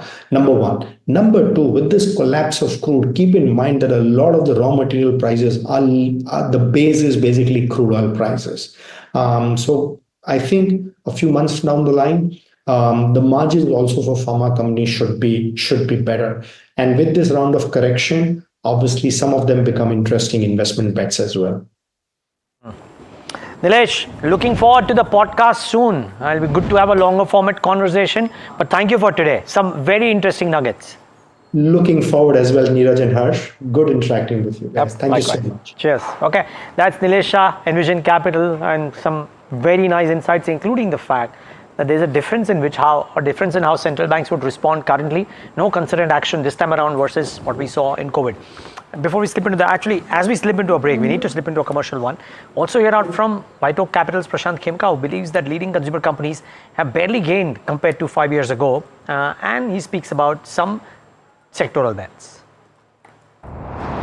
Structurally, we have not from a top-down view that this sector would do better or the other, but because of the construct of the sectors, we tend to have higher allocation in certain sectors and lesser in others.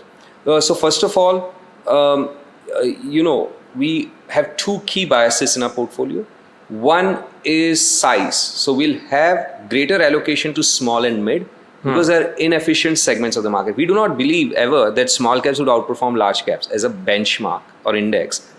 But because they're more inefficient segments of the market, we can extract more alpha. So benchmark return is the same for large and small. If we can extract more alpha, we can generate higher return in small and mid caps. So that remains the case. We have overall higher allocation to small and mid, which we've always had. Second, so first of all, if I take this small and mid, there are certain sectors which are more small and mid cap heavy. Right. Like consumer discretionary, industrials, healthcare, as against, let's say, energy, banking, which are skewed more towards. So that aspect would tend to favor certain sectors. Second, what skew we have is that of governance. Tend to have, I'm not saying we are looking only for AAA governance or anything, but on balance, our portfolio tends to have better governance than weaker governance. Now, there are certain sectors which tend, and there's no such sector where every company is, of course, good governance. So 80-20 rule does apply. Not to name any particular sector, but I think one sector one can comfortably, or worldwide investors tend to agree, is real estate as a sector where, governance leaves a lot to be desired. Again, at the risk of generalizing, and a lot has improved over the last decade or two. Still, But I think nobody takes offense. Real estate managements are the last to take offense because they believe other than them, everyone else is a crook.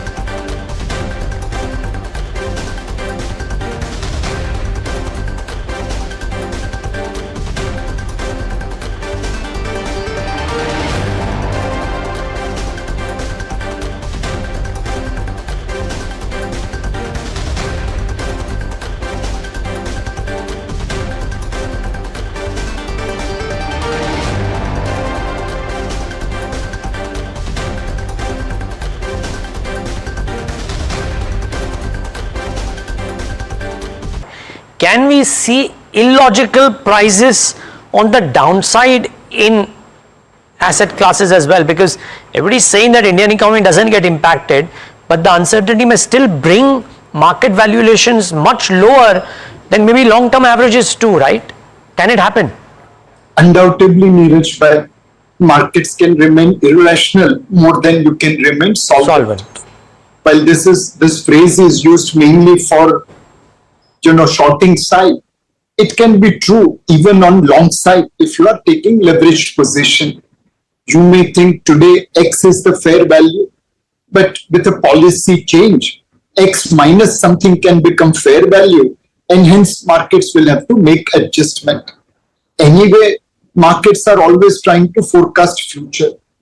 As of today, we don't know what kind of tariff will be there on pharma products. Who will bear the burden, manufacturer or the distributor, which has disproportionate margin? But yet market is going to take pharma stocks down, assuming that tariffs will be levied as irrationally as it has been levied on other products. So Great Depression is unlikely to occur because today both political class as well as central bank are far more cognizant about learnings of Great Depression. To a great extent, Great Depression can be blamed on very, very tight monetary policy of central banks around the world. I'm sure they have learned from the same, and unlikely that they will allow recession to go into Great Depression. AB Real Estate might look to sell their paper business to ITC. So that would be an interesting deal, not too big for ITC, but from AB Real Estate's perspective currently. On the 20th, he reported this in his segment Heard on the Street, which runs at 2:30 p.m. every day.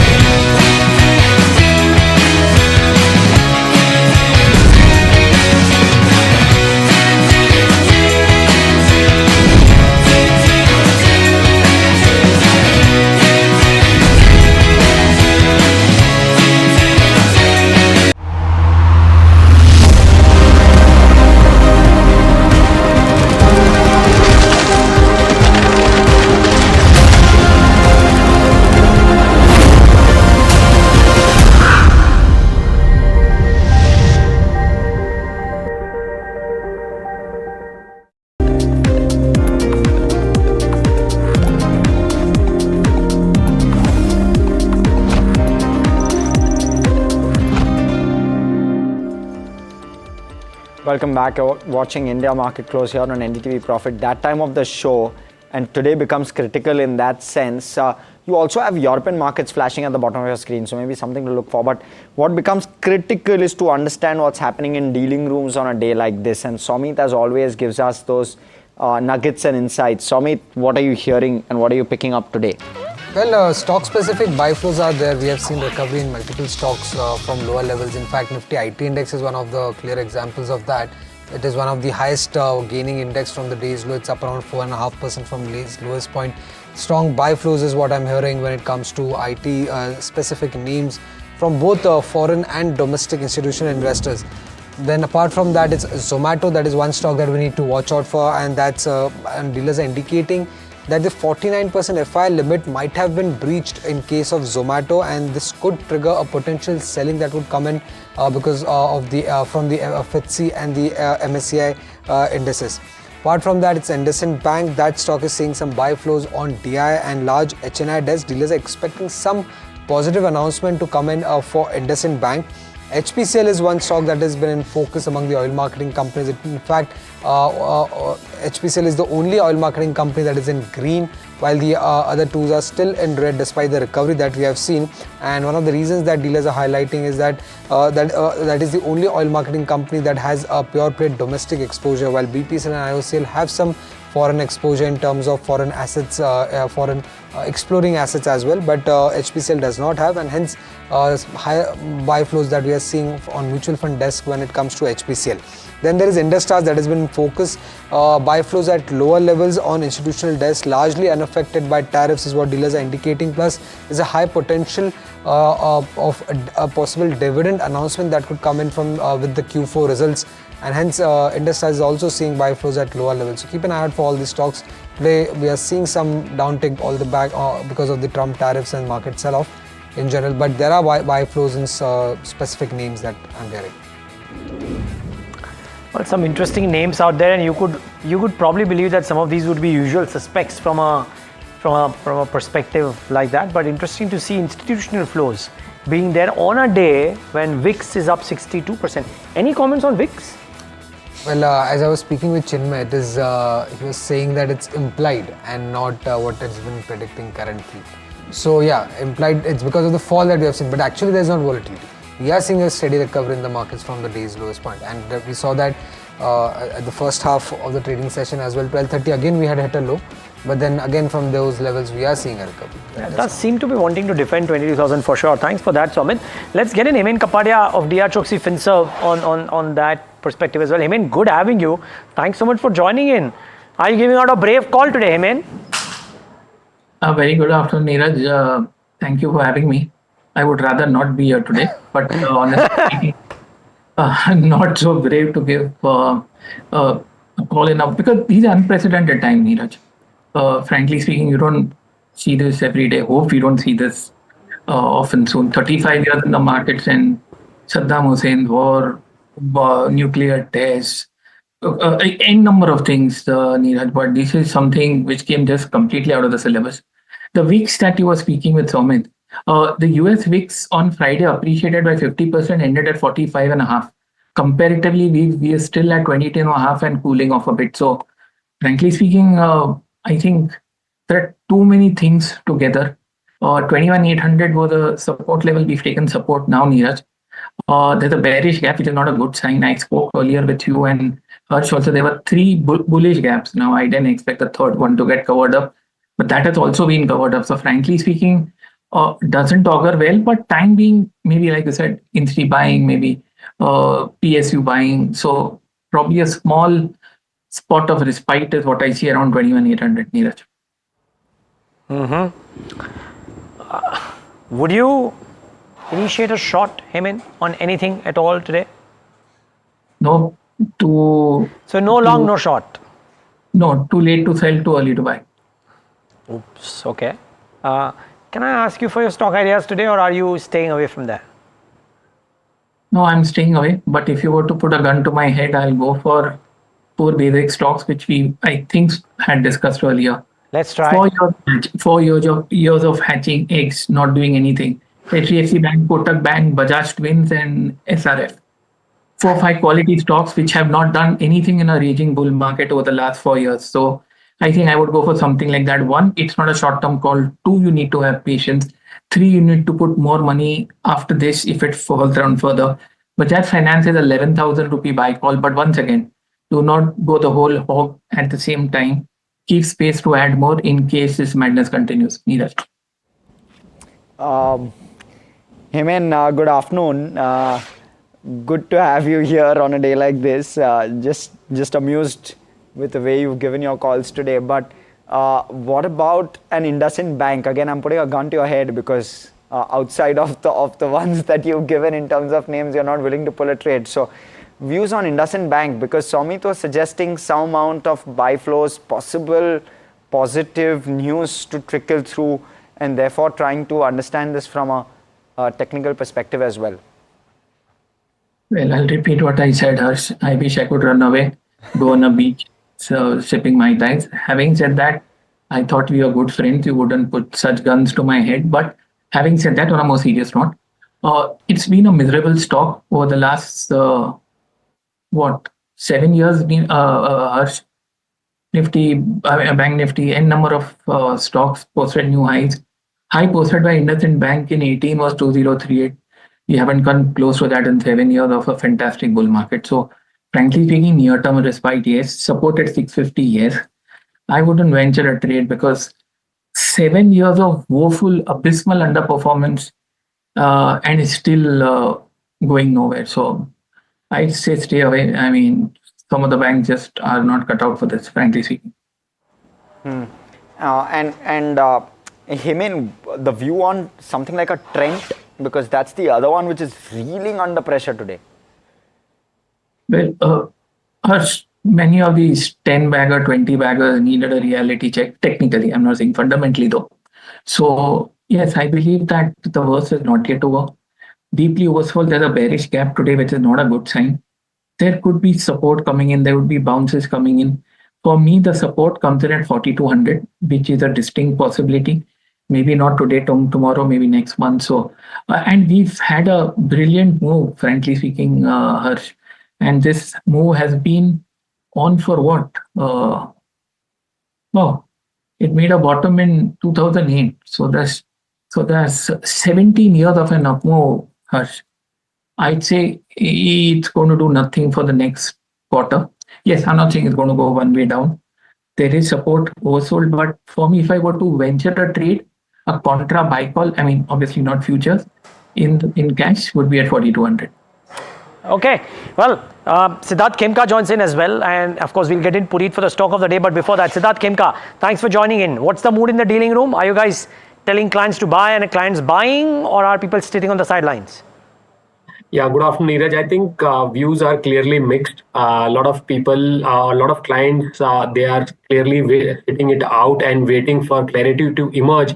While we definitely have seen a lot of other large clients coming in and deploying more money into the fall that we are seeing today. So clearly it's a mixed view, and what we are suggesting is to clearly focus on fundamentally strong stocks, the domestic themes or the domestic consumption oriented sectors where the global volatility risks are minimal. And third is areas where the valuations are not that expensive. I think these three combination is where we are suggesting our clients to focus on. And finally, the fourth thing is not to put in all in right now. We are suggesting to go in tranches, 3 or 4 more tranches, because a lot of things are likely to go up. And the biggest worry right now is how this escalation in trade war could result into a global economic slowdown, and sectors which are globally linked could see a big impact in earnings growth going forward. Okay, well, our stock of the day is Tata Motors, trading 6% lower after JLR decides to pause exports. Puneet Johnson with more. Puneet. Well, thanks for that. So definitely the key trigger is that from UK, they've stopped the export of these JLR vehicles to the USA, and that's going to have a revenue impact. Now, earlier it was expected to have a margin impact, but now with halting of sales, at least from the first quarter, this is expected to have a revenue impact probably in the end of the first quarter, at the start of the second quarter, because they still are maintaining a sizable inventory. They have mentioned that they'll be working with its new trading partners apart from the US, but US is a behemoth. It's roughly around 26% of the volumes for Jaguar Land Rover and 23% of its revenue for FY24. So definitely a big impact is expected because of the tariff tantrum. I just want to talk about the recent MS note today. In a bear case scenario, they actually see the target price of Tata Motors at 416 rupees per share. Out of that, 90 rupees will be for the JLR business. So effectively, you are saying that the whole, even in a bear case, where the stock prices have corrected today, we are seeing a sizable impact and a bear case scenario going forward as well. Morgan Stanley has also mentioned that it could, because of this tariff tantrum, essentially, they could see that for free cash flow could be negative for FY26, and it will make that difficult to value the business. The other key aspect of the company's update in terms of wholesales, it's coming at 4 lakh units per share, 4 lakh units in the FY25. That's almost flattish on a year-on-year basis. But the key highlight here is that they mentioned that they've achieved the net debt zero target for FY25, and that could be the only silver lining in a day that's been difficult for Tata Motors. Okay, thank you so much for that, Puneet, for that perspective. Siddharth Khemka, very quickly, with regard to Tata Motors, what's the view coming through according to you? I think clearly the company would be under pressure. 22% of JLR sales comes from US, and there is a clear direction from the company that until clarity emerges, they are going to stop exports into the country, and clearly they are looking at clearing off the inventories that is already there in US over the next few months. So I think a big earnings impact could come over the next few quarters, and which is what the the market was fearing, and that impact has taken off. We downgraded the stock to neutral in early January, mostly on back of fears of a slowdown, especially in the key markets. That is also playing out. And I think clearly it's an avoid situation right now until there does emerge some clarity, either in terms of a trade pact between Europe and US, or JLR talking about setting up a unit in US. But that apart, on the domestic front, I think things are looking pretty decent, but that alone cannot help the stock in the current downside. So clearly we are avoiding, or you can say we'll remain underweight on Tata Motors at current levels. Hemant, view with regard to Tata Motors? Well, frankly speaking, one of the earliest stocks to sort of peak out, Harsh, and 538 was the support level where it's taken support. So at the risk of sounding a bit optimistic, I believe the downside is now getting minimized, and only if we close below today's low is there a cause for concern. We've come up from 1180 deeply oversold support levels, positive divergences coming. Very difficult to hazard a bottom in such a market, but I wouldn't be bearish at this point in time. It's at a congestion area support. There's a monthly support. I'm not sure if I'd buy, but absolutely not a sell, and I feel this level should hold. Siddharth, what are you recommending at this point? If at all there are investors waiting on the sidelines wanting to buy, you're guiding for staggered buying at this point. What sector are you focusing in on? Because I believe it's all become sector. It's completely sector related, right? Because you'll want to avoid US import or India export into US kind of companies. So what's the sector which you're really banking on at this point? I think clearly the focus is on domestic-oriented sectors. And if you look at some of the large sectors in India, say, for example, banking and financials is one such sector which is largely domestic-focused.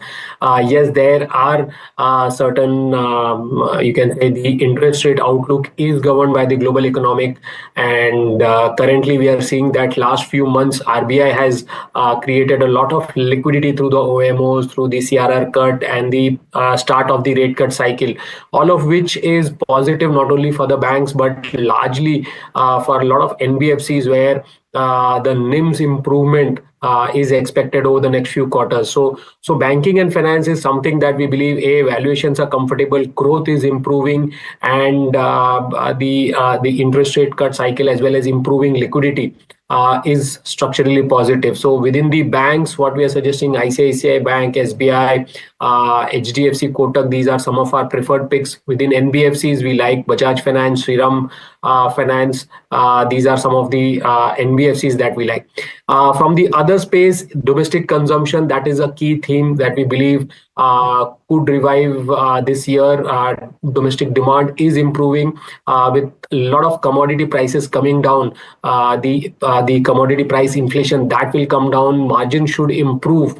And so the sector has not participated in the last few years. So A, sectoral rotation, B, we could see a lot of fund flows into the consumption theme because some of them are large, good management, and the exposure to the sector has been relatively lower. So all these things make them a good candidate for fund buying into them. So not only these staples, I think the broader consumption theme could also do well. So for example, some of the food and beverages companies like the likes of Varun Beverages, Jubilant Foodworks, then you have the hotels, Indian Hotels, Lemon Tree are our preferred picks. And finally, aviation, where it's a big dependent, crude is a big input price and crude has fallen to more than 3-year low. So margins improvement plus demand Q4 we saw very strong demand. That numbers will come. Q1 will have the holiday season where again domestic demand will be pretty strong. So we believe some of these sectors could be in focus in the current global and volatility. Okay, so point taken. But let's go across. We have Apollo Microsystems Management. We have Mr. Krishna Sai Kumar, who's the whole-time director at Apollo Microsystems, joining us this afternoon. Of course, numbers posted. And sir, was it your best ever top line in terms of quarterly top line? And I want to understand what the FY26 prospects seem to suggest on the basis of this. Yeah, we are in line with our guidance. Earlier we have given 40 to 45% guidance as the growth is concerned. So we are very much in line with our guidance for the concluded financial year FY25. And the same trend will continue with the 40 to 45% growth for the next financial year FY26 onwards. And this quarter is the best quarter ever. That's how I have to say. Anyway, the audit is yet to be completed. We'll have to see how the bottom line, finally envelops into. And how's the order book building up, sir? We've seen very strong order flows in Q4 FY25. Is that correct? And therefore, what's the outlook for FY26 on this higher base? What's the growth looking like in your view? So order book in next 1 year will grow at least by 3.5 to 4 times. That's what we are estimating. So it could be close to around, by the time we conclude March 26, our order book should be anywhere the minimum of around 2,000 crores. Okay. And what's the execution looking like? You also have a unit 2 which is going to commence operations Q1 FY26. Are we on course for that? And therefore, what's the outlook like going forward? Yeah. The unit is already ready in last quarter itself. So the teams will be moving in next couple of weeks. The unit 3 is getting ready, and unit 3, 50% of the phase 1 of the unit 3 will occupy by September. And balance 50% of the phase 1 will occupy before December 2025. So this overall net cumulative, expansion of the entire facility would support us for the upcoming, large projects, for the production actually. So you're going to end the year at roughly 500 to 550 odd crore in terms of top line, if I've got this math right, and ballpark. Where do you go FY26, 27, 28? What's the growth clip like? You'll have a 2,000 crore order book. How quickly do you execute? Yeah, so as of December, we concluded 400 crores, and this quarter is around 161. We have already posted today to the stock exchange. So it concluded at around 561. As a disclaimer, the audit is yet to be complete, but this is how the figure would be.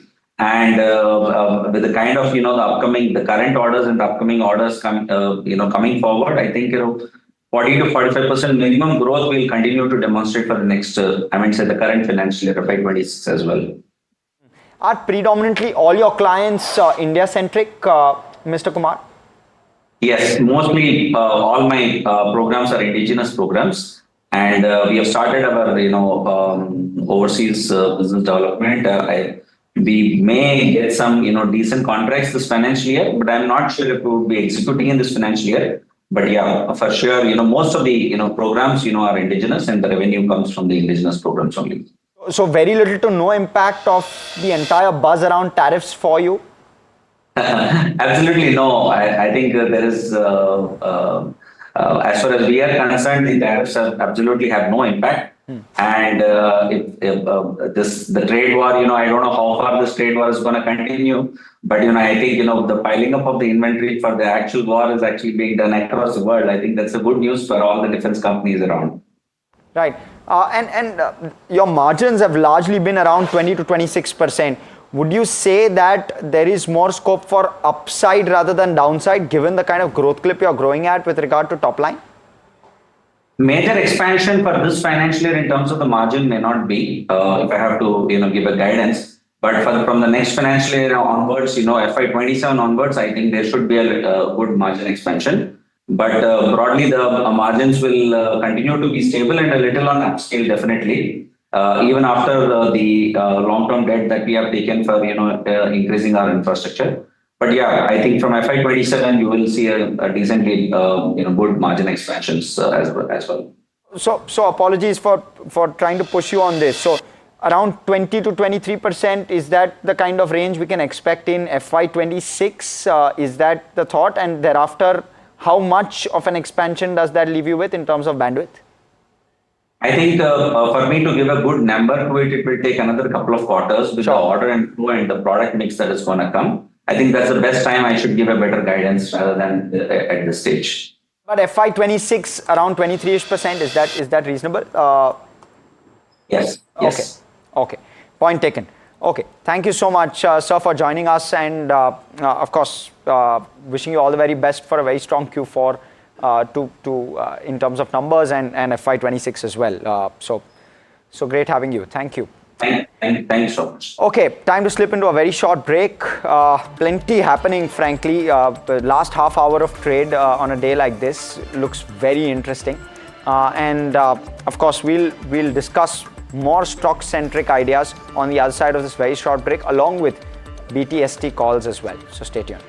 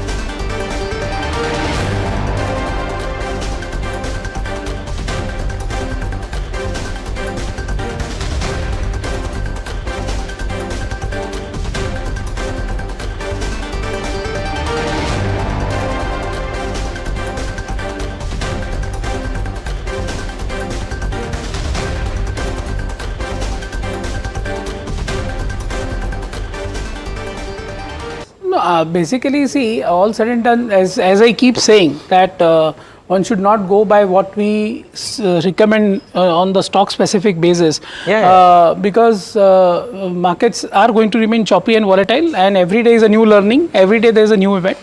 Luckily, market gave very good opportunity on I would say Thursday, when markets were steady and not falling much, and Friday opening was also only 60 points down for the Nifty, where we raised a lot of cash. Luckily we raised around 13.5 to 15% cash in the portfolios, and that will put to work slowly and gradually after today's fall. So, okay.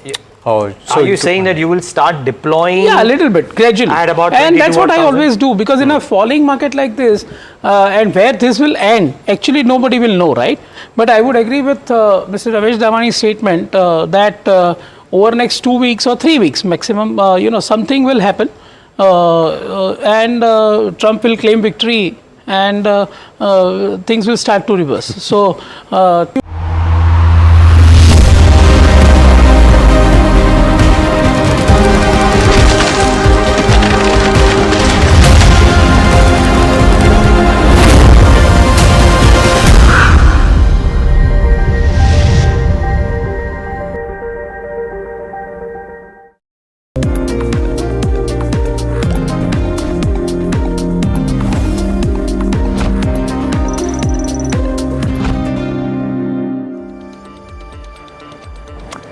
Right, back with India market close right here on NDTV Profit, in conversation with Siddharth Khemka and Hemen Kapadia.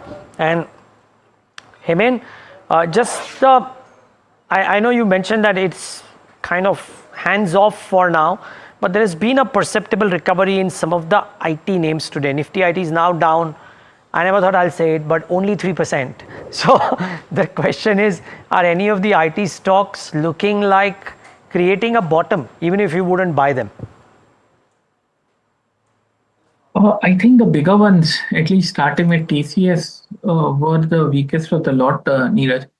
So I think, yes, I think TCS is something which one can look to buy. The reasons are we haven't gone below 3,000 or sustained below 3,000 in the last 4.5 years. We are oversold. We are at close support. So yes, I would say for a trading bounce, I'm not saying an investment point of view, because I feel IT as a sector is going to be a washout for the calendar year of 2025. But yeah, I would say for a trading point of view, one can use today's low. One gets the feeling that TCS looks better than many of the other stocks, Neeraj. Okay. Well, Siddharth, before we thank you, is IT coming in the realms of people saying that they want to buy at all today? Any of IT, mid-cap, large-cap IT, ER&D, anything else? Sorry, Neeraj. So I think mostly, as we said, IT is one of the top sectors where clients and even advisors, we are avoiding any recommendation. So what we see is that even a 50% probability of a US recession suggests that over the next 3 to 6 months could bring further earnings cut. There could be guidance which could be withdrawn. There could be a freeze in tech spending, and something like a COVID, which was a recent reference point, we see that there could be negative earnings growth, and if those kind of spending freeze happens, larger ones, for example, Tech Mahindra could report a revenue decline of 3%, Wipro about 2.5%, TCS could report a revenue decline of about 1% in constant currency terms. So before things get better, I think next 1 or 2 quarters is where the things could get ugly, and I think downward revision could happen. So clearly we are avoiding any fresh positions in the tech space. Okay, point taken. Thank you so much, Siddharth. We'll let you go on that note. Thanks so much for joining us this afternoon, giving us that perspective. The one big loser in trade today is Trent. It's lost over 15%, at least just about holding that 15%, in fact, after analysts shared bearish commentary on the stock after its numbers. Mahima here for a bull versus bear case on the stock. Mahima, take it away. Right. So, as you rightly mentioned, Trent stock has cratered in trade today. And before I move on to the bull versus bear case, let's take a look as to how the stock performance has been so far. This is the biggest fall since COVID, that is 23rd of March. And since then, we've not seen such a big fall in Trent. In terms of how the stock has fallen since its 52-week high, it's fallen over 43% now. It's around 22% away from its 52-week low. And overall also, if you see, the stock has fallen 36% in the past 6 months itself. In terms of what's working and what's not working, Q4 performance, revenue, standalone revenue, as per the business update, saw a growth of 28%. But the street was estimating a growth of approximately 35%, which is one of the reasons as to why the stock is under significant pressure, and this Q4 overall is also weaker than expected. Plus, the overall margin pressure shall also continue, because in the last con call also management had said that they are taking up store upgradation, and this could lead to margin pressure as well as some pressure on the EBITDA as well. But companies looking for upgradation of smaller stores to larger formats, that is one of the positive points. But it's also interesting to watch out for, because now people are shifting towards online sales, and it'll be an interesting play to watch out for as to how people will stick to the brick and mortar model as well. In terms of competition, well, right now the growth is ahead of its peers, somewhat in tier 1 and tier 2 cities, but overall the competition that is coming in from small players, something like a V2 retail or V-Mart or like a bazaar style, the competition from there is coming in high, and that could probably impact sales of Zudio as well. Plus, Shein coming in India might also put some pressure in terms of competition for Zudio sales as well. In terms of the store addition this quarter for Zudio, the store addition has been quite significant. They've added around 132 new Zudio stores. But overall, they are opening a lot of stores in similar location, and that could or may lead to stores cannibalizing each other as well for a shorter period of time.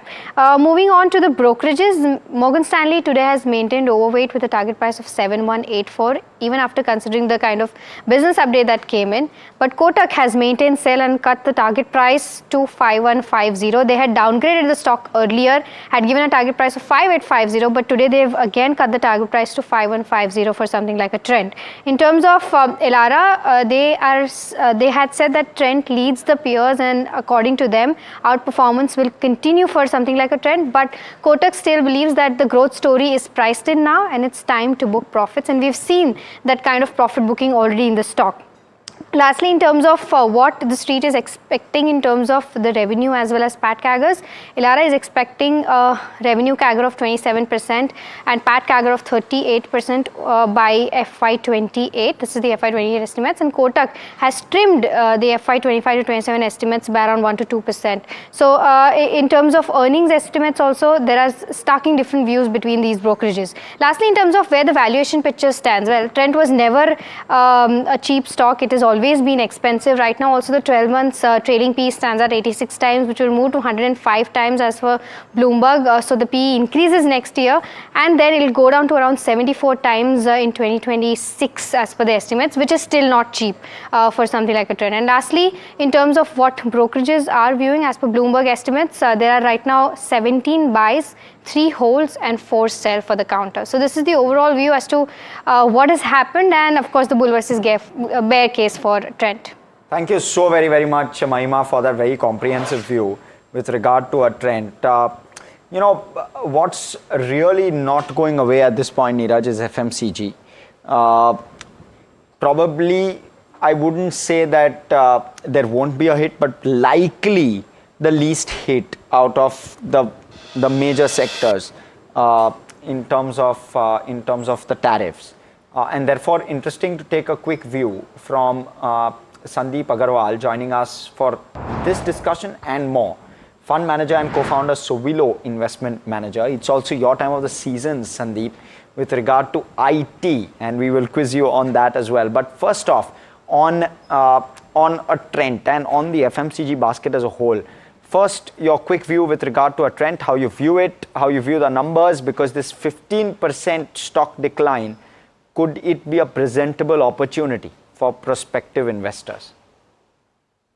Hi, good afternoon, and thanks for having me on the show. We run a PMS, so it is very difficult to comment on stock, and I won't comment, but let me give you some perspective that, FMCG obviously has been perceived as defensive for a long time, and rightfully so, because we have good GDP growth and growing population and, growing per capita income and all that, which augurs well for FMCG. But at the same time, the valuations have always been very demanding, and that's the reason they go a long phase of time correction and sometimes price correction. And right now we are witnessing it in some of the pockets, while because of Trump tariff, they are looking better now. But I believe that when sanity returns, and again, probably people will find other spaces where there is growth and will try to get out of them. So we want to buy FMCG and QSR space, but at right price, not at insane valuation. And I think some of the stocks are very insanely priced in retail, in apparels, in QSR, and even in FMCG. And those are the stocks which are currently not doing well, or where the one-day shock in price falls are alarming. And what about the larger FMCG basket, Sandeep, if I may venture? QSR has been one space where there's been plenty of pain. Footwear is the other space where there's been plenty of pain. Do these pockets likely start to become more of something that would interest you at some point? See, right now what is happening is that, the challenge is that most of the companies have some exposure to export, and those are getting hammered very badly. And compared to that, all these spaces are more defensive and looked at more like, domestic stories. So they are relatively better off. And that's the reason these arguments are coming of that they have corrected quite a bit. There has been time correction, and whether we would like to look at them. Our view is that what has happened relatively is that the stocks which we are in, which we like, the growth stories and all, they have become much more cheaper than earlier. So again, for us, relatively those same names make more sense because we have done a lot of work on them. We have been tracking them. So we will be preferably there only. These spaces will become very interesting when the multiples come down meaningfully. Right now, while there is some correction and more time correction, but still the stocks are very, very expensive. So very hard to still make a bull case scenario or an investment case for them. But yes, for people who are taking 10-year, 20-year call, and where there is a patient money and low cost of equity, there this may make the cut, but probably for us it is a little difficult. Okay, also that time where we have an exclusive coming your way. Sources tell your channel that the government believes that India is better positioned amid the reciprocal tariff policy versus peers. Shrimi joins us with that perspective. Shrimi, what are you hearing? Yeah, so top bureaucrat tells NDTV Profit that India is quite better positioned in terms of global trade landscape, as the country is. Shimi, we'll have to patch you. Shimi, we'll have to patch you again. The line is completely not clear out there, so we'll try and get that going in just a bit. What are individual stocks, though, factoring in is the key question. Now, are stocks, are there companies or stocks which are recovering a little bit? So, well, a small cap stock, Umang Dairy might be recovering a little bit, but not too much otherwise. Still, a clutch of names under a lot of pressure in the session today. Themis Medicare, Gravita. There's just a lot of pain out there at the mid cap and the small cap end of the market. Himen, did we talk to you about FMCG? And I wonder if, while you only want to recommend a long if there is a gun put to your head, I'm enticing you with a coffee and asking you that would you buy an FMCG name for a trade, because they are bucking the trend today. I think so, Neeraj, because FMCG has, FMCG peaked with the market on the weekend at 27th September. Having said that, HUL is the big gun. It normally leads the FMCG pack up or down. I wouldn't venture out to say this is a double bottom, but it's tested the previous bottom, and that previous bottom has held. So in a market like this, yes, I'd stick my neck out and say if you want to play for a small bounce, I think HUL seems like it. I'm not sure if the risk reward ratio is in favor if I tell you to buy with a stop loss of today's low. About 2300, I think it should surprise, and it's also making a medium term base. So yeah, FMCG, especially HUL, seems like it's sort of stabilizing after a multi-month fall, Neeraj. Okay, fair call. Now on to that story with Shrimin. I believe we got Shrimin on a better line with regards to what the government believes about India's position. Shrimin, can you hear me? Yeah, I can. Great. I'm sorry for the disturbance. No, you can't help it. Please tell us. Yeah. Yeah, so, the top policy makers tells NDTV Profit that, the India is currently focusing on enhancing its economic resilience despite this ongoing reciprocal tariff policies. And they are also saying, and in fact underlining, that this policy per se is implemented globally and are not kind of aimed at any specific country, and it's a part of a broader trade dynamic.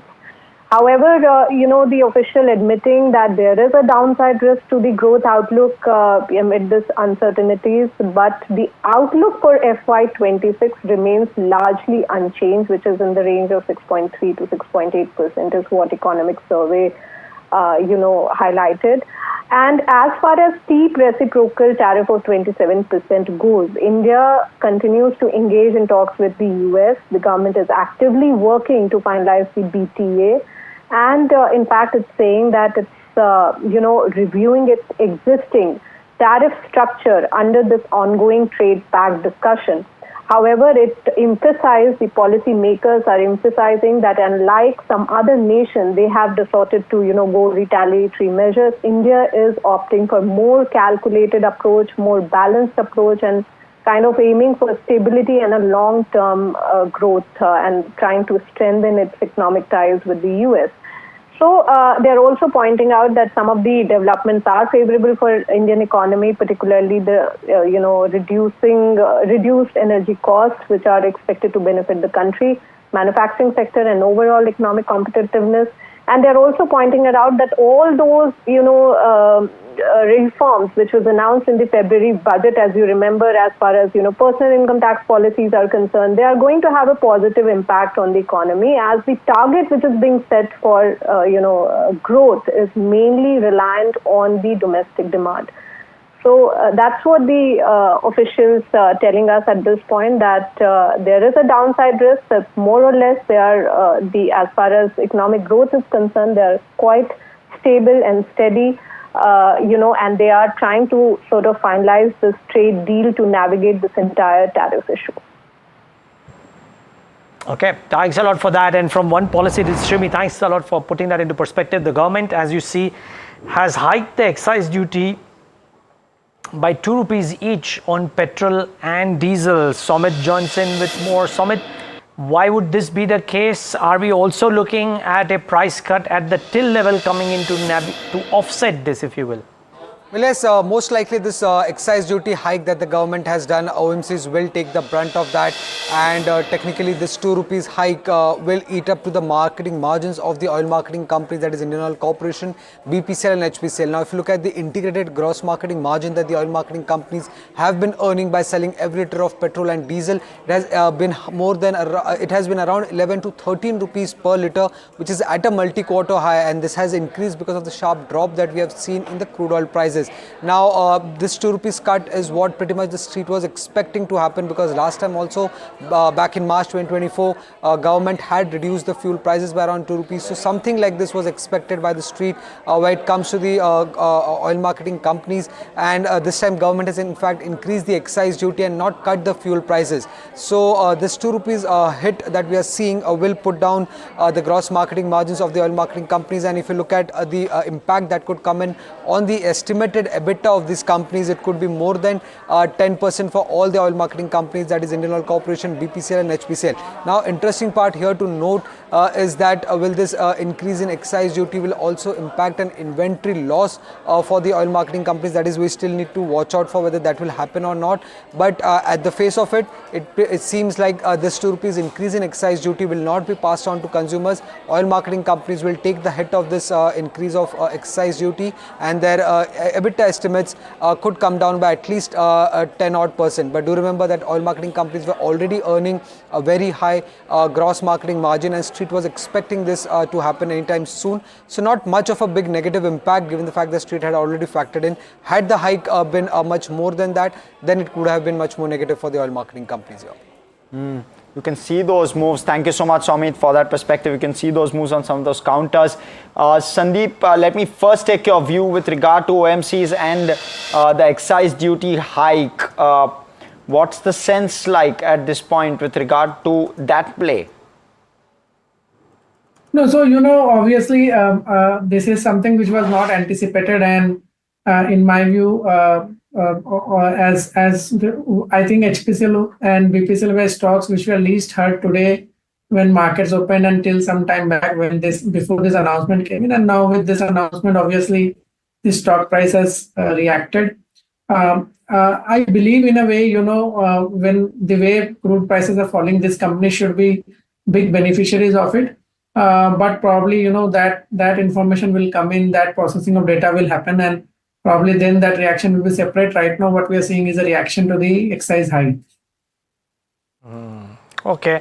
Yeah, I mean, this is the thing that crude prices being lower, if anything, people are expecting a cut at the till. What we have right now is that may not be happening, but the government earning a little bit of that share and eating into the marketing margin of the OMCs. Now, it's a 3.5% gash for HPCL by virtue of that 2 rupee hike.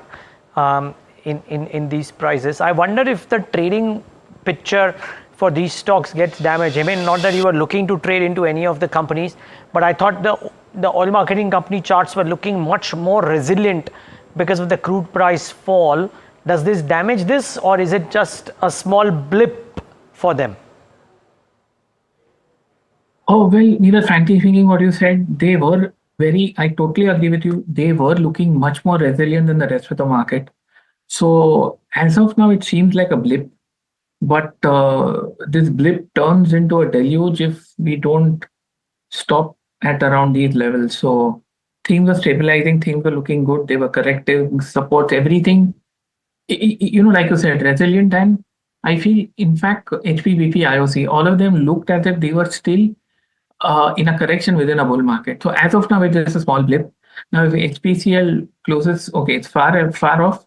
But if it closes below 320 on the weekly chart, I think then it creates a problem. Okay, so those are some views coming on OMCs. Also wonder what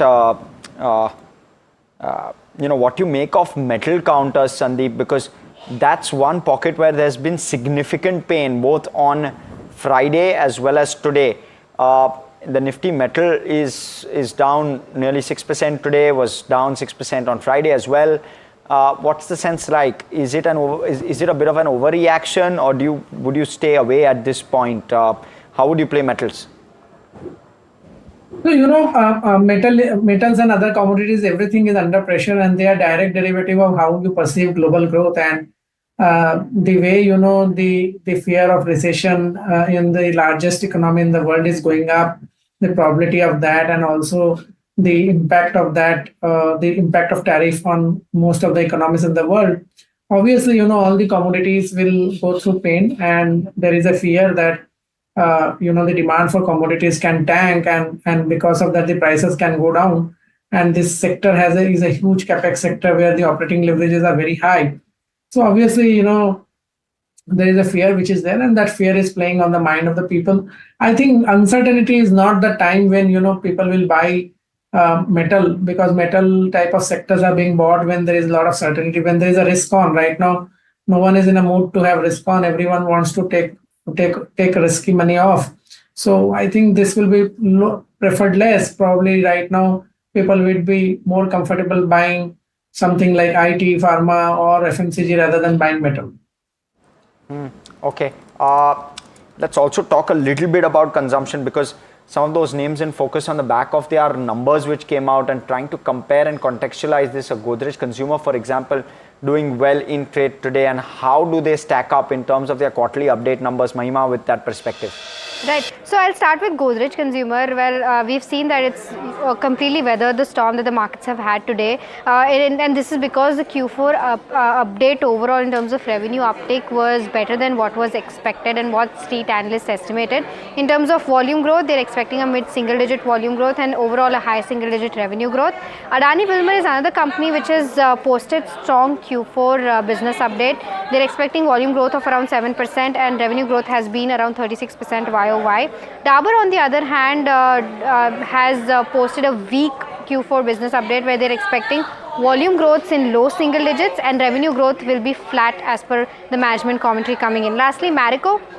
Well, mid-single digits volume growth is something that is expected by Marico, and overall revenue growth will be in high double digits. Now, in terms of the retailers as well, revenue volume growth around 7% and revenue growth around 17%. Nykaa is expecting revenue growth to be around mid-20s, and Trent, we already saw that the revenue growth, standalone revenue growth stood at around 28%. But when Trent is being compared to retailers in the tier 2 and tier 3 cities, something like a V2 retail or bazaar style, V2 retail has seen a revenue growth of 69% this quarter YOY, and the same store sales growth stood at 24%. This is much much better than, of course, V2 retail is very small as compared to trend, but the growth that it has penciled in is much higher. Bazaar Style saw a revenue growth of 55% and the same store sales growth stood at 20%, and lastly V-Mart retail revenue growth stood at 17% and the same store sales growth stood at around 8%. So this is the overall roundup as to how Q4 updates and how Q4 has panned out in the consumption space, both for staples as well as retailers. Okay, thank you so much, Mahima, for that. Sandeep, views with regard to specific stocks difficult to get, but what about your take with regard to some of the FMCG updates? What is your expectation now from the FMCG space? So I think, FMCG will keep posting nominal numbers the way they have been growing. I don't see a big positive surprise in them because the tax benefits which have been announced, they will take some more time to percolate down. So the numbers will be broadly where they were earlier. But because, they are more defensive in nature and the certainty of them not getting impacted will be there. And that's the reason there will be more resilience in the FMCG index. So it is a good hiding place currently. Okay, point taken. And Sandeep, your quick take with regard to IT as well. What are you expecting in terms of numbers this quarter? So, I think, and this is what our view has been for last 7-8 months. We expected some correction because we believe that, the stocks were overhyped. The PEG ratios are very high.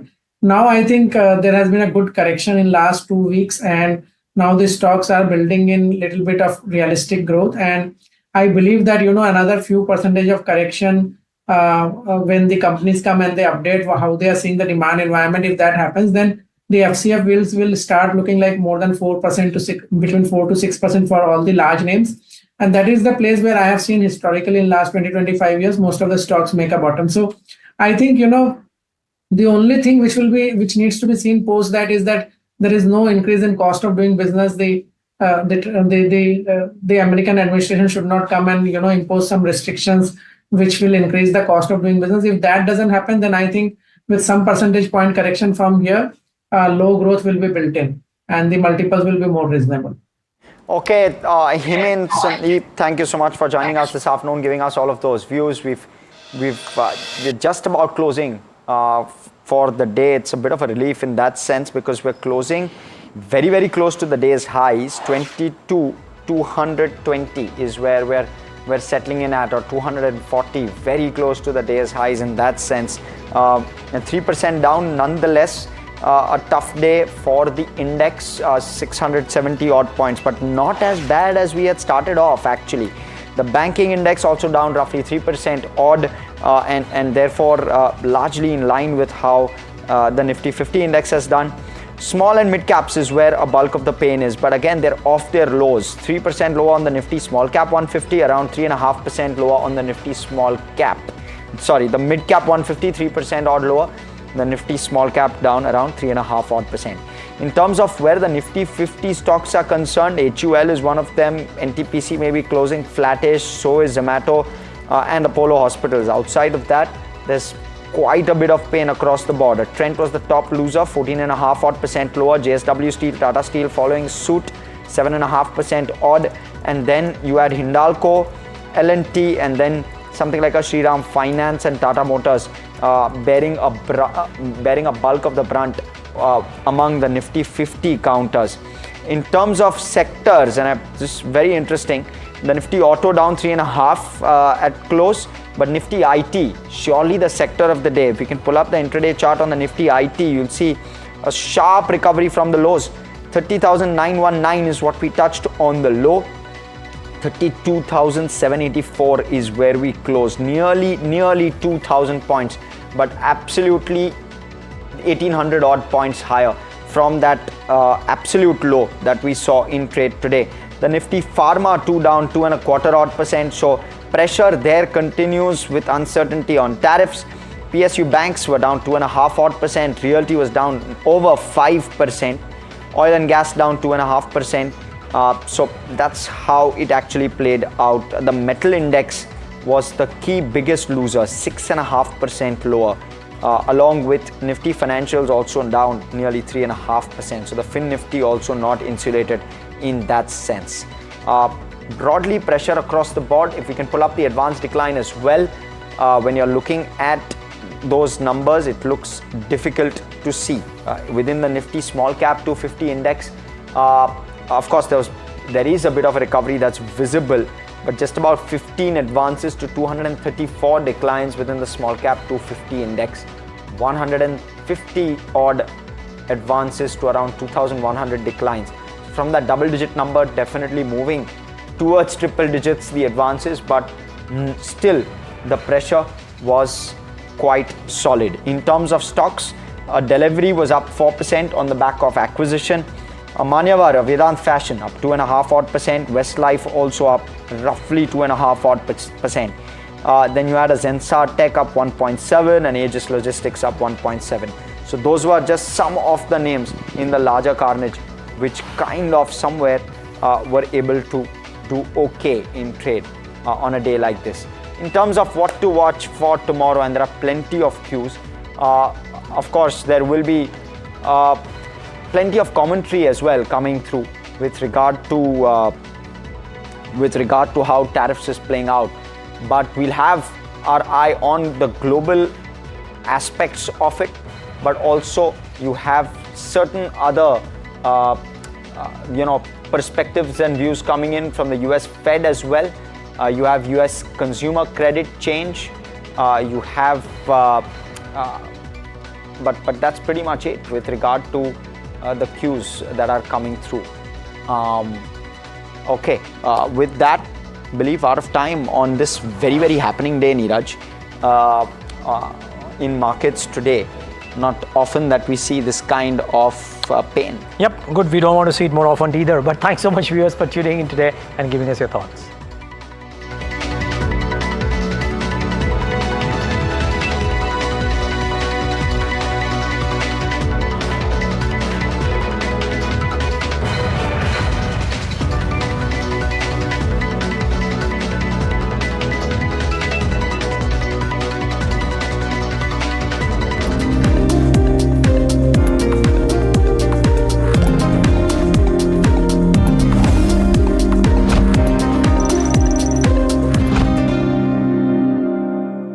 Can we see illogical prices on the downside in asset classes as well? Because everybody's saying that Indian economy doesn't get impacted, but the uncertainty may still bring market valuations much lower than maybe long-term averages too, right?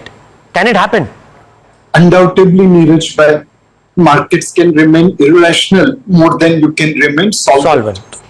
While this phrase is used mainly for shorting side, it can be true even on long side. If you are taking leveraged position, you may think today X is the fair value, but with a policy change, X minus something can become fair value, and hence markets will have to make adjustment. Anyway, markets are always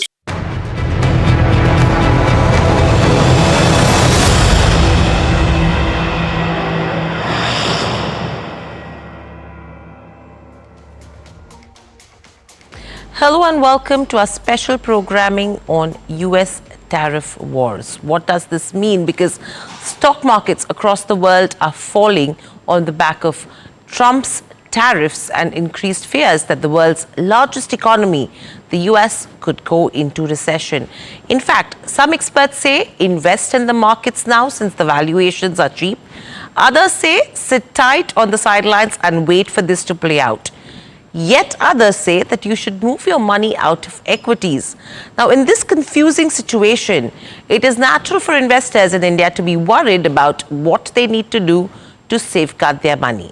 Uncertainty is perhaps the most difficult scenario to tackle, and because no one really knows what's going to happen, there are estimates and guesstimates galore. At NDTV Profit, we're asking the questions that many of you have and provide you with sound, recent advice from the best of the experts. For many of you, this is probably the first market fall you're witnessing. Panic will not help you in any way, so we urge you to keep calm and weather the storm and keep watching NDTV Profit to get the best advice on how to be resilient in these trying times.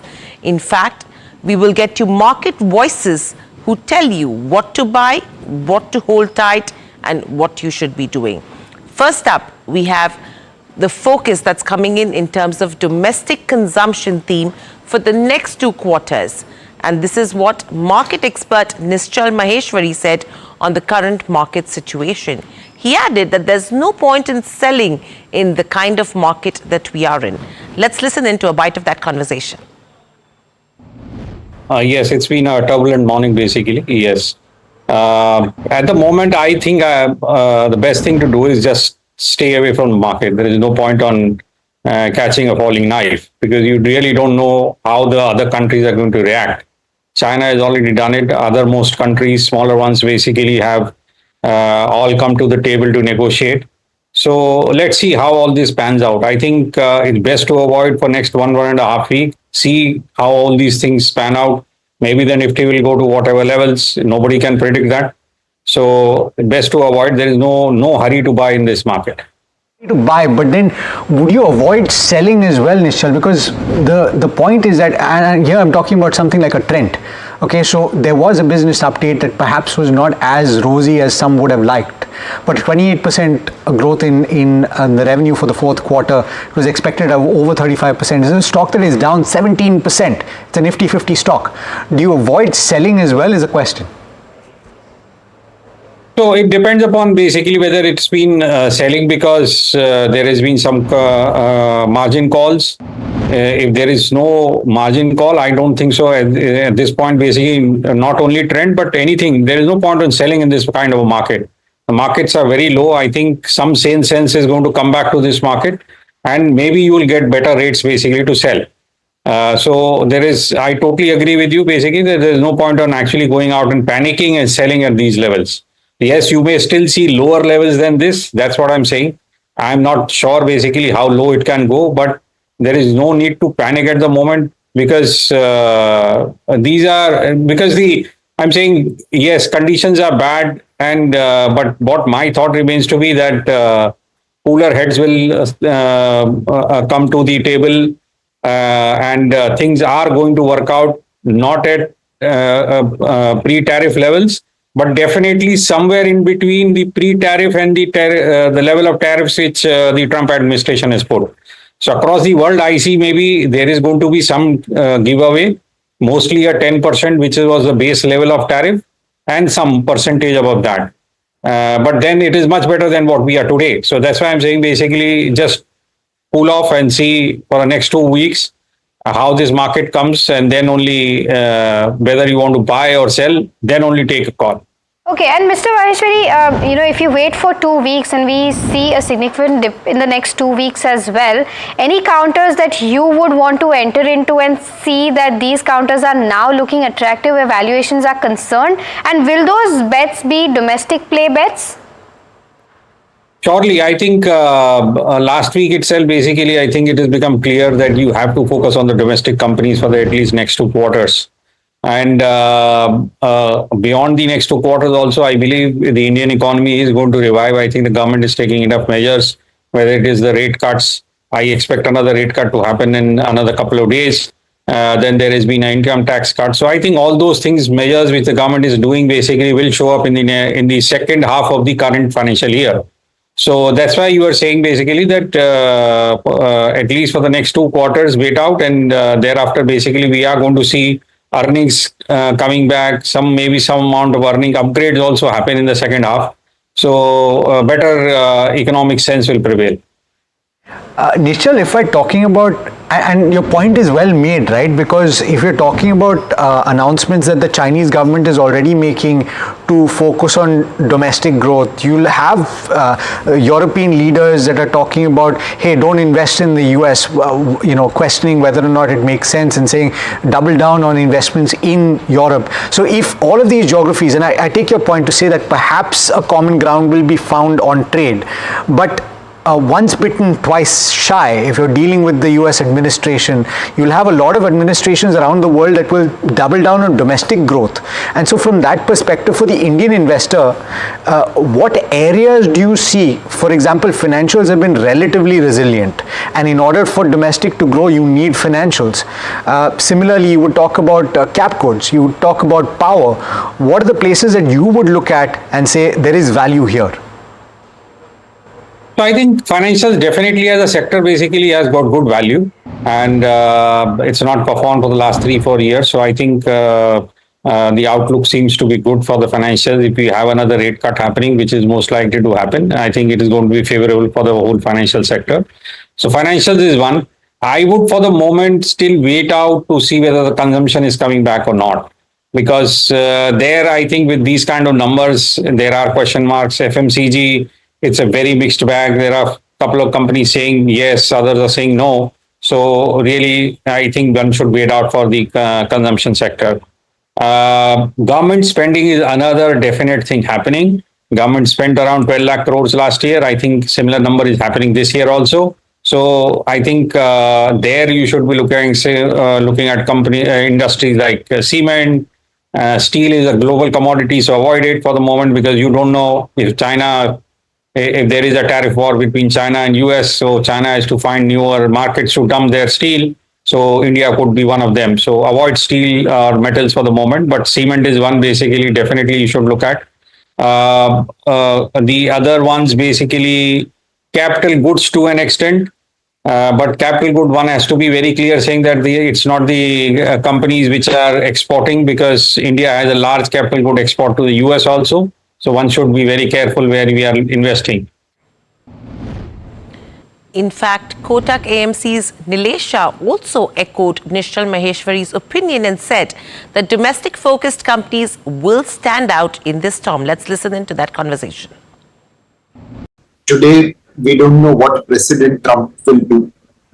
His actions have been fairly unpredictable. We would have never guessed on political side he'll say Canada should become 51st state of US or Greenland should be given to us. On the commerce side, we would have never assumed that he'll be levying tariff as trade deficit with America divided by exports to America. But this is the world in which we are living in. Do remember that the objective of President Trump is appropriate. Even mighty US, the world's biggest, most strongest nation, cannot afford fiscal deficit at 6 to 7% year after year. It cannot afford current account deficit at 3.5% of GDP year after year, despite having reserve currency. The debt to GDP ratio at 125% with unfunded pension liability, clearly they needed to tackle. The objectives are right. The process has been fairly difficult to understand, and which is why this uncertainty is likely to persist.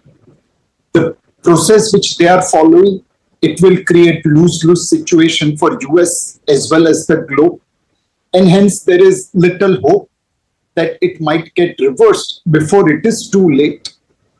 In the order itself, there is a clause 4 which says that America is open to negotiation.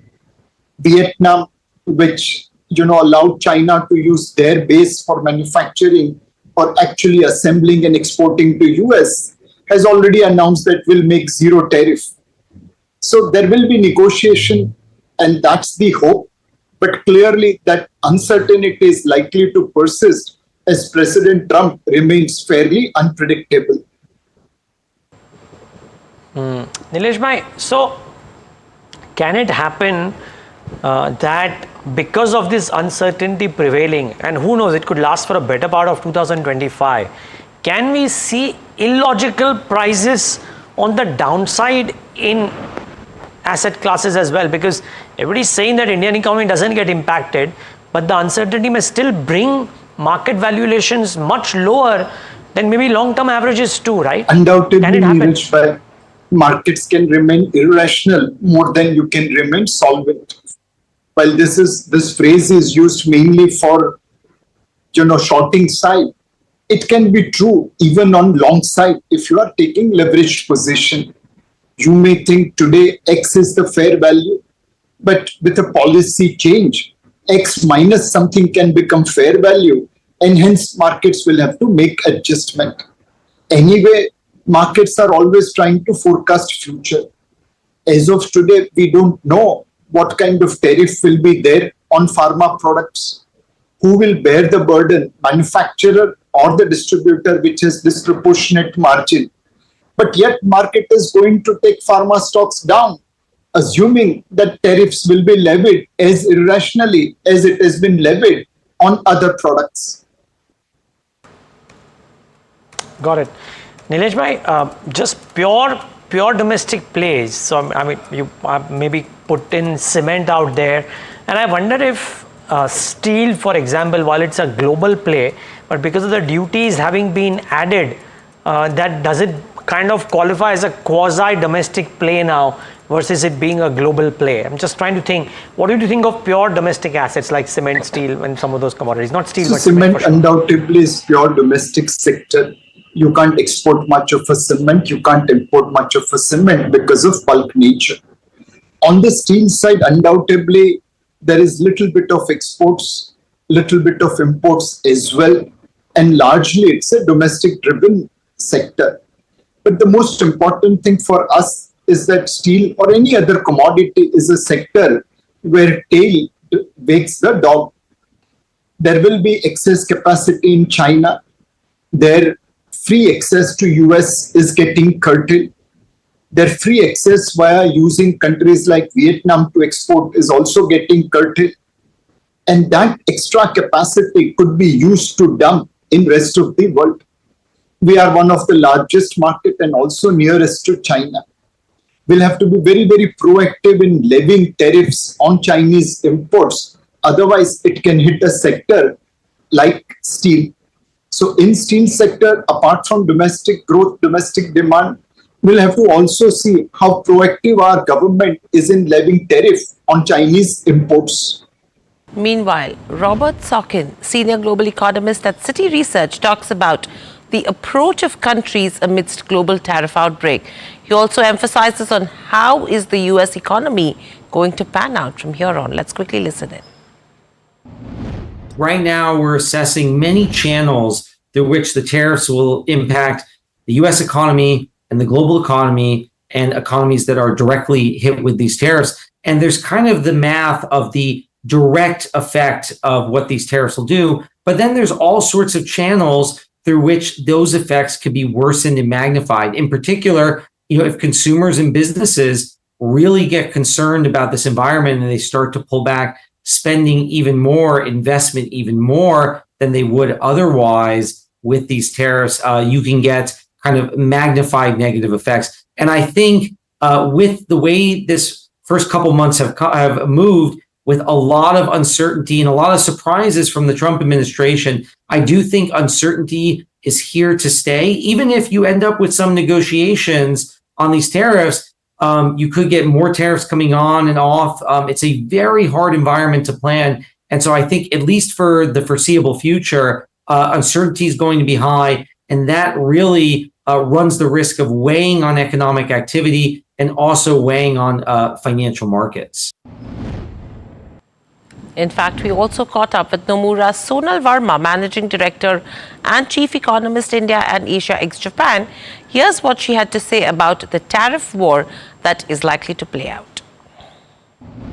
So I think the direct impact is probably easier to estimate, given India exports about 2.2% of its GDP to the US. So we know that there's probably a 20 to 30 basis point kind of a direct impact. But I think this is much bigger than that, and that is where the concern really is. It's really the weaker global demand, uncertainty weighing on investments, tighter financial conditions, which basically feed back into weaker business investment and also hurting consumer demand because of the negative wealth effect. And actually, the second round effects are extremely difficult to quantify and are still playing out as we speak. So our growth projection for FY26 is at the low end of consensus. We think growth will be softer the ongoing financial year at 6% on a year-over-year basis. But we do see downside risk even to this projection. And, globally, Neeraj, we've cut our numbers more significantly for other open economies in Asia and for the US as well. We've downgraded our growth numbers for 2025. That was going to be my next question, that would you reckon that global growth at large as it stands takes a significant cut on current scenario, and does that, Sonal, change meaningfully? Let's say growth for the ASEAN region, does it change meaningfully if economies are able to strike some kind of a deal with Donald Trump? Because everybody at least in Asia and Australasia, maybe Australia, Japan, Vietnam, all of them are on record saying that they want to go to the US, talk to Donald Trump and try and reach a deal. That's right. I think outside of China and EU, at least most of Asian countries are looking to negotiate with the US rather than retaliate.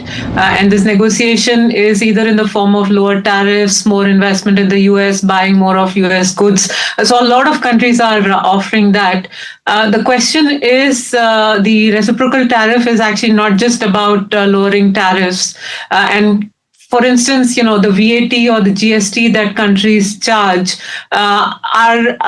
this is an important source of fiscal revenue for these countries. And therefore, it'll be very difficult to negotiate on the GST rate, for instance.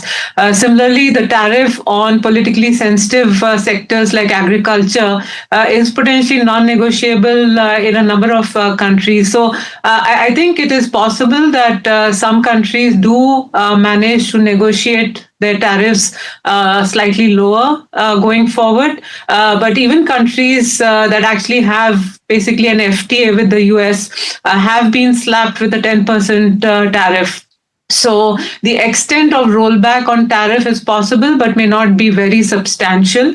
And therefore, our assumption for the US is that US effective tariff rate on its import will be above 20% this year. And if the US wants companies to invest in the US, then they will likely keep tariffs high for some time. So the tariff rates will also be sticky. So some rollback is possible, but I think, it may not be very substantial is what I'm saying.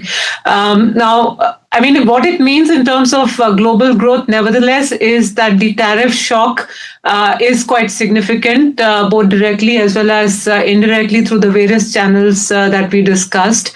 Particularly for the US, it is a stagflationary shock, and we have cut our growth projections for 2025 for the US. So on a Q4 over Q4 basis, we've cut our numbers to 0.5% down from about 1.4%, so nearly a percentage points drop.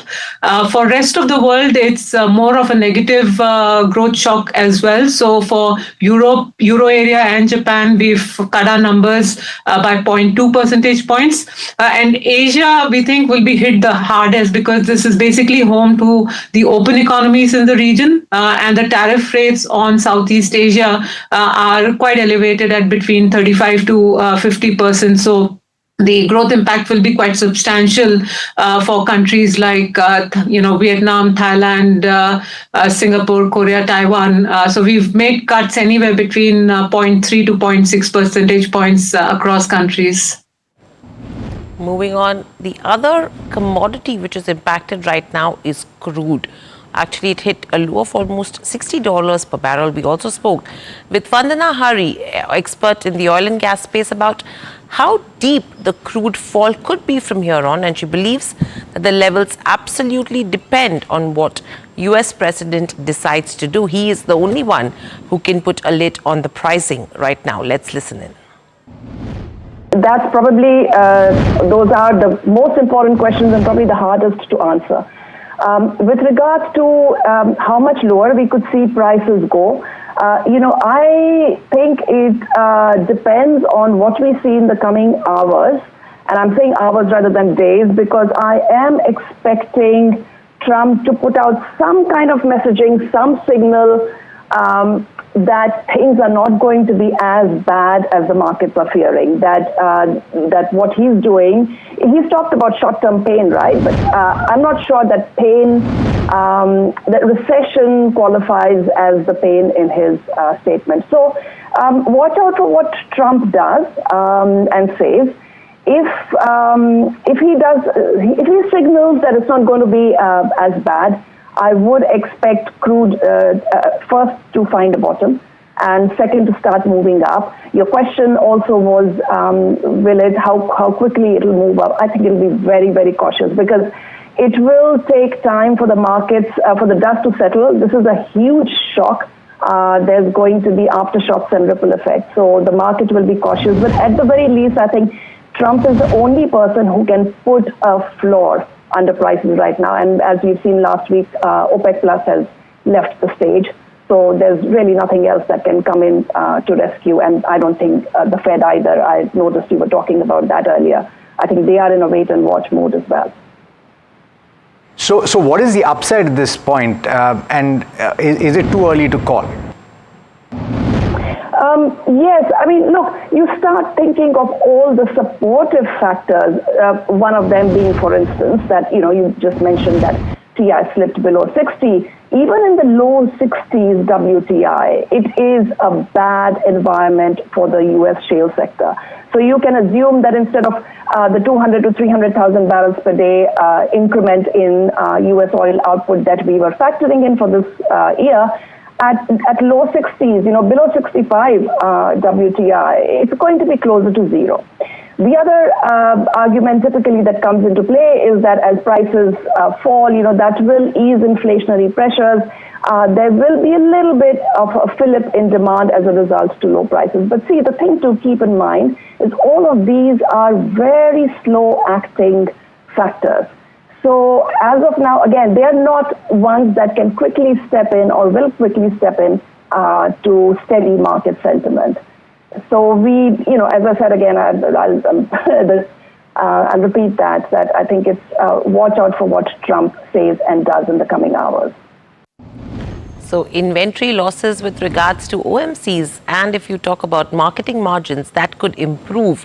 So it's a double whammy with regards to, which direction OMCs go from here on, but an interesting aspect that we should be considering as well. But moving on, we also spoke to Walkart founder Habil Karakiwala, who said that Indian pharma companies that export to the US could face some pricing pressure as well as a temporary drop in sales. This was in connection with what impact the tariffs could have on the sector. Let's listen in. Currently, there are no duties on pharma, but what will happen in future only Trump will know. I could mention that the impact, it's not easier for anyone to switch manufacturing from India or anywhere else to US. So in the short term, certainly there would be a price pressure on US consumer and healthcare provider in the US. As far as Walkart is concerned, we hardly have a significant presence, less than 5%. And we have planned to exit the US generic business. But many other pharma companies have a very large exposure to US business, somewhere between 30 to 50% of their revenue. And they will have to adjust themselves by maybe a little squeeze in margin, little impact also on the sales because it may affect, but it will be very, very difficult for pharma industry to manufacture all the products in the US because it will take several years to do that. And it is a multi-product industry because we have so many products, so many API suppliers, and many of them are from India and China. US hardly manufacture much of the active substance. So it's going to be a fairly complicated affair, but the end result would be the US consumer and healthcare provider will have to accept a significant part of a burden.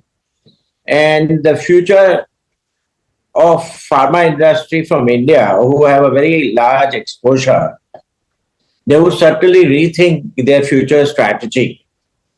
And probably they would diversify the business a little more away from the US. So that's the overall roundup of what is happening in the markets currently. Completely out of time. With that, it's a wrap on this edition of at NDTV Profit. Please stay tuned to lots more.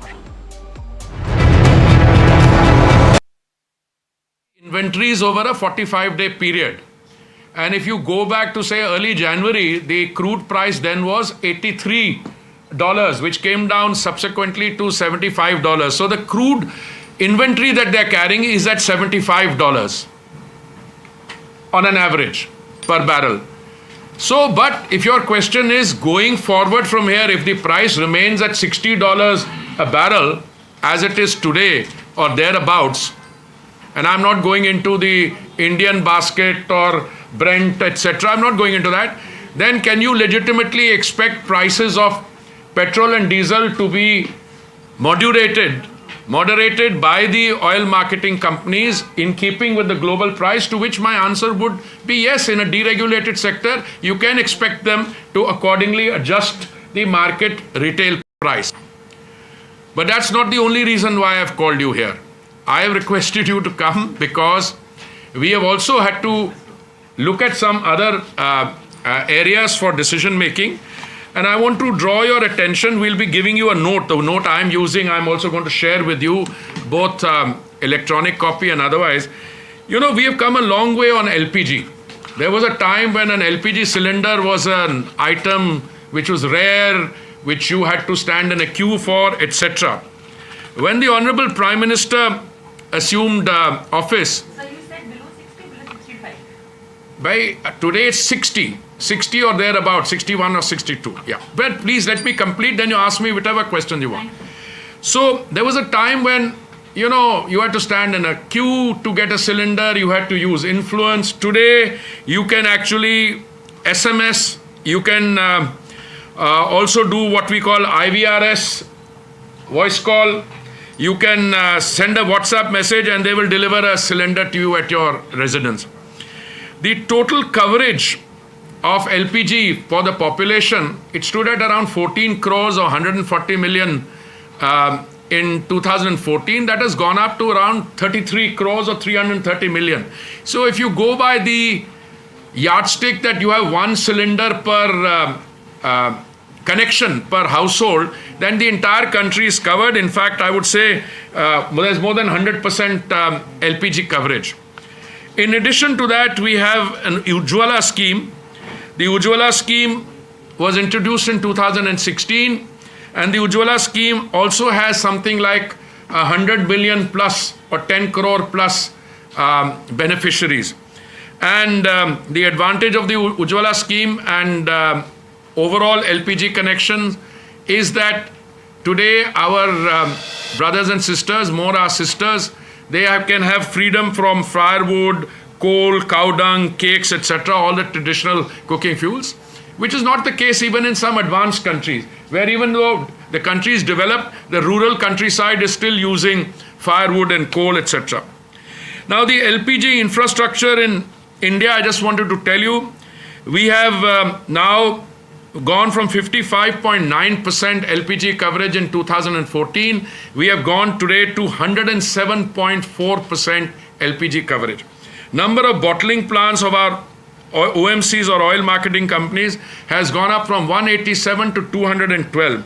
Number of LPG distributors in India was in 2014, we had 13,896. Today we have 25,554. The domestic LPG connections I've told you, the consumption in the country of LPG through the OMCs, it's 17.6 million metric tons. In 2014, it has gone up now to 30.2 0.4 million metric tons. Now I want to come to LPG pricing, and I think this is one of the subjects on which I wanted to have this exchange with you. The price of LPG. Now LPG is the product which comes out of a refinery. When crude oil is refined, LPG comes out, petrol and diesel are also products of refineries.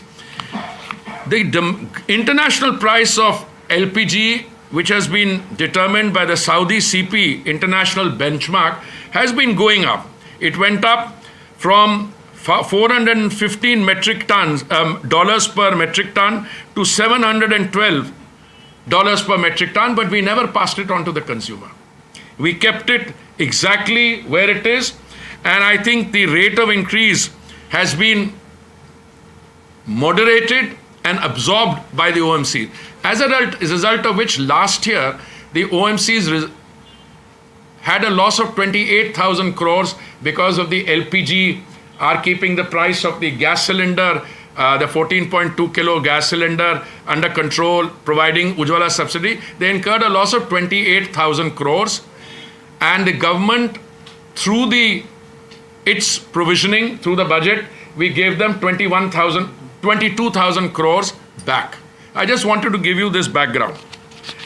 Now, more recently, on 5th October 2023, the targeted subsidy on an LPG cylinder increased to 300 rupees, which in other words, and in the effective cost of a Pradhan Mantri Ujjwala Yojana cylinder came down to about 503 rupees, and for an ordinary cylinder to 803 rupees. Now, this has resulted in a cumulative loss of 41,338 crores last year. 41,338 crores. Madam, I'll be giving you these notes also. Whatever I'm using, you will have the same information. I'm just trying to set so that you can ask me questions. As a result of which, what has happened is that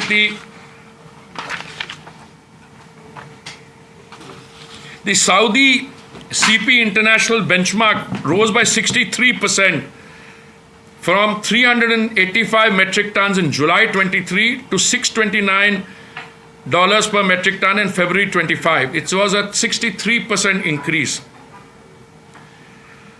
Whereas we brought the price of Ujjwala and the cylinder down. So, you are two simultaneously competing trend.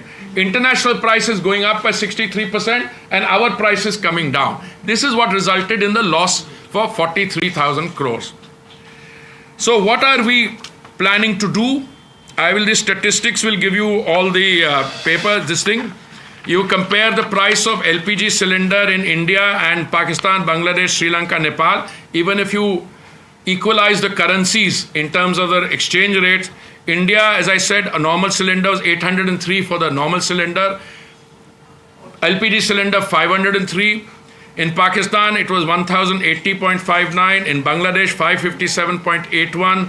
In Sri Lanka, 1218.09. In Nepal, 1206.39. The cost of cooking gas per day for a family, average family of 4 in India, was 6 rupees and 10 paise. And the cost of cooking per day in a non-beneficiary, that is somebody who's not an Ujjwala beneficiary, is 14 rupees 58 paisa. Now, by any yardstick, that's a very reasonable price. And if you look at the cost comparison with neighboring countries, I've already given you ours. The thing has come down by 23% in our price at a time when global prices were riding. Pakistan, it rose by 5.53%, Bangladesh on 1 rupee 11 paise, Sri Lanka by 10 rupees 60 paise, Nepal by 5 rupees 73, in India it's come down. No, these are percentage. India it's come down 23.74. These are all percentage figures. I'm going to give them to you. Now, what has happened in Pakistan and all those countries, I'm giving you. What we have decided, therefore, is that the average price, not the average, the price per cylinder of LPG will increase by 50 rupees. In other words, from 500 it will go up to 550, and the other one will go up from 803 to 853. Now this is a step which we will review as we go along. As it is, we review these every 2 weeks or 3 weeks. And therefore the excise duty that you have seen increase is not to go on to the consumer on petrol and diesel. As I kept telling you, that excise increase is intended to compensate the oil marketing companies for the 43,000 crore that they have incurred as a loss on the gas part of it. Now you will say, what will happen to petrol and diesel? As I told you, the inventories that they are carrying are 45 days old. The inventories are very clearly at a much higher price. My expectation is that petrol prices, even if they increase beyond 60, because this is an international evolving situation, they are unlikely to go back to 75. And if they are in the vicinity of 60 or 65, Madam was asking this question, is it 60 or 60? Just now I think it's 61 point something. But if 62, that's 61.89 is what I heard. Even if it goes up to 65, I think the oil marketing companies will have the cushion or the, what do you call it, the bandwidth or the headroom in order to look at price moderation, but not in the upward category, in the downward category. So I have given you a backgrounder. I'm going to give you these notes also. This LPG, you have said that 50 rupees have been increased. In the LPG cylinder. In the LPG. Yeah. But I also wanted to tell you that what is happening in some of the non-BJP states, where the difference between a BJP state and a non-BJP state, let me give you Chennai. The difference between Itanagar and Chennai is rupees 9 and 93 paise. 9 rupees 93 is nearly 10 rupees difference in the cost of a cylinder.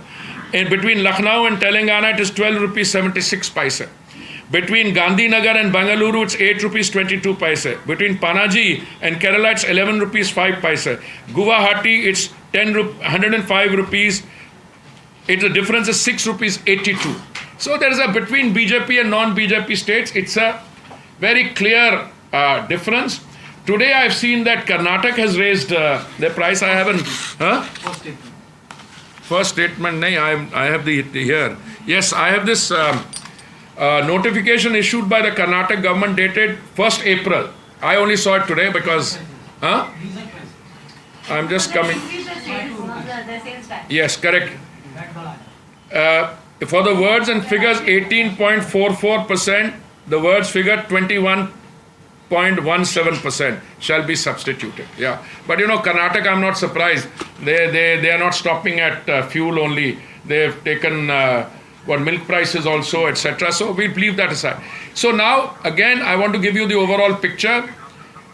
My assessment is that as we go forward from here, international prices of gas also are expected to come down. By next year and year after, they will come down substantially.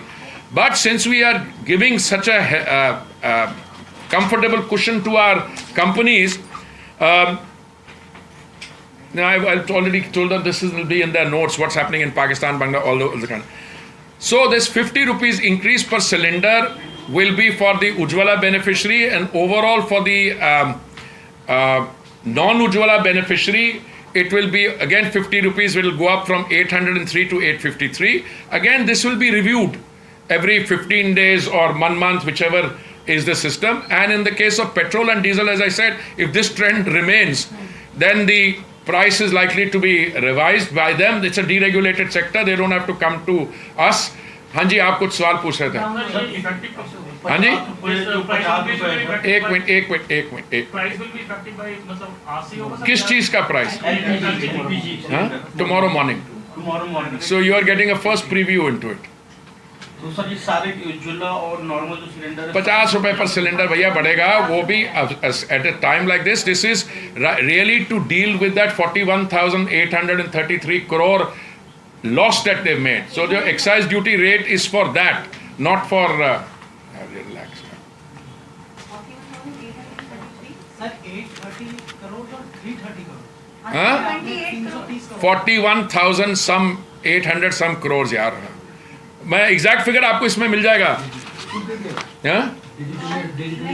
Digitally sent also, yeah. I'll give it to you in a minute because I don't want you to be मेरे अपने notes का आई है. Just give me a second. It is 41,338 crores, exact. How long would it take for this amount to be recouped through the excise duty? I don't know the calculation. It's, I think, about 16,000 crores in. So, I mean, our anticipation is about a year. Year or During so. the course of this financial year, 25, 26, we should be able to find ways to recoup that money. No, we are committed to giving the money to the oil companies because the oil companies have incurred it on our behalf as a subsidy. But whether the full 41,000 will be done or 16,000, that remains to be seen. That's government has enough headroom for that.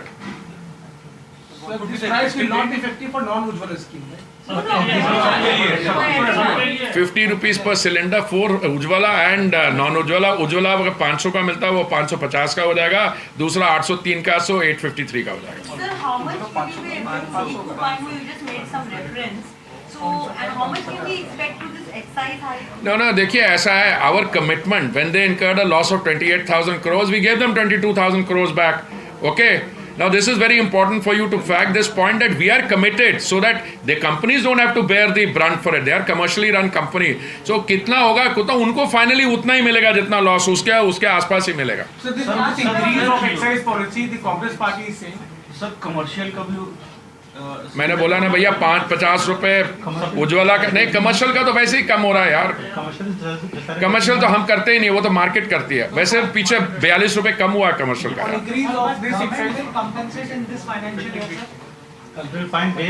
We will find ways, yeah. Otherwise, one request. One by one, each one of you will benefit, and I am also now.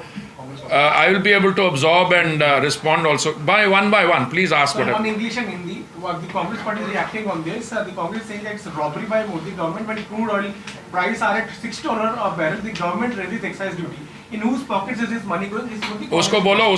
Whoever has given you this reaction, say my response to that is.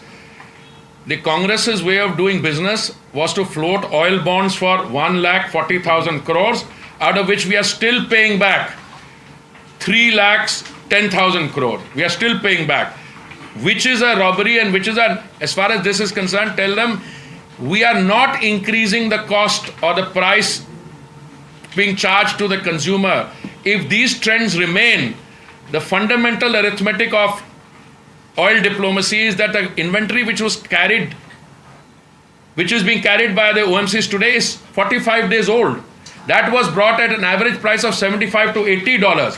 When the $60 has to kick in still, if it remains $60, the price will be lowered. इतना समझा दो तो Congress party के लिए काफी होगा. मैं देखिए प्रश्न ये उठता है कि कांग्रेस का काम करने का तरीका ये है कि जब वो सत्ता में थे उनके वित्त मंत्री ने ऑयल बॉन्ड्स फ्लोट किए थे. 1,40,000 करोड़ के ऑयल बॉन्ड फ्लोट किए जिसमें हमें अभी 3,10,000 करोड़ वापस लौटाना पड़ रहा है.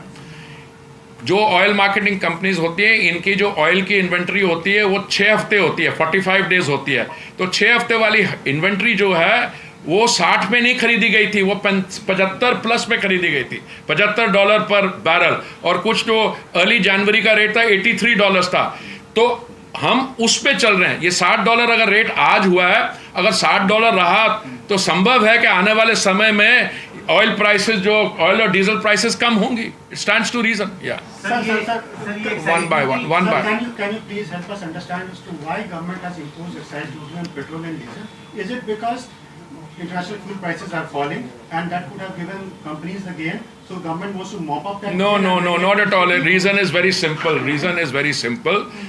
The companies, those companies which will get or which have incurred a loss of 43,000 crores have to be compensated. Simple as that. So let me come to that. See, I explained to you the overall loss was 41,338 crores. Okay, that money has to be compensated. We stand committed to compensate. When they lost 28,000 crores, we gave them 22,000 crores. As far as international fuel prices are concerned, petrol, that's entirely separate. I told you we are carrying an inventory of 45 days old. That inventory was bought at $75. So when this comes down, when the current inventory, current holding is 60 or 63, 65, obviously there will be headroom to reduce it. No, sir, but what we are saying, what I trying to understand is that petrol and LPG are not related. But the company is the same. I know, but you are not compensating them yet. You are only talking about it last year. No, we are. No, it's an ongoing. Not compensated them. Second, sir, just related question and last question. Is it because government is anticipating tougher days ahead? Because during COVID also, what happened when prices crashed? Government imposed additional duties to mop up the gains which were coming because of the gains several times. So is it just a preparation for the No. It's Trump's tariffs, nothing. Trump's tariffs. Look, that you might need more resources to support many other. Please. You asked a question. Let me answer it. If you have an alternate thesis, I'm willing to sit down in a half-day seminar with you. It's a very simple issue. Simple issue is the process of compensation is not a one-time action. It's an interactive process. All right. We have, as I said, last time they had losses of 28,000 crores. We gave them 22,000 crores. Now also they are not coming to us and saying we are preparing the ground for whether it's done in this financial year. This question, Secretary was brave enough to say it will be done in this financial year. I don't know. This is unrelated. The 2 rupees excise additional which the finance ministry has imposed, we will not pass that on to the consumer. That is the first thing. That is being done in order to the companies. Now, the companies will take that and the companies will also be reimbursed by us for the loss they have committed. So it's very difficult to understand as to how LPG subsidy is linked to petrol, diesel, excise duty. No, again, LPG subsidy is not listed. If it had directly gone to companies, I could have understood the math, but this is beyond comprehension. How government is taking away the money with the general lecture that it will someday be compensated. No, hold on. I think we should be civil about this. There's not a general lecture. I'll give you the whole copy of the note. It is not unrelated and yet it is not directly related. Let me explain what to you. The company which gives LPG is also in the petrol and diesel business. They are into the refineries. The LPG is a product of the refinery. So they are buying crude oil at a particular price. The inventory I'm holding today is of a crude which is average price $75. So again, I'm trying to tell you is if this $60 price kicks in, we will have the headroom to bring down prices of petrol and diesel. Now you're saying, is that because the first news that all the channels ran was fascinating. Excise duty gone up by 2 rupees, price to the consumer will go up. I was then left 20 minutes calling all of you saying by price to the consumer is not going up, price to the consumer is not going up. And now your question is a very interesting one and it's partly philosophical. Am I preparing for headwinds in case some global thing? Answer is no. It's as simple as that. We are the 2 rupees excise duty has been imposed by the finance ministry. It will not be passed on to the consumer. It will come into the general kitty and it will be utilized for reimbursing the LPG losses of the same companies. So please add to this. Yes, 1 minute, ma'am. Let the secretary who does this full time. I also try to do it full time. So look, the additional excise duty goes to central coffers. Right, it goes to the Consolidated Fund of India. Any claims which are eventually approved for reimbursing the losses incurred by the OMCs on LPG also come from the Consolidated Fund. That is the point. One can keep trying to do, in my mind I can keep trying to draw a line between the two. It's never that simple. It's not that there's some separate escrow account in which something goes. Everything will go to the Consolidated Fund of India. Thereafter, and every rupee to be spent from there follows a process of approvals. It is appraised by the Ministry of Finance. It goes to the cabinet. All those processes are yet to happen. But our track record is once we make a commitment. Otherwise, what will happen? And let me be very frank with you. You see, if the story goes out, like one day, as soon as this excise 2 rupees increase came on, all the channels were carrying. Consumer, it will be dearer. I said it will not be dearer, it will be exactly the same. Then I also had to say, chalte, it will be dearer the other way around. It will be less expensive if this trend holds.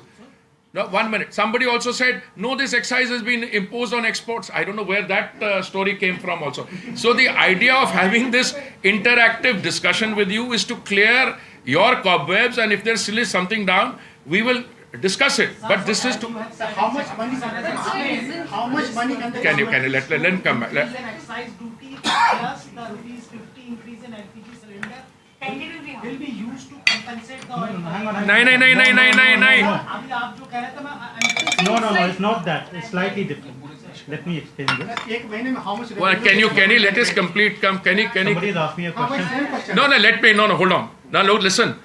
I don't like to play the monitor here, but please, there has to be some decorum that everybody else is here. Please answer it here, please. See, there is something which relates to last year, which, as the Honorable Minister explained, is about 41,000 crore, right? Has that ended this year? No. No. There is under recovery on LPG which is going on a concurrent basis even as we speak.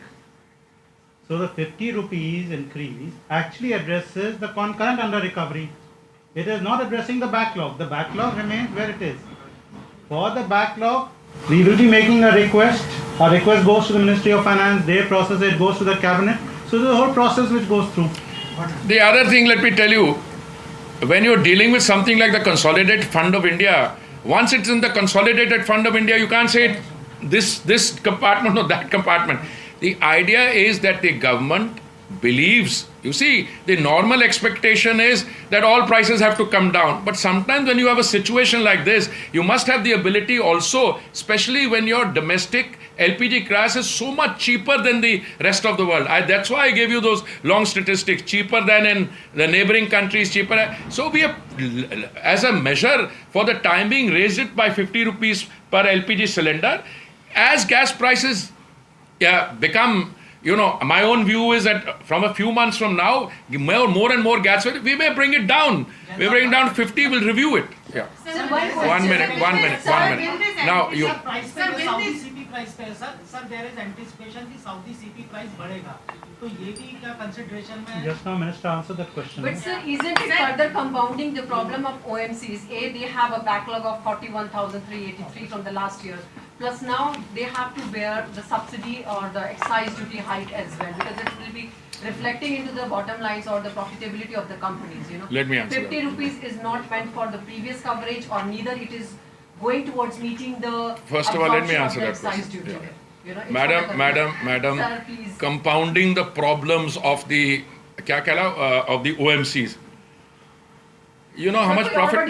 No, नहीं मतलब तो ये पिछले साल उनका क्या profit था 1,59,000 करोड़ और नहीं गुना नहीं अच्छा हो गया. तो आप उनको मतलब अरे मेरे my friend, let me tell you, 31st मार्च का और उनका क्या हुआ, वो जो क्वार्टर एंड हुआ है उसमें भी उनका प्रॉफिट अच्छा रहेगा. अभी अगर 50 रुपए बढ़ाना तो I am so happy to say your Bloomberg और Reuters, which one? No. I'm so happy that an international agency is so worried about the profitability of the OMCs. I deeply appreciate that. 50 rupees I'm not bothered. Then if it's reflecting the market prices, that's fair enough. But 2 rupees, they have already absorbed the loss of 41,000. Hold on. Sir, ये duty on export नहीं. अरे सुनिए. Okay. Last time petrol diesel prices were reduced in March of 2024. The crude price were at $83-84. Yeah. And they, according to you, are now at 75. So it's what happens is we reduce the excise not twice, thrice. May 22, it's a continuous process. You reduce the excise when the price is at somewhere, then it comes down, goes up. All I'm saying is the potential for reduction, whereas the price goes before 75 is also there, but that's not for me. It's a deregulated sector. The OMCs will do it. That's the point I'm coming to.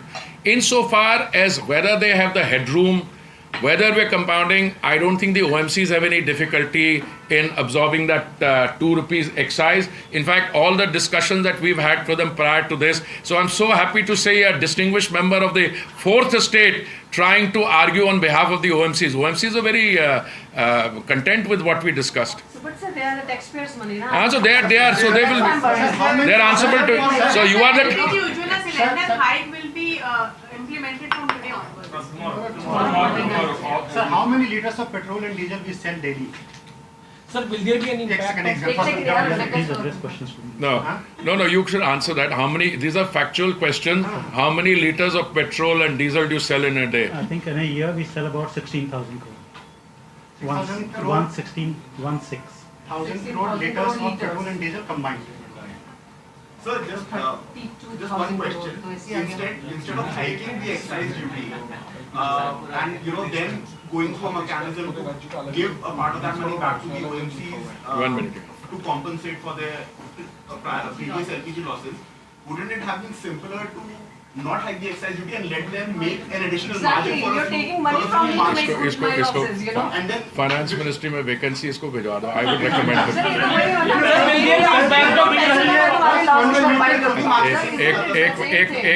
एक minute. Look, I love talking to you guys. It's always very instructive. The whole productivity of this exercise, we have called you here to explain to you and explain what has been done, what is going to be done from tomorrow, etc. Okay? Let me tell you, so far, we are the one country in the world which, thanks to the Prime Minister's forward-looking policy, we have been able to navigate this global turbulence rather well. Okay? We are the only country in the world where prices over a 3-year reference period on petrol and diesel have actually come down. We are the lowest priced country in the world for domestic cooking fuel. Okay, so we've been able to do all that. Whether we do it through one means or another means, it's all the same. I deeply respect you, say, couldn't you have done this? But this is not the kind of exercise we are in. This is a decision I sprung into action because the finance ministry notification came at 3 o'clock. 3 o'clock. I anticipated it. I didn't know what time it will come. I requested you to come at 4 o'clock to explain to you in a very candid, open, transparent manner what we are doing. Let me also, I think, don't mind taking 1 or 2 more questions. Let me also explain to you my own personal view. I see international prices softening. Pankaj, you agree with me? Over a period of time. So what we are doing now for the current phase is to, well, you can say equip ourselves, insulate ourselves, but this is a very small thing. If you say, why don't you allow the oil marketing companies to take the whole responsibility? Well, as you say, they are commercially run operation answerable to the stakeholder, but we are also 50% part of that, something like that, no? So we always try and accommodate one with the other, and so far they have done very well. Last year 1,59,000 crores. So when we end this financial year, utna hi hoga ya thoda kam hoga. They're all in the pink of health. So they will do well. Sir, do you foresee one by one. वही पुराना सवाल कि sir आम आदमी को राहत कब मिलेगी? अभी बता दीजिए सर. आम आदमी को तो राहत मिली हुई, इतना सस्ता पेट्रोल डीजल और कब होगा? कब होगा सर? देखो, मैंने आपको बोला यार, आम आदमी को जब ये आम आदमी के साथ पीठ जुड़ जाता है ना, तो मैं घबरा जाता. फिर वो जो डायलॉग है वो थोड़ा सा क्रांतिकारी हो जाता है. दूसरी तरफ, look, it's like this. As I told you, we have the lowest prices. We are the only country where prices have come down over a 3-year period. और किसी कंट्री में कम नहीं हुए. क्यों है कि सेंट्रल गवर्नमेंट ने अपना एक्साइज कम किया. बट मैंने बड़ी मेहनत के साथ आपको ये कन्विंस करने की कोशिश की कि अभी इन्वेंट्री जो है वो 75 प्लस भी है. जनवरी अभी आने से पहले हम लोग बात कर रहे थे आपस में, भाई जनवरी के बिगिनिंग में क्या क्रूड प्राइस है? 83 थे, उसके बाद 75 हुआ. सो हमने क्या किया है, अगर ये 60 वाला ट्रेंड जो है ब्रेंट और ये चीज़ें ये रहा तो फायदा नहीं है. This they will get the note यार, what is the price in other countries giving you. Spain में इतना बड़ा, जर्मनी में इतना बड़ा, ऑल दैट यू गेट. अगर ये रहा 60 के आसपास का ट्रेंड, और मैं आपको रेंज में 60, 65, 68 रहा, तो ऑब्वियसली आम आदमी can then expect further softening. Government will further not decrease excise duty. नहीं, you want me to answer questions on behalf of the finance minister? यार क्या मैं थोड़ी ना एक्सरसाइज करता. अरे नहीं, ऐसे सुनो यार, गवर्नमेंट का ऐसा है, we are a response. मैं फिर एक्सरसाइज बढ़ा दूंगा.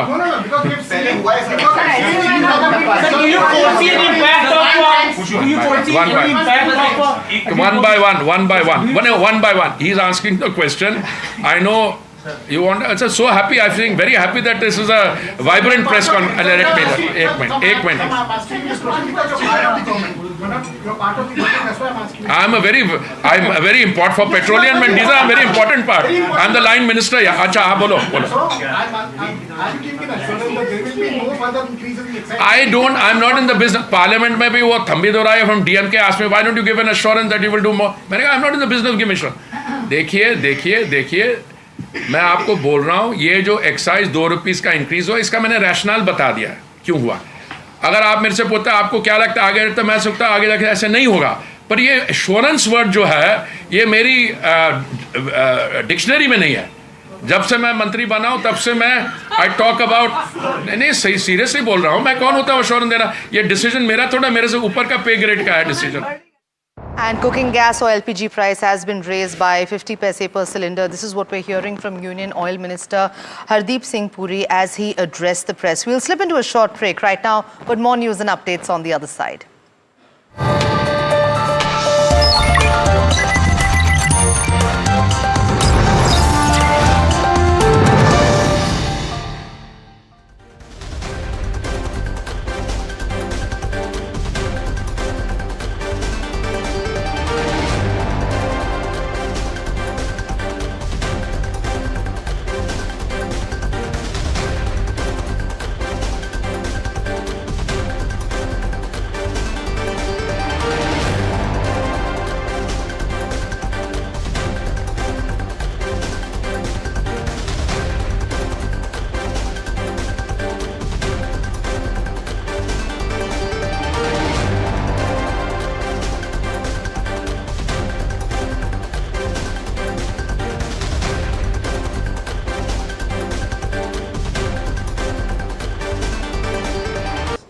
Basically, see, all said and done, as I keep saying, that one should not go by what we recommend on the stock specific basis, because markets are going to remain choppy and volatile, and every day is a new learning, every day there is a new event.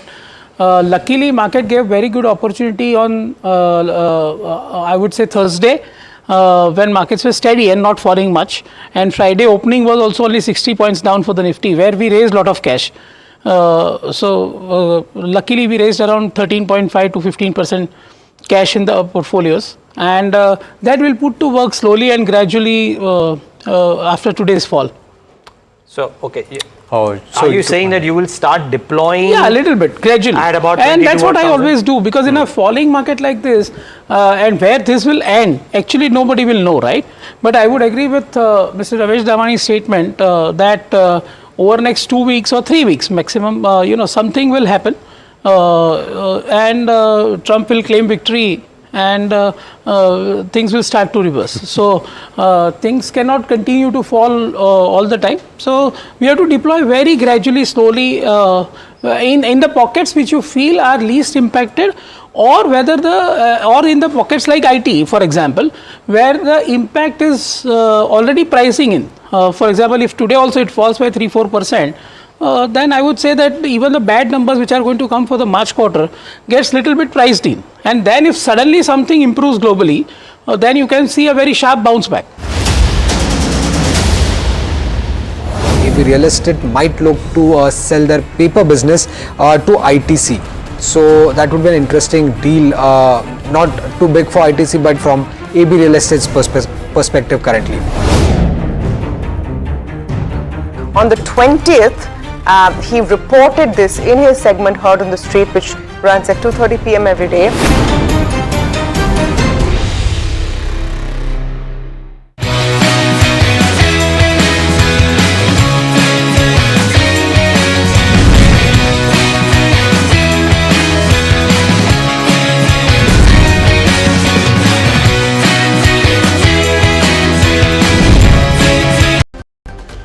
Markets are rattled as the Nifty plunges over 1,000 points and the Sensex nosedives more than 2,000 points, marking one of the steepest declines in recent months. Nifty saw its worst intraday drop since June 2024, but a sharp recovery from the lows helped limit the damage.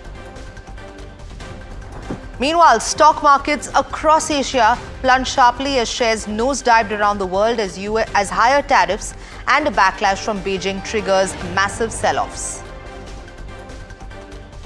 Chinese policymakers discuss measures to support the economy and stabilize markets in the face of tariffs, including accelerated stimulus measures. Government sources tell NDTV Profit India will continue its laser focus on finalizing the BTA with the US and that existing tariffs are being reviewed under the ongoing trade pact talk. Sources tell NDTV Profit mainly on account of tariff uncertainties, volatile global market, export-oriented companies may experience a decline in margins, leading to tepid growth of corporate tax collection in Q1. And the Reserve Bank of India's Monetary Policy Committee commences its first meeting of FY26. This MPC will determine the outcome of key lending rates for the central bank, scheduled to be announced on Wednesday.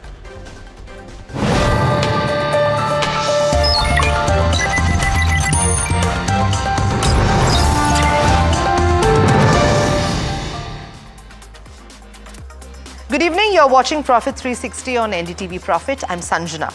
The tariff storm is rocking global markets with Indian equities plunging, sectoral indices deep in the red and volatility spiking.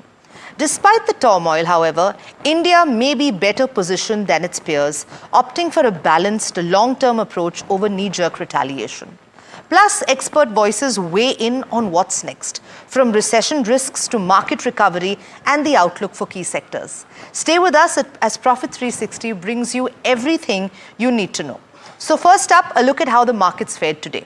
A volatile session for markets today as Nifty saw its worst intraday drop since June 2024, but a sharp recovery from lows helped limit the damage. The Sensex and the Nifty rebounded nearly 2 to 2.5%, while broader markets staged a strong comeback.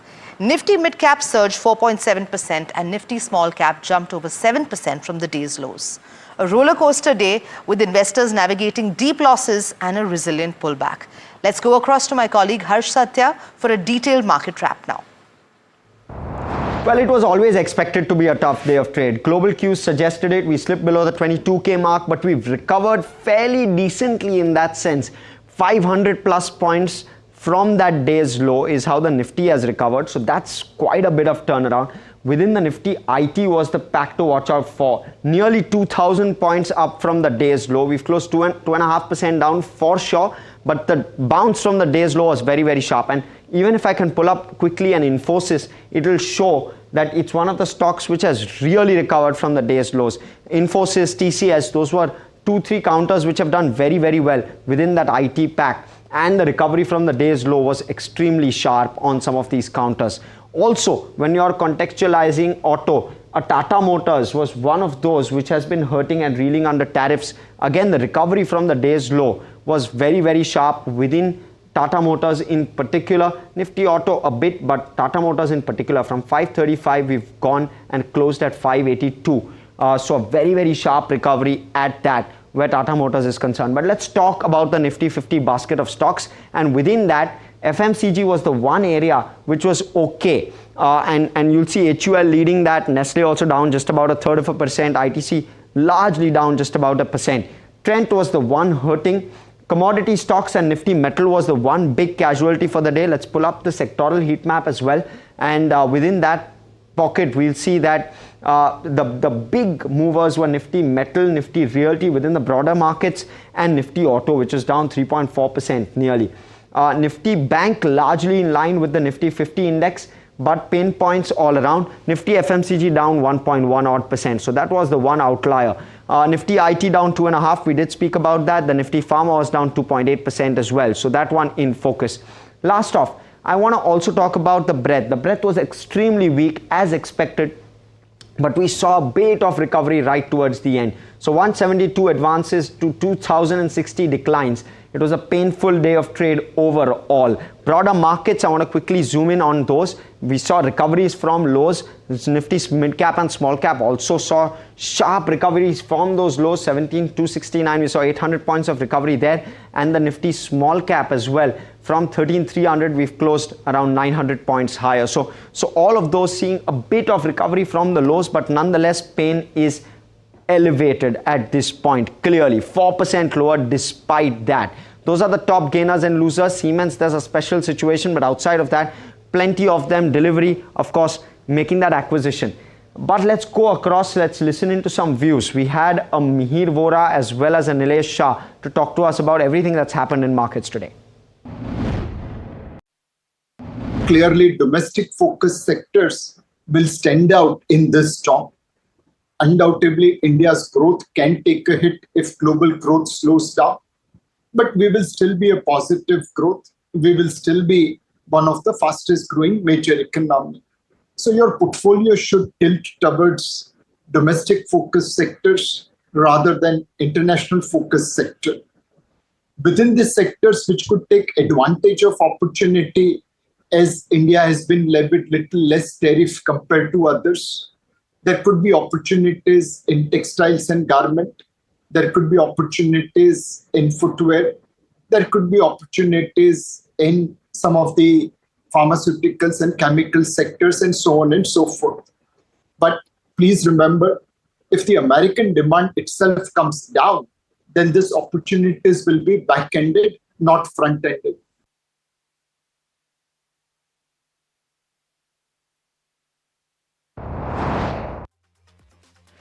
You know, this is a diametrically opposite situation compared to 2008, I would say, in a lot of ways.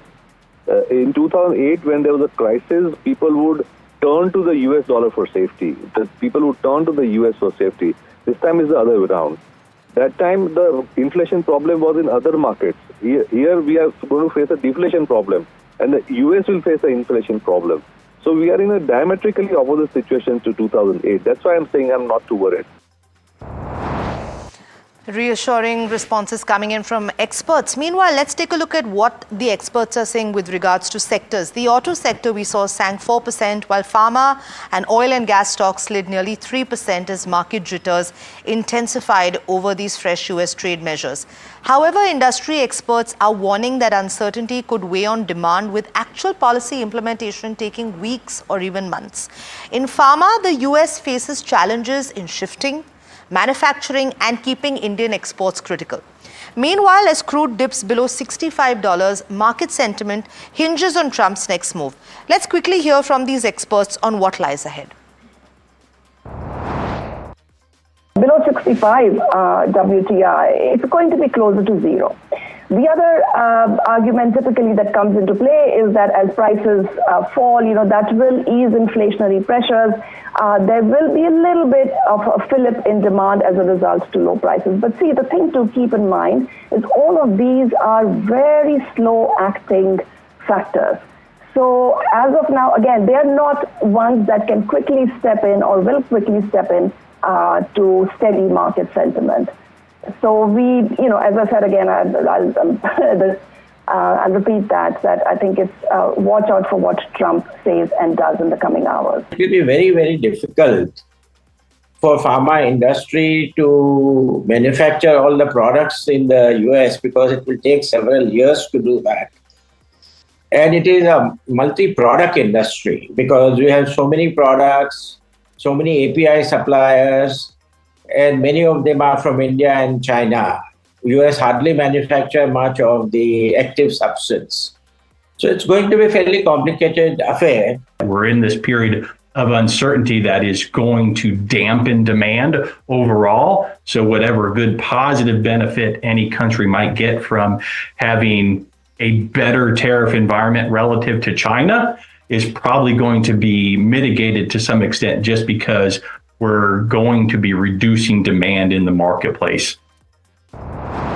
Now, the shockwaves from Trump's tariffs have reverberated far beyond India, triggering absolute chaos across Asian financial markets. Equity indices across the region have plunged to multi-year lows, with some experiencing their sharpest sell-offs in months as investors scramble to reassess risks. So for a closer look at the scale of this kind of turmoil, let me quickly head over to Malika, who has the latest on what's happening across Asia. Malika, over to you. Right, Sanjana, thank you so much for that. And of course, right, you mentioned that there are multiple reasons why we're feeling the spooks of markets trembling across the globe. And before I get into the reasons, I simply want to give you first a glimpse of how markets have performed. Let's begin with some of the splashes that you'll see. For example, ASX 200, Australia, dipped close to 4.23%. Let's go across to Hang Seng next. That's 13.22%. So one of the sharpest falls that China in fact saw. Next up, we have another market, Kospi, Korea, reacted over 5.57% down. Next up, I think we have another example for you. Nikkei 225, over 7.83% down. So you can actually feel the pain. And let's look at Nifty 50 as well. We started the morning with deep cuts and we were trading below 4% in trade today as well. Now, giving you some of the reasons why we're seeing the markets plummet the way they are currently behaving. One is because there is fear of global trade war. If I can just request to show that screen again. You see maps of America, China, Japan, the European Union, and Canada. Now, these are countries that are actually talking loudly amongst each other and talking about how they can really negotiate or retaliate back with reciprocal tariffs. And that's why there are fears of a global trade war. Next up, you'll see recession in the US is another fear that's literally spooking the markets across the globe because there are severe economic impacts of these tariffs. You would see margin compression due to higher prices. This is because when US imposes reciprocal tariffs on imported goods, that means the price of products sold in the US markets gets expensive. That ends up hitting margins and therefore businesses could get impacted because of this. And therefore what happens? Inflation could be another byproduct of this entire saga. Because of that, there could be an impact on consumption as well because people will consume less if products become expensive and there is less demand. Also, commodity prices. We have seen a lot of commodity prices also plunging like oil and metal prices. These indexes have also seen sharp cuts lately because of reciprocal tariffs and tariff fears across the globe. FII selling is one of the last points that I'd like to show you because as global investors become cautious towards emerging markets, they might also retract back and sell a lot of their positions in emerging markets. And therefore, these are some of the reasons that I could collate behind why we're seeing Asian markets fall so badly. Absolutely, Malika. Thank you so much for that perspective. Really very clear now as to what's happening in Asia and why Asian markets are particularly so fragile or sensitive to what's happening with regards to these tariffs. Meanwhile, let's just get in an insight from Sonal Verma, the Managing Director and Chief Economist at Nomura, who weighed in on the economic fallout of these retaliatory tariffs, warning that downside risks could persist for some time. Our growth projection for FY26 is at the low end of consensus. We think growth will be softer the ongoing financial year at 6% on a year-over-year basis. But we do see downside risk even to this projection. And, globally, we've cut our numbers more significantly for other open economies in Asia and for the US as well. We've downgraded our growth numbers for 2025. Global trade tensions rising, Beijing is taking action to protect its economy.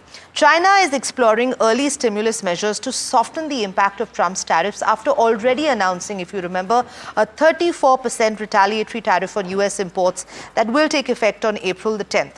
The Chinese government has strongly criticized US trade policies, calling them economic dominance and insisting that global trade should be based on fairness and not power struggles. So for more insights, let's quickly go over to CGTN's Liu for the latest developments.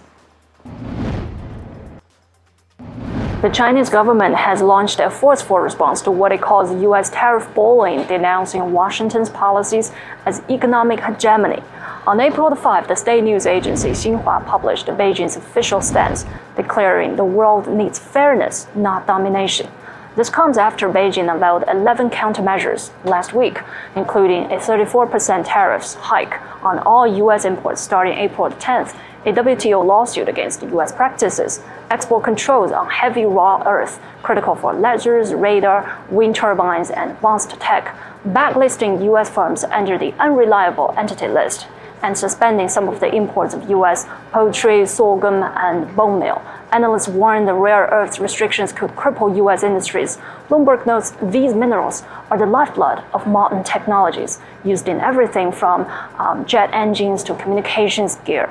Well, meanwhile, CNN reports China's retaliation is broader and more targeted than ever. As tit-for-tat measures escalates, fears grow of a global economic rupture. 刘嘉欣 CGTN 北京。 And reassuringly, a quick update coming in as sources are indicating that the Indian government is viewing India as better positioned than its peers under the reciprocal tariff policy. By focusing on balanced long-term strategies, India aims to navigate the challenges without resorting to retaliatory measures that we're seeing in other countries. For more on this exclusive story, my colleague Shrimi joining us with the latest insights. Shrimi, how does India's approach to reciprocal tariffs give it an edge over other economies? And if you could give us an insight into what key strategies is the government considering to maintain stability amid the global trade tensions? Yeah, so indeed that top policymakers stand being that India's, is in better position as far as global trade landscape is concerned. And in fact, they're saying that, the reciprocal tariff policies which is being announced recently is implemented globally and are not aimed at any specific country, but are a part of, broader international trade dynamics. So official, however, admitting that there is a downside risk to the growth outlook on the account of, uncertainties arising out of reciprocal tariffs, particularly in certain sectors, export-oriented industry. However, the growth outlook for FY26 remains largely unchanged. Now, remember, the economic survey has set the target of 6.3% to 6.8% as far as FY26 growth is concerned, and they are saying that it will remain unchanged. As far as steep tariff of 27% goes, India continues to engage in talks with the US. The government is actively working to finalize BTA, and the official, in fact, stating that they're trying to sort of navigate this entire tariff-related concern for the industry, for the exporter, and they are also reviewing the existing tariff structure under this ongoing trade pact discussion. And the sources also indicating that cabinet is also expected to meet on tariff concern and discuss how they're going to resolve the exporter issues, whether they could, incentivize them in some manner, some incentive scheme could be announced. So, however, with all these works, officials are making it clear here that unlike some other nations that have resorted to, retaliatory measure, India is opting for more calculated approach, aiming to strengthen its economic ties with the US. And in fact, they are saying that some of these sectors turn out to be very positive for India. For instance, reducing energy costs are expected to benefit the manufacturing sector at least. So quickly on the point that, they are saying that the growth is mainly, dependent on the domestic consumption, and the kind of policy that has been announced in the budget is going to help the overall economic situation of the country.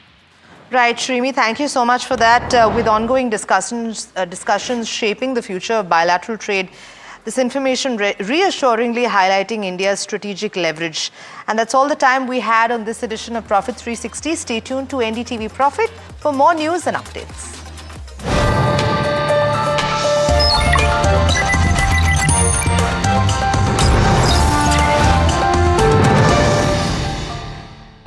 Can we see illogical prices on the downside in asset classes as well? Because everybody's saying that Indian economy doesn't get impacted, but the uncertainty may still bring market valuations much lower than maybe long-term averages too, right?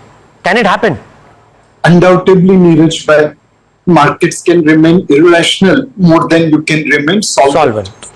While this phrase is used mainly for shorting side, it can be true even on long side. If you are taking leveraged position, you may think today X is the fair value, but with a policy change, X minus something can become fair value, and hence markets will have to make adjustment.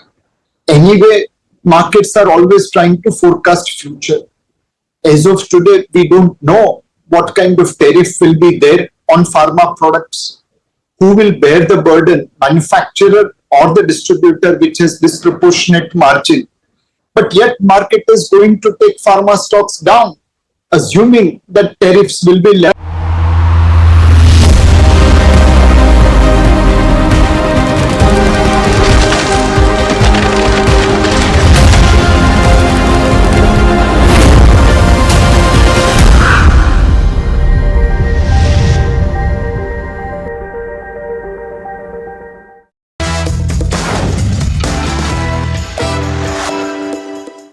Hi, thanks so much for joining in. You're watching Your Money Matters on NDTV Profit. My name is Alex Matthew. Now, when you started investing in the equity market, I'm sure that a lot of people had warned you that there could be days like this. And indeed, it's been a tough day for Indian equity investors because finally, you have the Indian equity market that has caught up with the rest of the world.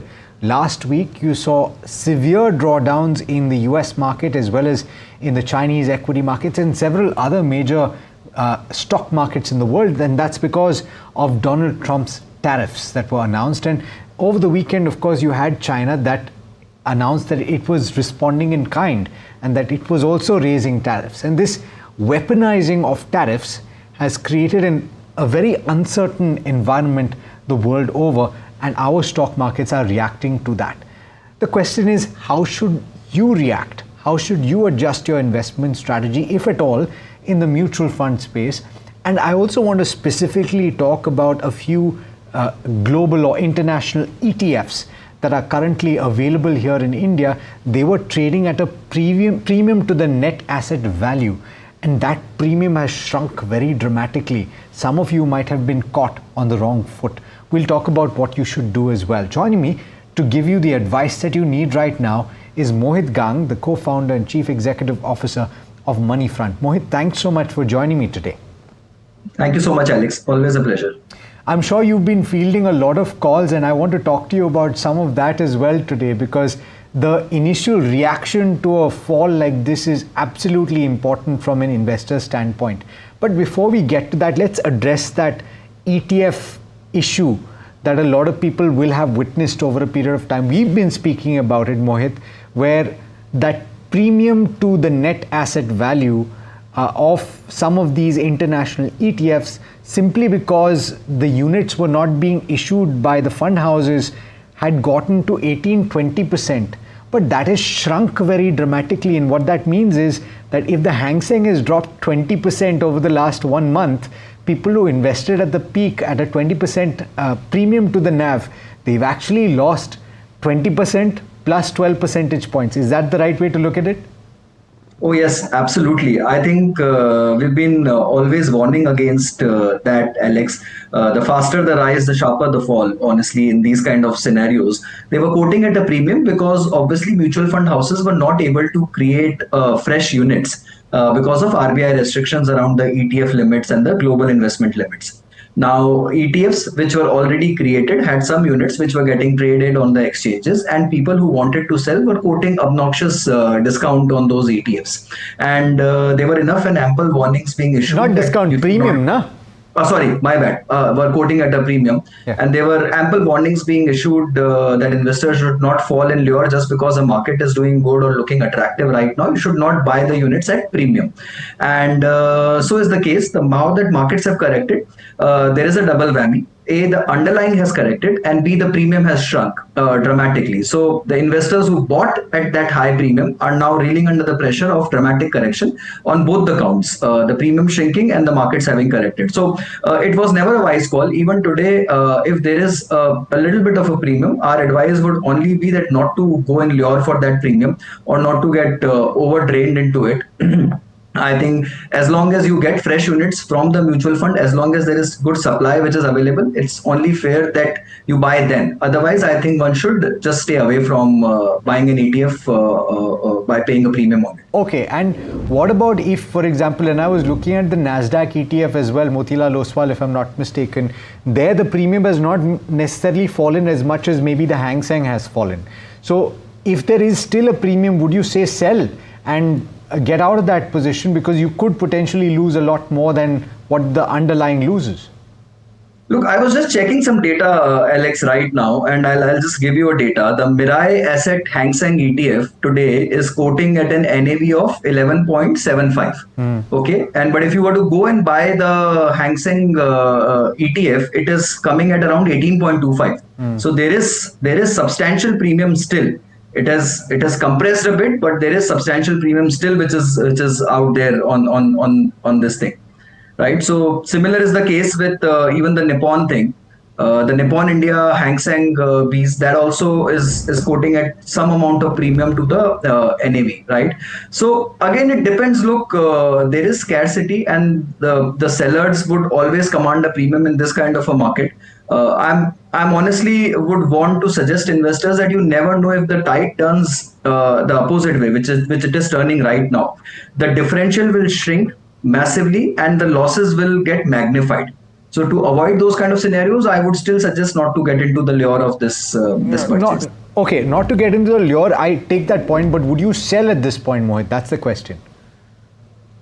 Look, if you're getting substantial premium still, and I would say yes, it is not a bad option to sell unless your call on the underlying remains pretty strong, right? If your call on the underlying is very strong, which means that you're very bullish on the Chinese or the Hang Seng market per se, then you might want to continue to hold. But if your call on the underlying has changed and if you're still commanding a premium, then yes, by all means, you should exit. Okay, let's also address some of those calls that you've probably been fielding since morning, Mohit, which is a lot of investors panicking and saying, what do I do in this kind of a market? I'm guessing those are the calls that you've been fielding, and how has your response been? Oh, absolutely, Alex. It's been a crazy day and morning both. We've been continuously on the calls with all our investors, and I think all kinds of calls. We've got calls where investors are wanting to relook at their SIP allocation. We've got calls from investors who are panicking and who are asking what should be done. Should they redeem? Should they hold? Should they continue?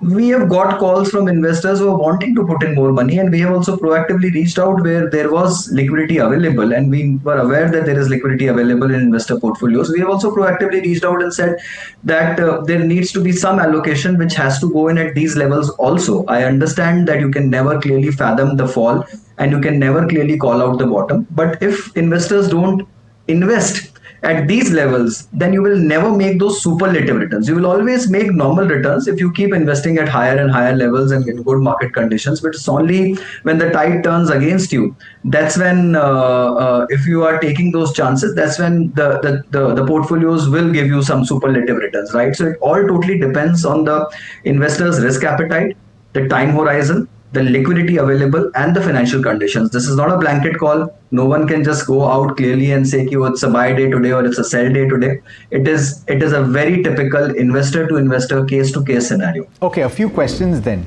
Would an STP approach in this kind of a market over a shorter time frame be more appropriate? Would a lump sum be better? And it's a no-brainer for a lot of people, but a lot of people do ask this question as well. Typically new investors, should you stop your SIP? Look, three questions, Alex, out there. On the STP part, we've always been pretty clear on this for since the start of this year, that all STPs for this year need to go with a 6 to 9 month kind of a tenor. And we continue to maintain that stance that if you have a lump sum pot today and you really want to tranche it out, then I think 6 months is the ideal horizon, ideal time tenor that you should tranche it out. At best 12 months and at the least 3 months, but I would still suggest 6 months. That's to part number one. To part number two, should you be investing at these levels in a lump sum tranche or something? Yes, honestly, look, I think dips like these where Nifty corrects by over 1,000 points, a 5% correction in the market, these are rare days in the market, right? If you really have liquidity, a huge pot of liquidity which you're sitting on, then yes, 20% of that liquidity needs to go in the market at these levels if that is meant for risk allocation, if that is meant for equity allocation. So definitely yes, that money needs to go in at these levels. The third part, which was on the SIP front, you need to just relook at your SIP portfolio. You need to have a second look, a fresh look in terms of what allocations you are doing, what are the kind of schemes, what are the kind of market cap allocations and the the diversification which you have in your portfolio. By all means, try and increase the SIP allocations if you can.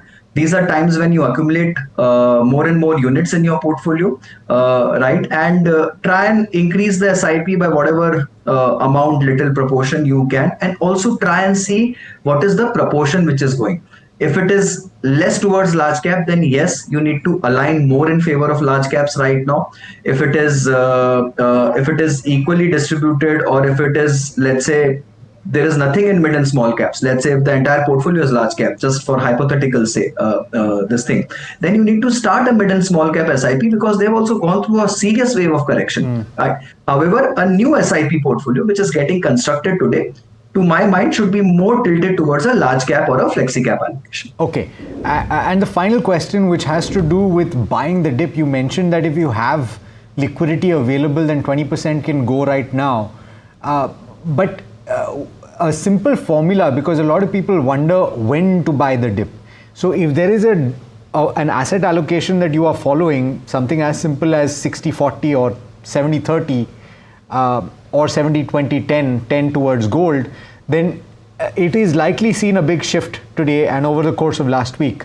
Should you go out and simply correct that? And do you use incremental funds, or do you use your fixed income and gold to shift to the other side?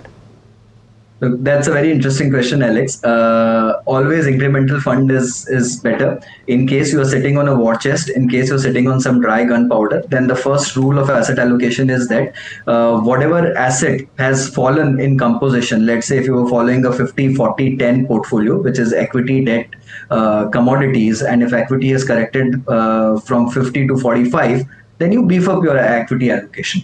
If you don't have fresh funds and if you have to rejuggle within the same framework, then yes, by virtue of equity falling, the proportion of debt or commodities would have gotten up, or maybe because of gold rally, the commodity portion would have gotten up. So you need to trim down from portions which have got up, which have rallied in this rally, and then you need to allocate towards the one which are lagging. And that's so again, you could have a static asset allocation, or you can have a dynamic asset allocation, depending on what liquidity mix are you sitting at. But either ways, you need to have a relook on your portfolio. Fantastic. All right. Mohit, thanks so much for joining me today. Pleasure speaking with you. Thank you so much. Thank you. All right. Now, guys, we've also got the start of the new financial year to talk about. And ultimately, the new tax regime is something that a lot of you will automatically gravitate towards because it's simply better. But what are the aspects to focus on? How much tax will you be saving? And what are the do's and don'ts heading into the new tax year? Here's a conversation that I had with a tax expert. Joining me on this show is Parizad Sirwala, who is a partner and national head tax at KPMG in India. Thank you so much, Parizad, for taking the time, and pleasure speaking with you. Let's talk about how revolutionary this change in the tax regime has been, just to set the context. Sure. So thank you for having me. And yes, we've just begun the new fiscal year, which is 1st April 25 and ended one of the earlier financial years, which is 24-25. The choice of personal tax regimes, as you mentioned, as we say, the old regime and the new regime does coexist even for the year that just ended, which is March 25. But increasingly, if you see the announcements, even during the budget of Feb 1st that was announced, and going forward, it's the new tax regime which seems to be the default personal tax regime. And just to give you, just to start with some bit of statistics as per officially published data of the government, for individual returns which were filed last July, that is July 24, apparently 72% of the taxpayers have already migrated to the new tax regime. So let's just take a look at what are some of the unique features of these old and new tax regime. And daunting as it sounds to understand, few and far there are some differences. So first of all, in terms of the slab rates and the tax rates, so we did have an old tax regime and a new tax regime even for the year ended March 25, and it's been made more liberal for the current fiscal year, which is 25-26. As we speak, the first slab rate, which does not attract taxes, is increased even from 3 lakhs to 4 lakhs, even under the new regime, with effect from 1st April 25. And there are roughly now, 7 slabs with different tax rates. Above income of 24 lakhs is now a rate of 50% is against about 15 lakhs, which was there up to March 25. So if I were to just compare the progressive rates of tax with the slabs, even vis-a-vis the new tax regime, which was existing as of March 25, definitely there has been, some amount of improvement. That's one change.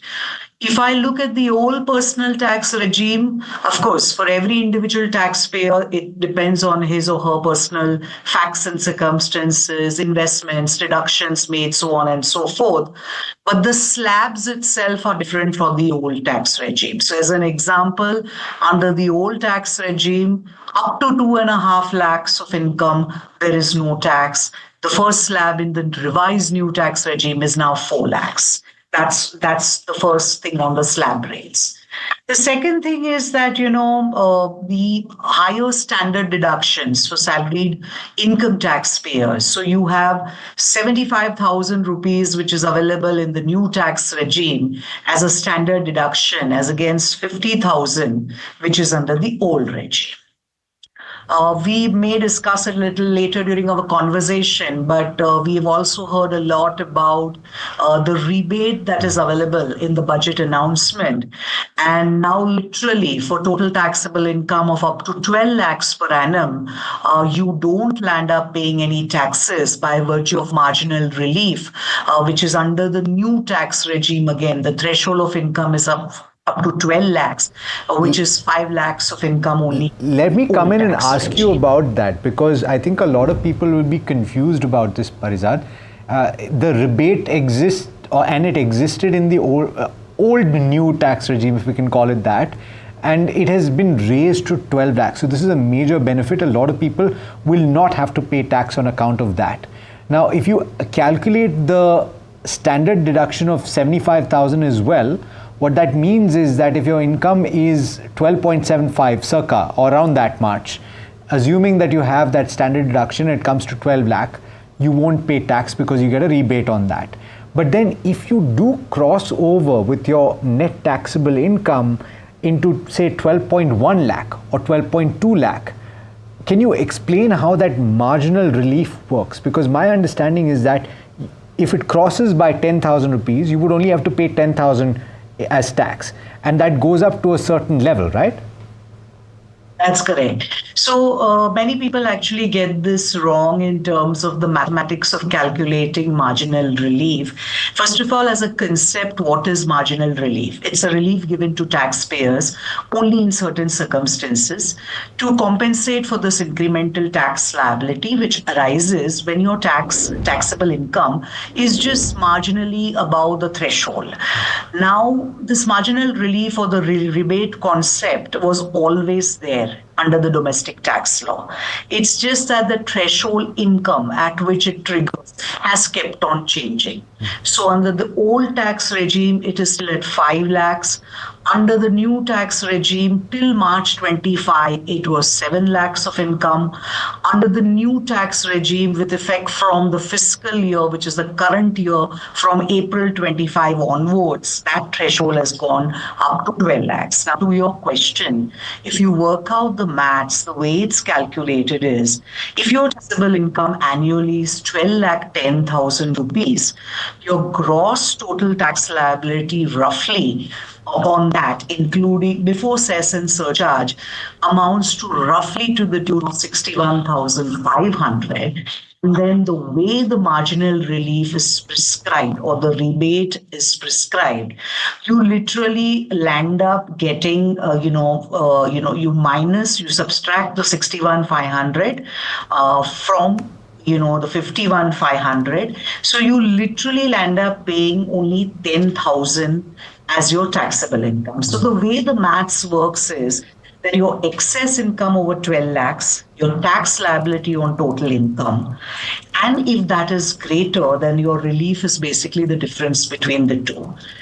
As complicated as it sounds, the numerical, working of it is roughly up to 12 lakh of 70,000 rupees, as you said, is the break even, where your incremental tax liability would be barely 10,000 rupees. Above that, of course, your normal tax triggers it. Okay, so you've explained this very clearly. Now it comes to the point where I'm asking about deductions, because this is a reason why, Parizad, a lot of people chose the old tax regime in years past.